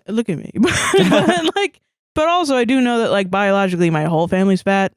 And I don't know if that's probably just like we love carbs a lot. Well, yeah, and also like I think I would be large anyway. Let's be honest here. Also, BMI is a bad indicator of health. So if we're going off of that, that's not really. You're just kind of putting two numbers together to say like I know that like when you're over being overweight, quote unquote. Yeah, you're at risk for more health issues depending on where you're at, but also you could still be healthy and have, be overweight, quote unquote. Exactly, yeah. Because again, bodies are fucking weird. You could have identical twins. One of them is 150, one of them's 95. Also, yeah, you shouldn't have the 95-pound one on a diet. Yeah, that's specifically trying to lose weight. Because I get like gym TikToks. I get like, oh, you do? Yeah, I get. I mean, it makes sense. You like the gym. Yeah. And like and there's some that are like weight loss focused, and like all of them are like, if you actually want to lose weight, what you have to do is have a calorie deficit. Yeah. So if you're forcing the one with 95 pounds to have a calorie deficit, that's going to actually be worse because then you're going to be underweight and your body's going to be like self-cannibalizing to sustain itself. I'm really worried more about I'm worried for both of them just in terms of eating disorders. Yeah, because in the future, if you're teaching your kids young, can suck. Because like, okay, listen. If the doctor was like, she needs to lose weight, you need to put her on a diet, great. Different. If you're follow your doctor's advice. If you're a fucking non-professional being like, you're losing doctor's wrong. I'm going to make my 95-year-old lose weight. Even no, it's fucked up. Like even little things like, you know, like the idea, like, first of all, like, yeah, sugar and junk food bad. Yeah, but also that's why I mentioned I'm emphasizing the justification, right? Yeah, because eating healthy is great. Yeah, that's not an argument here. Teaching healthy habits is awesome. You should be doing that anyway. Yes, right, for sure. Just do that. But it is about losing weight. That's because the problem. Yeah. Then you revealed it to your daughter that's 95 pounds. Yeah. To your So to the skinnier daughter. Yeah. And like now, like it's fucked up, man. All of this shit is fucked up. You think about it completely wrong, and now their fucking mental health is going to be like way down the line. I worry about them. Yeah, and even then, like, yeah, like people, it's an unhealthy thing. Like with people that go to the gym, like they think like, oh, if I run 200 calories on the treadmill, I'm allowed to eat 200 more calories today. That's what me and my family used to do that. Like we would go to the Y and do that together, and then we would go somewhere else and be like, yeah, we're just eating this back up. Yeah, and like, and we like the MyFitnessPal and stuff. Yeah, there's a lot of apps out there that, you know, contribute to fucking eating disorders and shit. And this is one of those mindsets that definitely could lead down that rabbit hole. 100%. And there's, again, nothing wrong with working out, nothing wrong with eating healthy or eating like... No, those are great things that you should teach your children. But if you're going to do it, a doctor, need doctor to actually tell you what to do. Yeah. Because again, because I'm not a dietitian, you're not a dietitian. No one like we don't know. I'm not a gym person. I'm expressing from my point of view as a fat person, and also from having a mom that was also on diets and off diets all the time. Yeah, and how it kind of contributed to disordered eating, where now I use food as a coping mechanism to soothe myself emotionally, like junk food to soothe myself emotionally.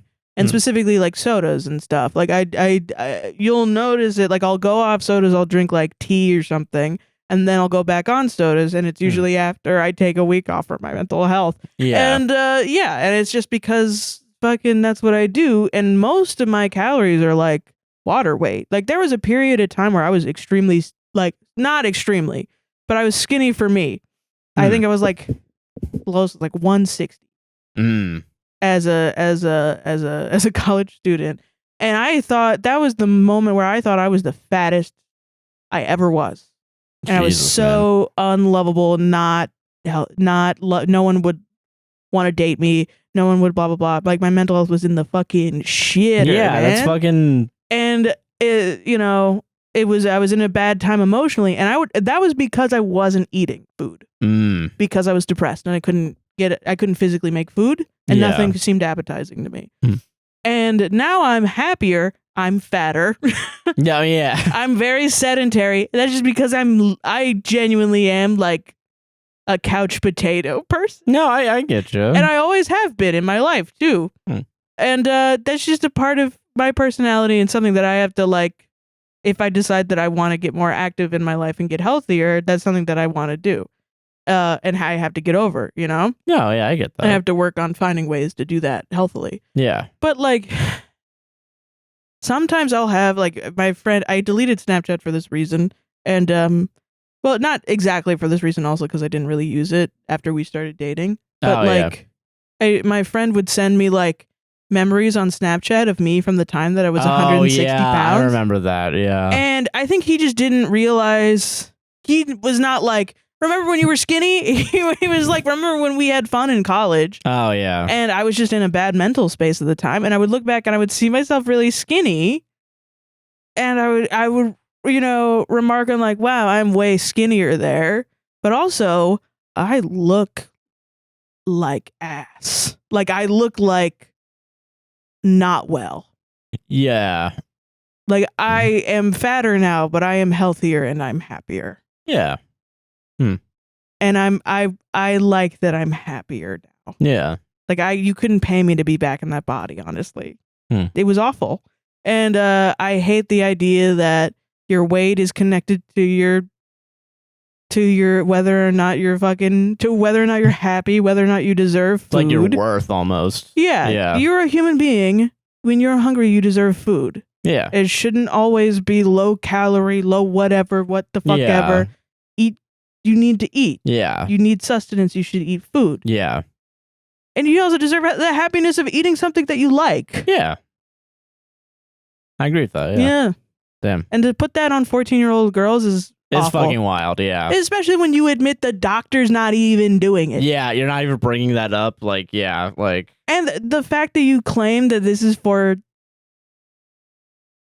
your daughter's health, and there's so many layers to this that are so wrong. They're so wrong. No, I agree. Yeah. Yeah. Damn. Solved it. But anyway, join my new weight loss course. Are you looking into weight loss at all? Not really. I just get TikToks that say it, and I do watch them. That's why I feel like just because I'm out of curiosity more than anything else. Because I'm not actually like actively saving them. Yeah. I really don't give enough of a shit. If I go to the gym, I'm doing it for my heart more than anything else. Right. Yeah. No. That's yeah. I don't know. I think I would. It's also a better relationship with working out. Yeah. Like, I think I do miss how I was when I was working at the convention center doing manual labor, like being a little bit skinnier. Yeah. But I'm also like not upset that I have like a stomach. You know what I mean? I'm not upset at all either. Damn, all right. Fucking what you doing later? But no. I'm editing. Yes. No, I feel it. Like, especially like seeing yourself every week too. Yeah, no, you know, it's like, and then we've been doing this for years, and sometimes you go back and you're like, oh god, I was different. Yeah, what the fuck? But it's funny for me because I feel like my weight fluctuates. Where I'm like, oh, am I skinny right now? And then I'll be like, oh, I'm not skinny right now. No, I feel it. Yeah. Oops. God. I don't know. Even from I don't want to talk from a nutritionist standpoint. I think somebody mentioned some other podcast that looks into it. Some other I don't know. Clue. The comments are gonna be screaming it at us, but whatever. Yeah. But fucking yeah, I don't know. We're not nutritionists. That's not what we're talking about. No, yeah. Just from the point of how the dieting that affected young us. Yeah. Can affect. Yeah, I agree with that. All right, you ready for the next one? Yeah. Am I the asshole for laughing out loud when my husband told me his friends think he's the perfect husband? Oh, this one's gonna be great. This one's gonna make us so much moolah. Ooh. Yeah, baby. All right. All one paragraph. Let's go. Mm-hmm. My husband was all smiles and encouraged when he told me that his friends at church told him they were talking about how he's the perfect husband. I immediately laughed and noticed that he was offended by that. I then started to tell him how I believe he is an amazing husband and I wouldn't want to be married to anyone else, but I know the good, bad, and ugly, so perfect is not how I would describe you. Mm-hmm. I could tell he was still not pleased. I told him my reaction was the same way he laughs and thinks if you only knew when someone tells him that I must be an angel and they can't see me getting upset because he sees me when I'm upset often. So I guess, that was a very that was word salad for sure. But she's saying I feel that you probably feel the same way when someone calls me an angel. And then it's no, I see how when she's mean, yeah, or upset, yeah. I see him as a third dimensional person, and they don't, because they're church friends, probably. Yeah. Yeah. I learned that he expected me to be happy for him and think that it's awesome that his friends think so highly of him. Even when I challenged that I know you best as a husband because I'm married to you. He told me his friends know him better because I tell them things I don't tell you. All right, well, that's okay. He also... what the fuck? Okay, can you compute that? Or I'm trying to add it up. It's not working. What the hell? He also shared he didn't think they literally meant perfect in the sense of having zero flaws. Yeah. But his interpretation was they thought him to be a high-quality role model husband. When they gave him the compliment, he simply said thank you and said he wanted to ask them later about why they think that. And that's the end of the post. That's it. I mean, to me, the problem wouldn't be that. The problem would be why am I not allowed to react in my authenticity in this moment? Because my authenticity is ha ha ha. Yeah. Hee hee hee. Hoo hoo hoo. That's not true. Sometimes you fuck up, bitch. And then you ain't perfect. Also, most likely religious trauma. I'm in church. I'm thinking about God. I'm thinking about in being infallible. You know what I mean? They say you're perfect. I'm like, oh, that's funny. Just in the biblical sense. We just sinned just now, calling each other perfect. No, we're not. We're God's creations. We're completely fallible. Yeah, okay. Yeah, no, that's hilarious. Hee hee hoo hoo ha ha. And then my husband is like, woman? And you dare breathe in my direction? Whoa. But also I get what he means by like his friends are like, he kind of is like, I don't think they mean literally perfect. I just think you should be nice. It's nice. For your friends to compliment you. Right? No, I agree with that. I agree with that too. Fine. I think that's fine. But then when he went to like, well, I tell them more about it. It's like, and actually, they know more about me than you know about me. So many of these conversations just like from, and like, I always think like, well, I'm not married, so I don't know. I'm like, but we've been together for 6 years, man. 6 years. Yeah. 6 years. Together. And we've been living together and we talk, we work together. We see each other for 24 hours a damn day. Yeah. Every day. And it's awesome. It's never bad. No, I'm it's okay. never Good. like, I don't want to see Josh today. Yeah. I've never felt like that in 3 years. So I think we know what we're fucking talking about. When I hear these conversations that are like, okay, I can see both sides. And then someone is like, yeah, well, fuck you too. And it's like, okay. So that was the problem right there, was when you told him to go fuck himself. That's actually what the problem is. Holy shit. Like, I don't know. Listen, it might be a little bit mean to like laugh immediately and like just because like you're taking it super literally. Yeah. But I do feel like it's a misinterpretation. Yeah, it's just a misinterpretation. And you're also saying, listen, I love you and I wouldn't want to be with anyone else, but to stay perfect is wild. Yeah. And if you're just taking it super literally, that's not like a thought crime, you know? No, that's not a thought crime. I do think it is. You're so right. Thought crime is so good. But it's like how dare you ever think that I'm bad? But that's also a misinterpretation of what he's saying, because he's not even saying that. Yeah. He could have said that, but he didn't. He was like, I just want you to be happy that my friends are complimenting me. That's right. That's a human being response. Yeah. Absolutely. Positively. And then to turn around and be like, well, I tell them other stuff that you don't know. That you never get to hear. Which is also like, fine. Yeah. Like, yeah, okay, that's but good. Why is it like? But I guess in that you should moment, have support. But it's like it feels like an attack, right? Yeah, it feels like you're trying to one up trying your to sow wife. insecurity. Yeah, like what is he telling them? Yeah, ooh, I don't know. I have to deal with my fucking bitch wife, and like, but then you come home, and it's like, oh, I love you though. Yeah, like it doesn't imply that they're saying he's the perfect husband because he deals with her crap. Yeah, like where that they only hear because he complains about her to them. Yeah. Or is it like yeah, what could it be? What do you mean? What do you mean? Yeah. And then no explanation. But once again, OP is the asshole for not giving enough of an explanation. That's the the only real way. It kind of like a little bit everybody's shitty here. I will say it does... actually no, he's a little bit the asshole. But like a little bit the asshole. Yeah, and everyone's really harping on the idea of like the friends know him better than the wife. Well, that's the only thing that is like the issue. Yeah. I mean, if it truly is a thing, I know there are some couples where like I feel like I have to share everything with you for sure. Yeah. But also like I wouldn't be mad if you had a friend and you were like, oh, Sarah's depressed today. I don't know. Or something. Sarah, oh dang, Sarah. And then like you talk to them about it and then they were like, oh, I'm sorry, man. Maybe you should talk to her. That's fine. Yeah. I'm not going to I just don't want to be. That's like work. If I was going out and being like, God, Sarah's fucking depressed again. I had to fucking cook her dinner. And then yeah, but that's ableist, like, though. That's not. And my friend's like, wow, you're such a king. Fucking. Yeah, you're just two ableists. Yeah. Sucking each other's dicks. Yeah. That's it. Yeah. Then you're just a bad person. Yeah. That's not my job to make sure that you're always a good person. Yeah. Nah, I agree with that. That's a lot of work, man. I have a job to do. I got Photoshops of it. I got to Photoshop us with AI women. I gotta do that. I gotta make sure the gaming goes out. Yeah. I have to insane ramble about lions eating each other in Caesar's in Rome.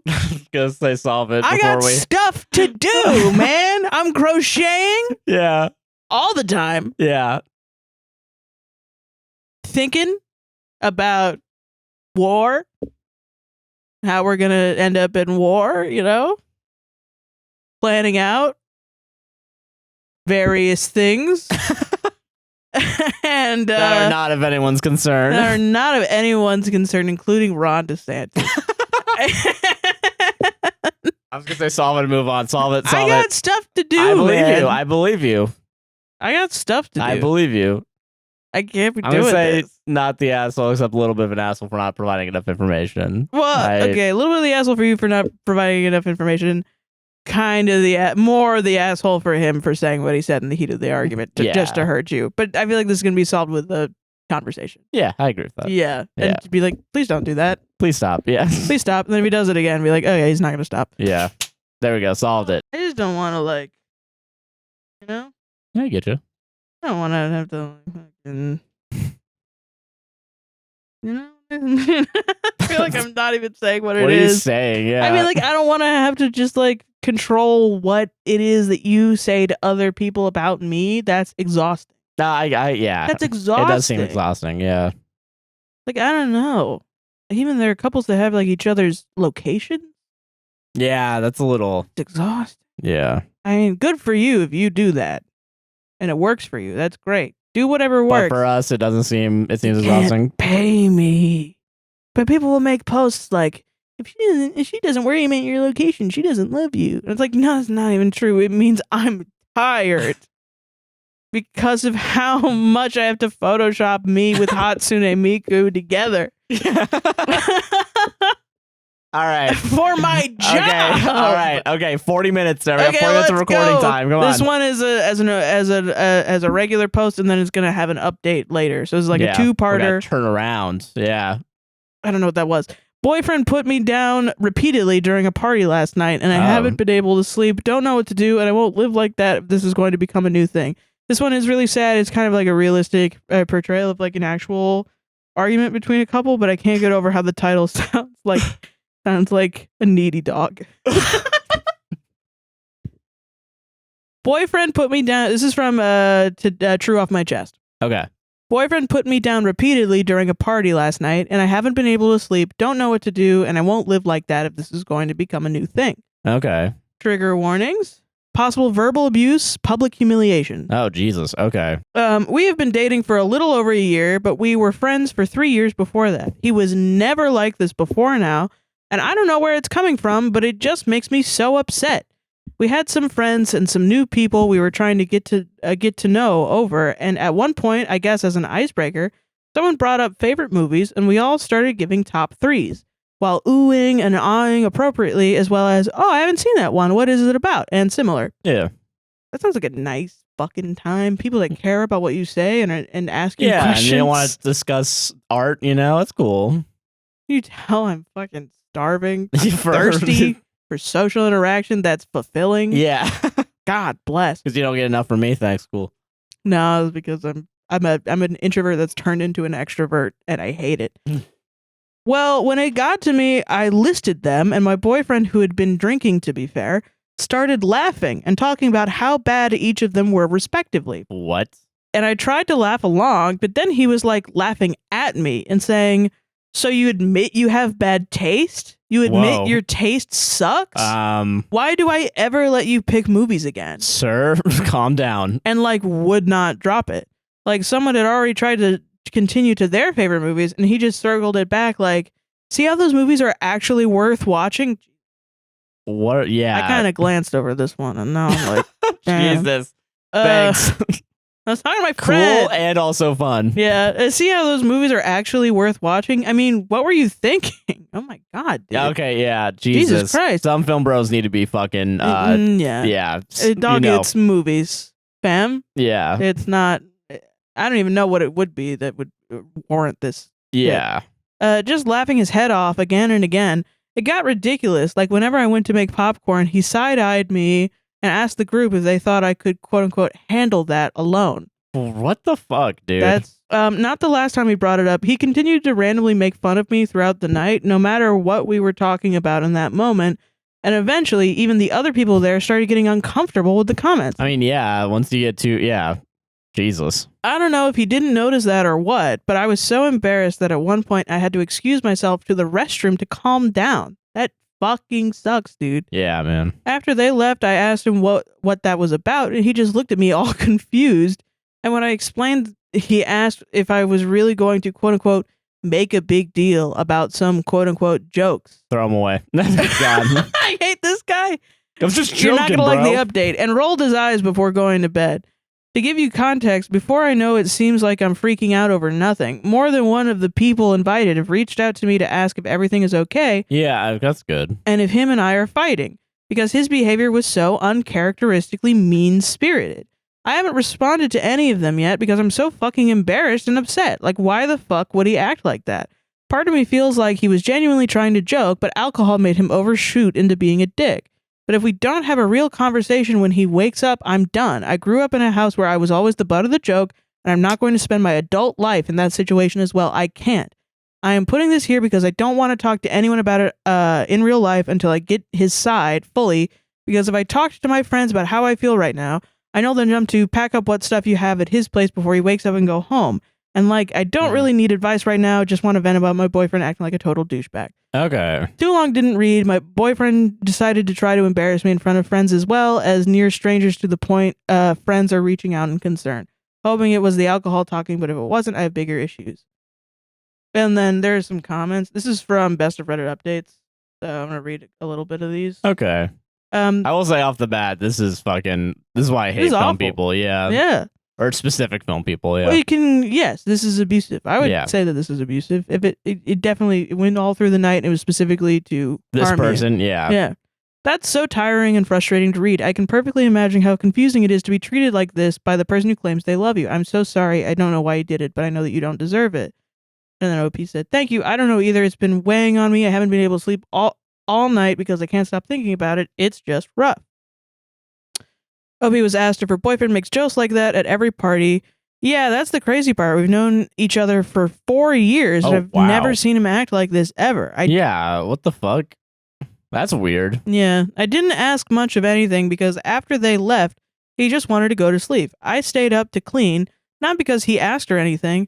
It would have helped if I waited until he woke up, but I needed something to do, and cleaning helped, and the more I've thought about it, the more confused and upset I am. And someone else said, that was shitty behavior. Make sure you don't stand for it. I'm super curious about the movies they listed, though. What were they?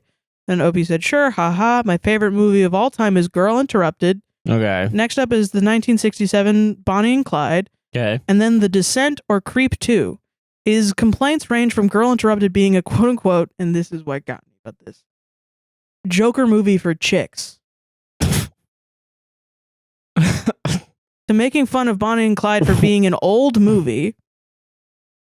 And so, okay, you're not a real film person. You're actually just an asshole. I know. I feel like, I think, okay, this is definitely me choosing one as like, this is like my fucking being raised in an emotionally abusive household. I was just like, he's just being a dick. Because my brain is like, I've heard worse from my weird family. Yeah, it's like, yeah, because they were abusive, yeah, Sarah. They were even more abusive, yeah. You just saw this and your brain went, oh, this is normal and fine, yeah. I remember how this is. And then I read this and I was like, damn, that sounds like my brothers.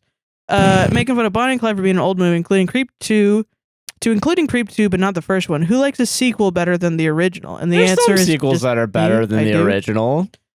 Batman. Yeah, everyone we likes. Literally talked about last week. The Dark Knight people I think enjoy a lot more than Batman Begins. And Guardians of the Galaxy 2. I do enjoy Guardians 2 better than the first one. I haven't watched the third one, but yeah, fucking. Isn't Back to the Future 2 better than? Some people I wouldn't be surprised like the second one more because that one's the one that goes into the future. Yeah, right. Yeah. Okay, so that's fucking. I'm trying to think of other sequels. Shrek 2, I think people like Shrek more. Shrek 2, that's the biggest one. I think that's what I was not Back to the Future 2. I think people make fun of Back to the Future 2. Yeah. Weird. Yeah. Yeah, sometimes sequels are better than the original. They're separate movies. Yeah. They can be evaluated separately. Also, like, the question wasn't Terminator what are 2. the best 3 movies ever. Everyone's favorite movie. What are your top 3 and you're favorite judging movies? the favorite movies is pretty fucking wild. That's, from the beginning, that's annoying behavior. Also, I don't know if you heard me. Terminator 2 is definitely better than Terminator 1. Terminator 2. Yeah, sorry. I'm not a I don't know why I had to point it out. Like, Terminator 2. Again, hey, guys, can we talk about Terminator 2 3D, the ride that was at Universal before it got... 3D? Is it gone? Yeah, it got replaced by Bourne. Oh, I like that one. I know, it is sad. The Bourne Stuntacular, better than the Bourne... I do like the Bourne Stuntacular, though. Did you get to sit? Is the second Bourne better than the first Bourne? I don't possibly know. I started a whole podcast to figure that out. Just that? Yeah. Just that. If Bourne 2 was fine. Okay, all right. Okay, someone said, I think how he responds when he is sober will be telling. If he is genuinely sorry and recognizes he went too far, is apologetic, then you can work through it. If he doubles down or minimizes it, then that's a big red flag. If you can, I'd write down everything he said throughout the night. Also show him the text he received asking if everything is okay. Let him know his behavior was noted by others and they were shocked at how rude he was being. Yeah, I think that's fair. And then OP said, that's how I feel as well. If he apologizes and understands that it was really weird and mean, I'll be happy to take this as drunk guy shoves his foot all the way into his mouth and move on. But if we tried to keep the just a joke thing going sober, it would be really hard for me to want to stay. Yeah, because I mean, the thing about alcohol too is that just lowers your inhibitions, right? So kind of, isn't that kind of a thing? Sorry if I made you roll your eyes. I just read another comment. It says, OP was asked how old she is, and she sounded younger to be in this position. OP said, I'm 23, actually. Go fuck yourself. Yeah, Jesus. Bullshit. Wow, yeah. Fuck Sorry, that. so what did you say? It was the, alcohol, sorry. The alcohol lowers your inhibitions, so... So, yeah, you could be thinking... Okay. I do know the update. They do get back together. We are going to read it in a second after Josh does his second to last story. Yeah. They do get back together, and he does apologize, and he even is like, I'll watch all 3 movies with you. Oh, that's and like good. do all this stuff. And he's also promises to stop drinking. Hey, because okay. he said that when he drinks, it can get him to be like that. And so that's great. And I think that was why the first time I didn't fully read the quotes. I thought I had read both. I didn't know there were 2. I read the first one, and then I read the second one. And I think the first one, I was like, sounds about right from people that you love because of abused brain. And then the second part, I just fully didn't do that because we've been running around all day trying to get this podcast done. Yeah. And that's fully my fault, guys. I'm so sorry. Like, I genuinely am sorry. I am sorry. Yeah, the stories on this one, listen, guys. Hey, listen. Well, I mean, I feel like some of them are good. I think we're good, yeah. AI wife one. Great. Me tomorrow. We can only show 3 stories. But no, this one, I think that I would definitely class this as an instance of emotional abuse. I agree. Yeah. It's wild that he hasn't been like this yet. Yeah, that's what's like the real, like, but it's not abnormal for abusers to wait to show their colors. That's true, yeah. So, you know, I don't know. Weird. And now I fully understand why everyone in the comments are like, with the update, like, all right, but be careful. Be careful. Okay. Please leave. And it makes me think of like I hate that there's a mentality of, well, I have to get his side. Oh, I get what you mean, yeah. Because I'm like, dude, you were a victim from childhood where this was something that happened to you, right? Yeah. And now you're in this relationship, and like, it's great that he apologized or whatever, but like, he's been dating for like years, and he does this. Yeah. I just don't think that, you know, the feeling... And I am so viscerally like the feeling of an abuse victim in a situation like this where you're like, oh, maybe I'm overthinking it. The self-gaslighting. I want to be able to be like, girl, no, like, don't. Yeah, I get, yeah. Because you might be hurt next time, and it's not like you should never be hurt. But yeah, I think if you can live a life where you're not going to be abused, probably do that. Yeah, take it, yeah. If there's a chance that he might abuse you. Yeah, that's not... No, I get what you mean, yeah. Especially in a way that's going to trigger you and hurt you. I don't think it's worth it. You know? Yeah, I agree with that. Shit. Yeah, because this is pretty bad. I will say that shit was really hurtful. Like, because then what if it comes back and then she's like, well, it's only 2 times. Yeah, and then it comes back. It's like, well, it's only 3 times. Yeah. How many? And then you're fucking, before you know it, you're 5 years in, and it happens all the time. And then you're like, oh my God, I've wasted 5 years of my life doing this. Yeah. Jesus. And that's why, I feel like a lot of people, they don't, I see it all the time with people that are thinking within the ideas of individuality and community. Mm-hmm. And I'm not knocking community, like the idea that we should be in community with each other rather than the hyper individualized structure that we're currently in our society wants us to be. I agree with it, and then specifically around the phrase, you don't owe anybody anything. And it's like, yes, you do owe people stuff. You owe your strangers kindness and kindness to yourself and kindness to your friends and everything like that. And then people say, like, obviously this isn't the case for abuse situations. Duh. And I am like, you think that this absolves you by saying that phrase, absolves you of talking about it. But it doesn't, because abuse victims don't know that. Yeah. That's why the phrase exists. Well, for abuse victims. No, yeah, I get what you mean. Definitely individualized people are using it to further be more and more individualized. And definitely that's a fucking problem. I'm not discounting that that's not a problem. Don't yell at me, please. But the idea of like an abuse victim being in an abusive relationship is not easy to get out. It's not easy. No, yeah. But I think I had a different interpretation of you don't owe anybody anything than anyone else. I didn't realize that they were fucking capitalists. I don't talk to capitalists.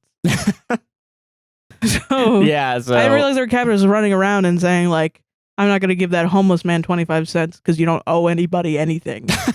Like, really? Wow. Oh, shit. I'm just naive. I'm fucking sorry. No, I get you. Like, yeah. Anyway, solved it. Bye. We'll come back to it in a second. Yeah. Go. I gotta go pee, and I have to change the cameras. There's only like 23 minutes left to do 3 stories. 3 stories? Yeah. Shit. 2 from me, and then 1 more from you. So I gotta stop the recording. Over 5-hour recording session. All right, we're back. Now we're really in the dark night of the soul of the podcast now. Second time we've had to stop recording to transfer footage, and then... Why are these getting to be a slog? I don't get it. I don't know. I'm scared. Scared for our careers. Terrified. All right, I got 3 more stories. That's it. And then we're done. All right, we're done. We're done with that. I'm not, but we're... Josh isn't. But neither am I, because I have a lot of really hard work to do.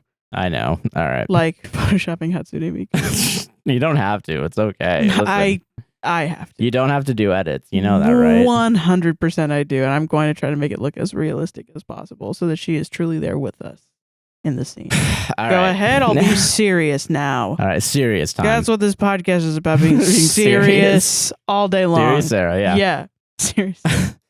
Am I the asshole for changing my mind about letting my girlfriend name our son? I don't know. Let's see. I'm being open and honest with my judgment.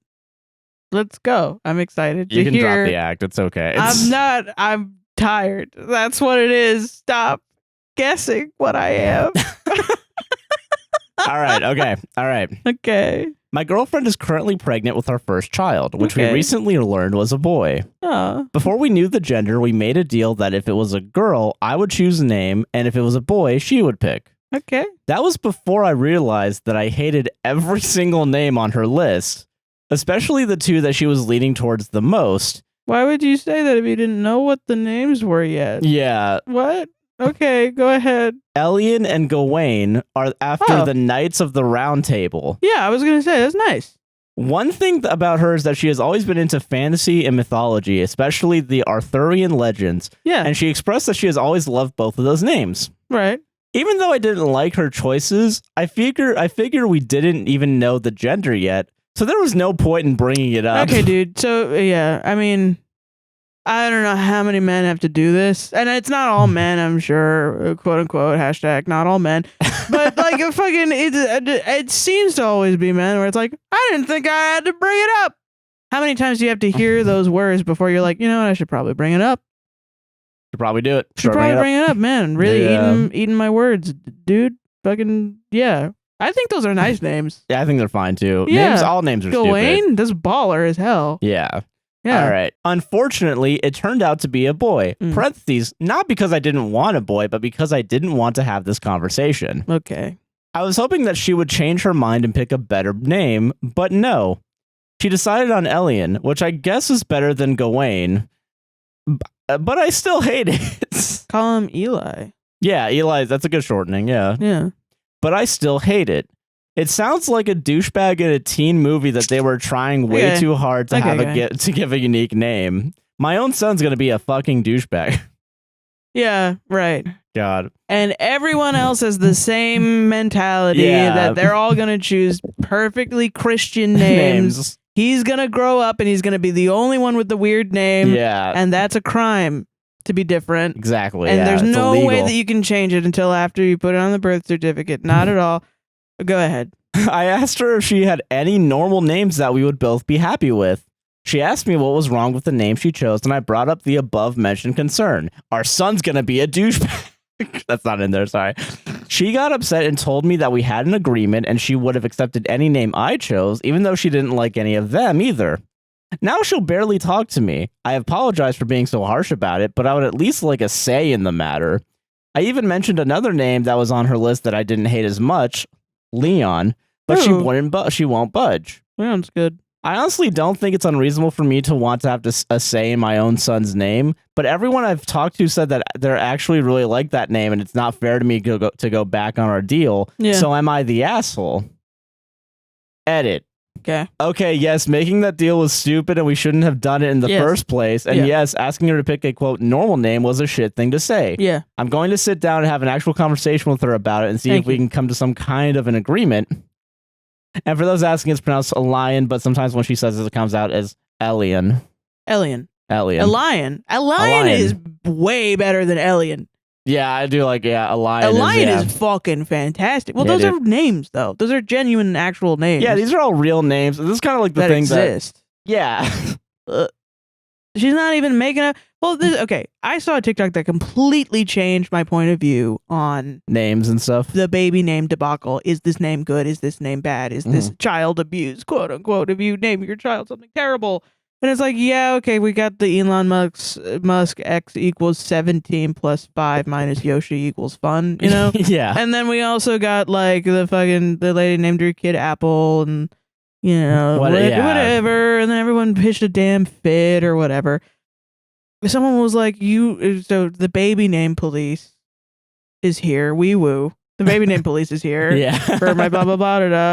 And it's like, oh, no, he's got a strange name. He's got a strange name.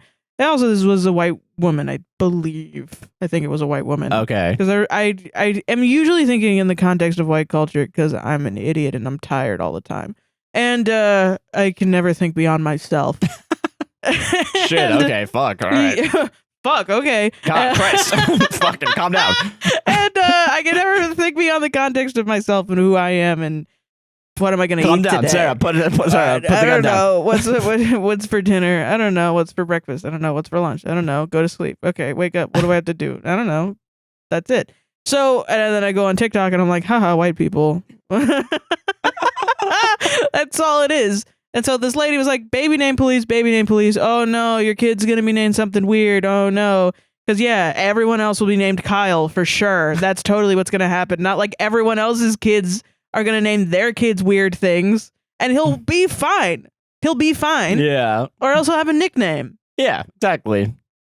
Jesus. And I was like, oh, okay, yeah, you got my ass. Yeah. Any, like, I guess if you name him something weird, he's going to be in middle school, and they're going to be like, your name's weird, bully you. They'd bully him for anything. Yeah, no. I think we said that before, too. The kids will find any reason. I was like on 90% of the like, name your kid whatever the fuck you want. Like, I give a damn. Because that's mostly how I operate in life is, who cares? Yeah, I have no horse in this race. Yeah. Come on. I'm thinking about other shit. Yeah, I got work to do and bills to pay. Right. But then I got the 10% of the like, yeah, but who's to say that what I care about is the most important things to care about, TM?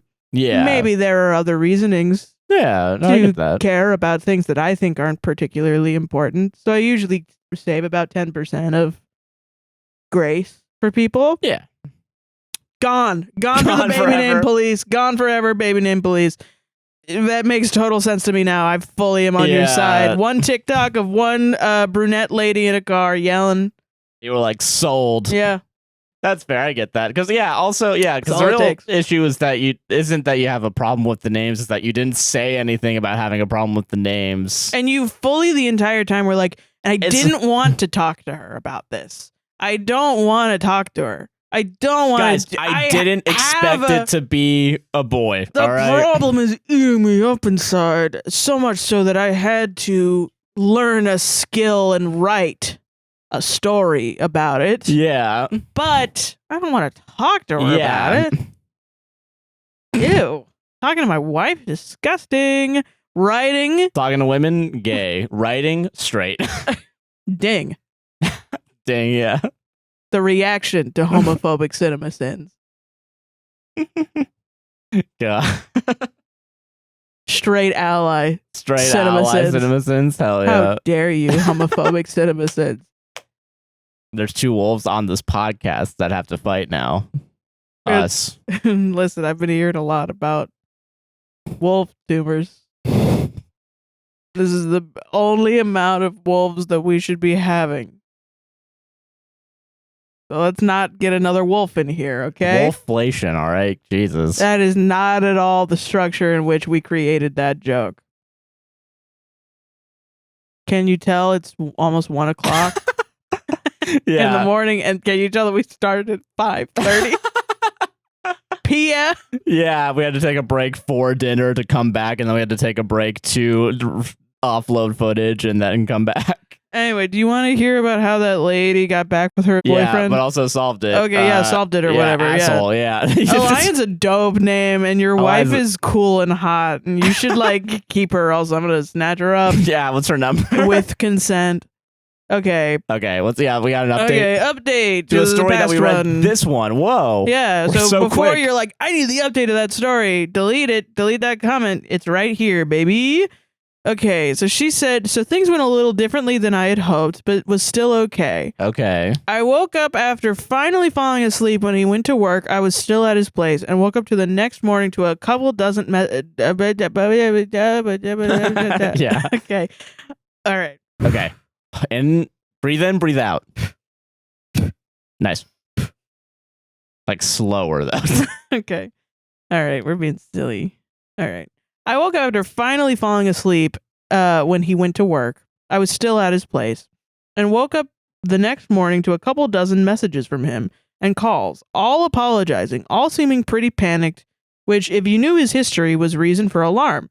Searched the house, but he wasn't home, called him back to find him at his friend's house. I was still at his place, and a lot of his panic attack ramblings made it sound like he had 3 reasons for not coming back to his place after his shift.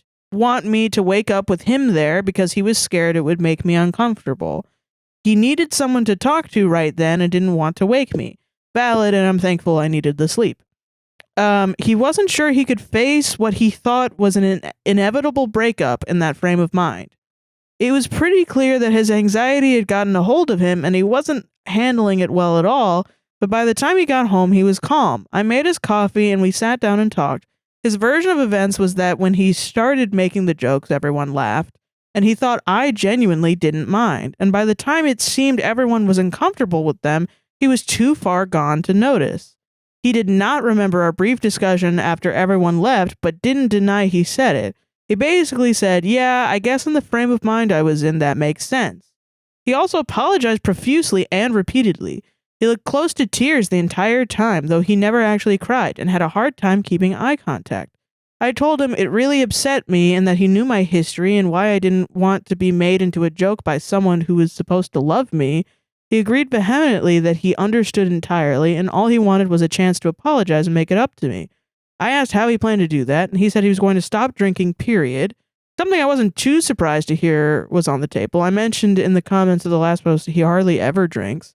He said on top of that he was going to offer to sit down and watch all of the movies on my list with me, since he hadn't actually seen 3 of the 4, but he understood that's so crazy. That's such a film bro thing, though. And Yeah. I have a story about that for me. But not being an abusive asshole like that. But the film bro's doing that? Yeah. No, me doing the... You doing that? Yeah, I'll explain it later, yeah. Oh, okay. He was going to offer to sit down and watch all the movies on my list with me since he hadn't actually seen 3 of the 4, but he understood if I didn't want to watch them with him. I explained about the text messages, and he was horrified and said he would reach out to everyone we invited and apologize personally. I was pretty satisfied at this point and just happy to call it a fluke, though I did express to him that I considered leaving when he said what he said about it being a joke, and that if it happened again, I couldn't promise I wouldn't. We did end up watching 2 of the movies he hadn't seen, and the other 2 are also on the docket. He didn't love Creep 2, he liked the first one better, but he was pleasantly surprised by Bonnie and Clyde, and he took me out for Indian food as well, a real treat because, as he will tell you himself, he has pilgrim taste buds. And since I'm the non-fussy one in the relationship, most of the time we go out, it's for burgers or chicken tendies, haha. I've forgiven him, and I know a lot of people disagree with that idea, but I'm no saint either, and I'd hate for him to judge our relationship based on the worst thing I've ever done, so I won't do that to him. Especially not when he's so willing to ensure nothing similar will ever happen again. Forgiveness does not mean forgetting, and if it became a pattern, I would leave. But one bad night isn't enough for me to throw away 3 years of friendship and 1 year of an amazing relationship. Too long didn't read, we worked out, and he's not a monster, just a bit of an idiot when he drinks. He subtracted the alcohol, so now we have zero, no problem. Relevant comments. So glad it worked out. I'm also curious, what was the worst thing you've ever done in that relationship? Wild, yeah, that's wild okay. Wait, thing hold on. to question. Hold on. Well, I know he's an asshole, but like, what have you done though? Like, like what's up with that? What's going on? Well, you're gonna dunk on him. What have you done? I don't know. Maybe they're just like, how do you guys interact? Maybe Sarah, I know that like, sometimes I go off my pills and I'm like not a Me cool too, person. though, bitch. But what do you do? Yeah, I'm the same. OP, that would be a toss-up between ignoring him for a full day because I was pissed off, knowing that it would upset him instead of talking to him, or the time I went through his phone early on in the relationship, zero reason to do so other than me gaining a sudden suspicious nature out of nowhere. He didn't even really get mad over either. He was just disappointed, and I apologized for both, made amends, and we moved past it. First one was actually probably the worst, but I really didn't think about his anxiety or anything during that time, and he thought I ghosted him for no reason. That was a pretty shitty thing to do. Okay. Okay. Yeah, that's a weird, still a weird, like, relevant comment, quote unquote. I mean, like, I will say, like, it's, it's very... Everyone makes mistakes, but, like... It's the amount of it is alarming. Yeah. And, like, not drinking, saying, I'm never going to drink again. Okay. I think he should be in therapy.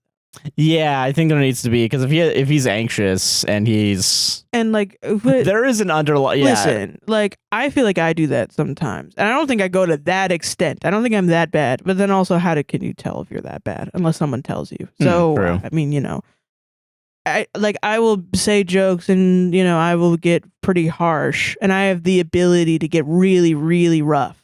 For sure. Yeah, I can understand that. And it's just from the nature of like I thought the first part was okay, Yeah. And then I reread it and I was like, as I was saying it, I was like, wow, I would never say these words ever in my life.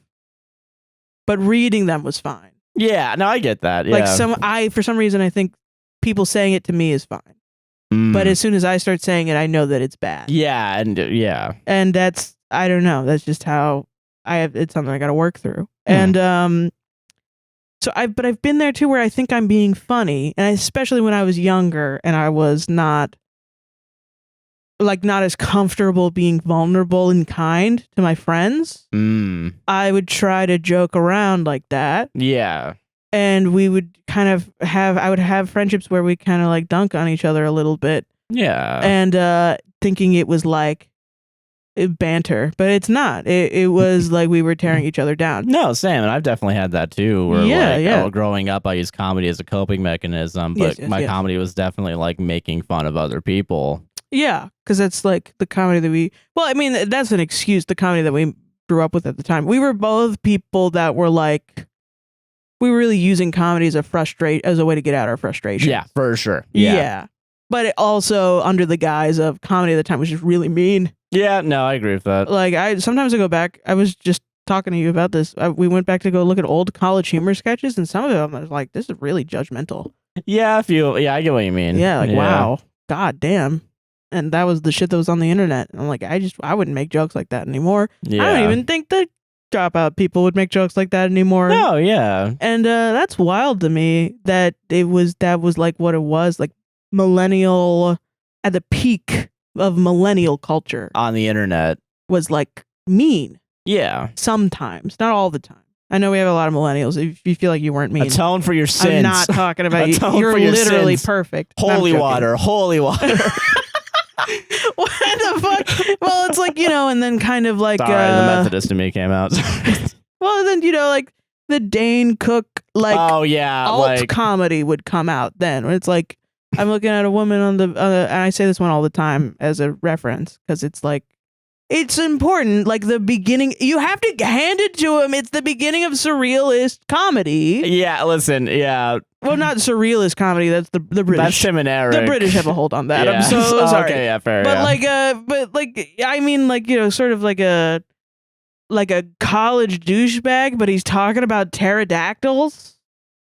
Yeah, they used to be like that, and then you would just kind of be like weird, Yeah, but it was still in that douchebaggy. He's still a douchebag. So I talked to this girl the other day. Cocoa nut. Yeah, and he would be like, fucking, yeah. Yeah, and I see her over there, and she's just so beautiful. And I see her over there, and she's so beautiful. I'm going to imagine fucking her, and then she turns into a and I'm like, pterodactyl, I want to have sex and with I'm her. fucking a pterodactyl while she takes me away to her castle. Yeah. And the audience is laughing, and you're kind of like, why is this funny? I don't get it. But then that leads to like a Joe Pera. In a weird, yeah. It does. At the end of that cultural shift, it leads to Joe Pera. Yeah, we had subverting expectations. Yeah, I get that. And that's comedy. Like that was you laugh at thinking that someone's gonna get up there and do one thing, and then they do something else, and you're like, oh, that's funny. Yeah, I get that. You know, and like a Ron Funches or something where he gets up, and there's a part of his personality that just exists that is a little like I didn't expect him to laugh that funny. Yeah, I get that. Well, I mean, that's why I also think of like Tim and Eric in this situation because around this time is when Tim and Eric were masters of it. Oh, for sure, they were the ones that really pioneered like the surreal, like weird alt humor. Yeah. Which also is why I think Dane Cook just made it accessible to a lot of people. Yes, yeah, for sure. And to like dude bros, to dude bros that were mostly their comedy was based in like a severe amount of reality where you had to like create hierarchy between each other. Yeah, like that one guy at the party who's a piece of shit. And it's like, no, I don't. I don't go to parties. Good question. Is Daniel Tosh Dane Cook for slightly smarter people? Yeah. Yeah. Smart. Is that why I can still at least go back and But that's a good point. Like Daniel Tosh, older Daniel Tosh, if you look at his older stuff, like he's using like quote unquote low hanging fruit of like regular like power imbalances. Yeah. And integrating that into their comedy. While then alt comedians were essentially taking comedy and being like, we're not even in a world of power imbalances. We're creating an entire world where there isn't fantasy. Yeah. It's a fantasy. And you're here in fantasy. Yeah. That's what this is. Because I don't even want to fucking talk about that. God. No, I feel that. Yeah. Comedy is a fascinating art form to study. And I think a lot of people don't think that it's accessible anymore because the alt-right has gotten a hold of it. Oh, for sure, yeah. Which I get it. Jerry Seinfeld, masculine man. Fucking Tom Segura be going on Joe Rogan. Yeah, was being a comedian. Who he is, and fucking all these people and making it Brett Kirshner getting mad that Mark Maron, that Brett Kirshner's a piece of shit. Garbage human being. Why? Well, okay. Well, first of all, Bert should focus more on making new jokes and not fucking recycling the same thing. And the funniest thing he's ever done is reveal that he drinks like 32 ounces of Kool-Aid on his podcast on accident. Yeah. To Tom. Yeah. The funniest thing Tom's ever done is laugh at Bert. Also on accident. Also on accident. Oh, God. Imagine the funniest thing you've ever done being on accident. I mean, this podcast was an accident. You're not wrong. Actually, so, you know what? Fuck it. I'm not even. I can't even dunk on it. Don't you I can't even dunk on it. I'm not even at that level. I can't say that I get shit. what you mean. Yeah. Yeah. It's It's weird, but I think also like I wonder if maybe this is me projecting onto the story, but like I wonder if he's been like, how did he learn to do that? To really belittle and humiliate someone a lot. And I think I can understand why like the response is get therapy because there's a deeper underlying like what problem. Is it? Yeah, because like I don't really agree that you're on drugs and you become a whole different person. No, I agree with that. Yeah, that's why I'm not saying you're becoming a different person. I think it's just it's lowering your ability to stop. Yeah, something that you wouldn't normally do. Yeah, right. Like you have that inkling to do it, and that very well could be that you grew up in a household that was like that. Yeah. I had to unlearn like comedy from my fucking family. Yeah. Yeah. Not even to say my family was bad with comedy, but like from the 80s. Yeah, for sure. 70s. Yeah. Same. Like so much crap. Yeah. That's like Solved it though. Solved it. I mean, yeah. Solved comedy. Solved comedy. Final story of the night. Yeah. Don't remember this one. Am I the asshole for telling my sister-in-law, 26 female, to do the opposite of what my mom gives her advice on? Oh, I was excited for this one. It sounds like a sitcom, and maybe it'll be fun and funny and not awful. My mom is a very sweet woman, but she's never had to deal with any real difficulty in her life, bless her soul. Okay. She had a very sheltered and privileged upbringing, went to college to have fun, parentheses the intellectual kind, and promptly got married to my dad. They have a traditional family style where he makes all the money and household decisions, and she does upper crust housewife things. I can't relate to any of this. Yeah. Okay, but let's go. So while she's my mom and I love her, she's the last person my brother, sister, and I go to advice for anything other than social networking, since she's very good at that. I know it sounds mean, but she's never worked any job. She's been in one relationship her entire life, and then they have enough money to make problems go away. By killing people. Yeah, like, what do you fucking mean? You can't drop that in the middle of your shit. Make problems go away. Fuck. Okay, sure. What do you mean? Wait, no, like, what do you mean? Like the newspaper and like, what? Phelan. I have enough money to make problems go. That's a funny. That's drop that shit in there. To drop in the middle of. What have they done? What are the crimes? What are the crimes? They get Glenn Powell to do a fucking hit. I'm thinking about Glenn Howerton, and that's really Glenn funny. Howerton to do a hit, yeah. In Blackberry with his hair. God. Okay, sorry. All right, okay. Where the fuck is it? Any advice she gives is the most surface level stuff that we already thought of, and she doesn't know enough to know that she doesn't know what she's talking about. Okay. My brother and his wife, my sister-in-law, have been having some problems in their marriage about when to have kids. My brother doesn't like the idea of being a super old dad, and he wants it to be now. My sister-in-law has a good thing going with her career and wants to wait some years. Hard. She's only 26, so it's not like the clock is ticking particularly loud at this point. My sister and I are close with our sister-in-law, so she floated the idea of asking my mom for advice to me. Since in her view, my mom raised 3 kids that turned out okay and she likes.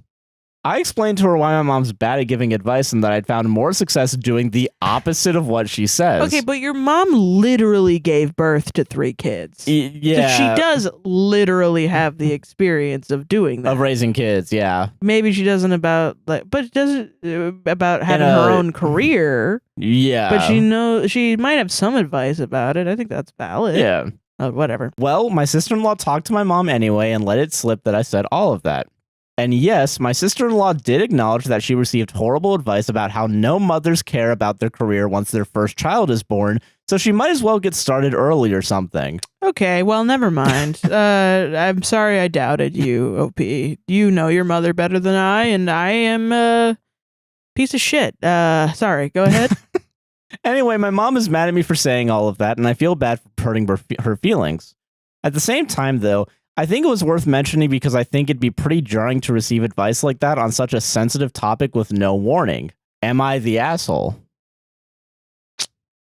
I think no asshole here, honestly. Yeah, I think that's fair, yeah. Yeah, I think she just didn't know. She doesn't know your mom as much as you know her. Yeah. Also, I'd probably do the same thing just because I'm a damn hard-headed lady.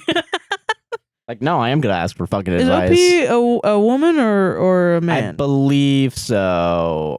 I don't think it's ever actually... Yeah, or female or male, sorry. I don't know if they mentioned their gender. Oh, okay. I mean, I think I would be like, but she is a mom. So she's got to have she's got to think something. Yeah. And then you go to her and she's like, this. You're like, oh, okay. You're not going to take that. Yeah. But you don't have to take every piece of advice that you receive. Yeah, you can take bits and pieces. I think, there is like you did the right thing by being like, hey, listen, she's going to give you bad advice. Yeah, just a heads up. Just be ready for the advice. It could be bad. You can't control her going to your mom to get advice. Yeah. She did that, and then she got bad advice, and she was like, all right, yeah, that's bad advice. Yeah. And now she doesn't have to take the advice. Yeah. You were accurate in your judging, and now you're like, okay, now I do know my mom is bad at advice. Yeah. She's Emily Gilmore from Gilmore Girls. Yeah. Lorelai's mom. And, she gives bad advice, which is also kind of discounting Emily Gilmore's character, TBH. Emily Gilmore, as you age, she becomes more and more reasonable. And you're like, oh, wow, I kind of love you, Emily. What the fuck? I get that. I hated you when I was 12. Damn, that's wild. And then you kind of grow to a point where you're like, damn, Rory sucks. I just kind of projected myself onto her, and then she went to college and she dropped out, and then it was like, it's fucked up, man. I get what you mean. God, yeah. That kind of grip on women. God, fucking shit. Anyway, yeah, I don't think there was a problem ever. Was she mad at you, or are you mad at her? The mom was mad at her. Yeah. Oh, well, the mom should give better advice then. Yeah, skill issue. Yeah, if you're over the age of 60 right now and you're like mad at your children for thinking a specific way about you, should have pulled yourself up by your bootstraps. This is personal responsibility, baby. You paid for that ticket. You wrote that shit. Okay. Paid for it. You made the bed, laying it. Why do people think I'm ever serious when I say this? This entire podcast is so crazy. Yeah. That people are beefing with me. Have you heard what I'm saying? Yes. Every fucking week. I don't think the audience is hearing what I'm saying. I'm saying tell your grandma above the age of 60 if they give bad advice. If your children don't like you, too bad. Eat your vegetables, honey. That's crazy. How could you take me serious? Yeah. Please don't take me serious ever, unless I'm talking about abusing. Yeah. I don't know. Sarah, I need you to explain exactly when you are and aren't being serious, please, and thank you. It's really fucked up in comedy. You gotta choose one. Like being serious or not serious? Yeah. Yeah. You can't do both, because then people are like, oh, what, you think you're George Carlin? And it's like, no, I just think I'm a human being that experiences both in life. Yeah. And I think, honestly, that's the easiest way to make comedy is to talk about the intersectionality between serious and silly. Yeah. No, I agree with you. Yeah. So, what? I'm not allowed?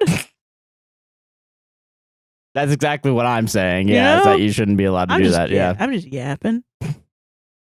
This is what I started this podcast for, was to yap. Yeah. And now I do, and people listen, and they're mad at me for doing it. I'm like, honey, I was doing it before you got here.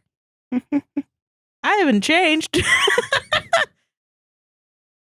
In fact, I got better at this. So it's kind of wild that you're mad at me. But yeah. I don't know what you want from me. I don't know what you want from me. You know? Yeah, okay, I understand. But yeah, no, I don't think the asshole, personally. I think, you tried warning someone and you were right in your warning, and then the other person found out you warned the other person, and then they got mad, which I guess is a reasonable response, so that's why I'm also kind of like, no assholes here. I mean, I guess I'd be a little bit like, sister's a little bit of a pot stirrer for saying it. Yeah, unless it was an accident. You can just say shit on accident. True. It could be yeah. You know. So I don't know. I don't blame her for an accident. But yeah, not the asshole. Some people give bad advice. Yeah. And it's every other Reddit podcast. It's us too. Nah. Yeah. Nah. Let me live in my fantasy world where we're correct 100% of the time. Yeah. Well, then what if you're wrong one time? Then you're going to fall from grace. Like the sun melting the wax off your wings. And I'll start rolling the boulder back up. That's what Sisyphus was about. Thing, yeah.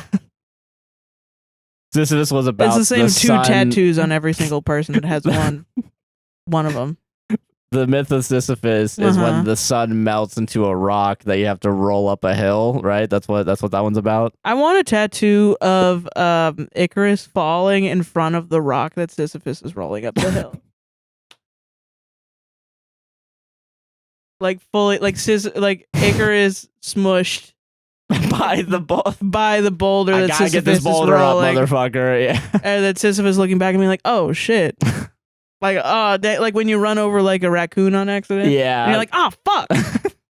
That's a good idea. You should make that with Icarus. Yeah. But now I said it on the podcast, someone else is gonna get it. Damn, you guys it. are Copyright mean. right now. You guys are mean to me. And that's our show. Fuck. Yeah. Listen, Sarah. I was really funny this episode, and I deserve kudos for it. If you complain about something I said in here, I'm sorry that it bothered you so much. I don't remember what I've said currently. Like now in the recording. Like I really want to press upon you. I don't remember what I said. We have been 20 recording for minutes 8 ago. hours, so yeah. Yeah, there's no way that I could tell you what I said 30 minutes to an hour ago. Thank you for trying to hold me accountable. And unless it was really bad, then like yes, I will hold me accountable. But like otherwise, I was like, yeah. Are you good? Guys, you talked about Ghassan Al Ghul, but the entire Batman thing, and you didn't even know that he was in there. Yeah, dog, because my brain is like atrophied. Yeah, that's why. It's gonna be real fun tomorrow figuring out what is and isn't staying in. That's it's just part gonna of the be art. Do you not want to be an artist?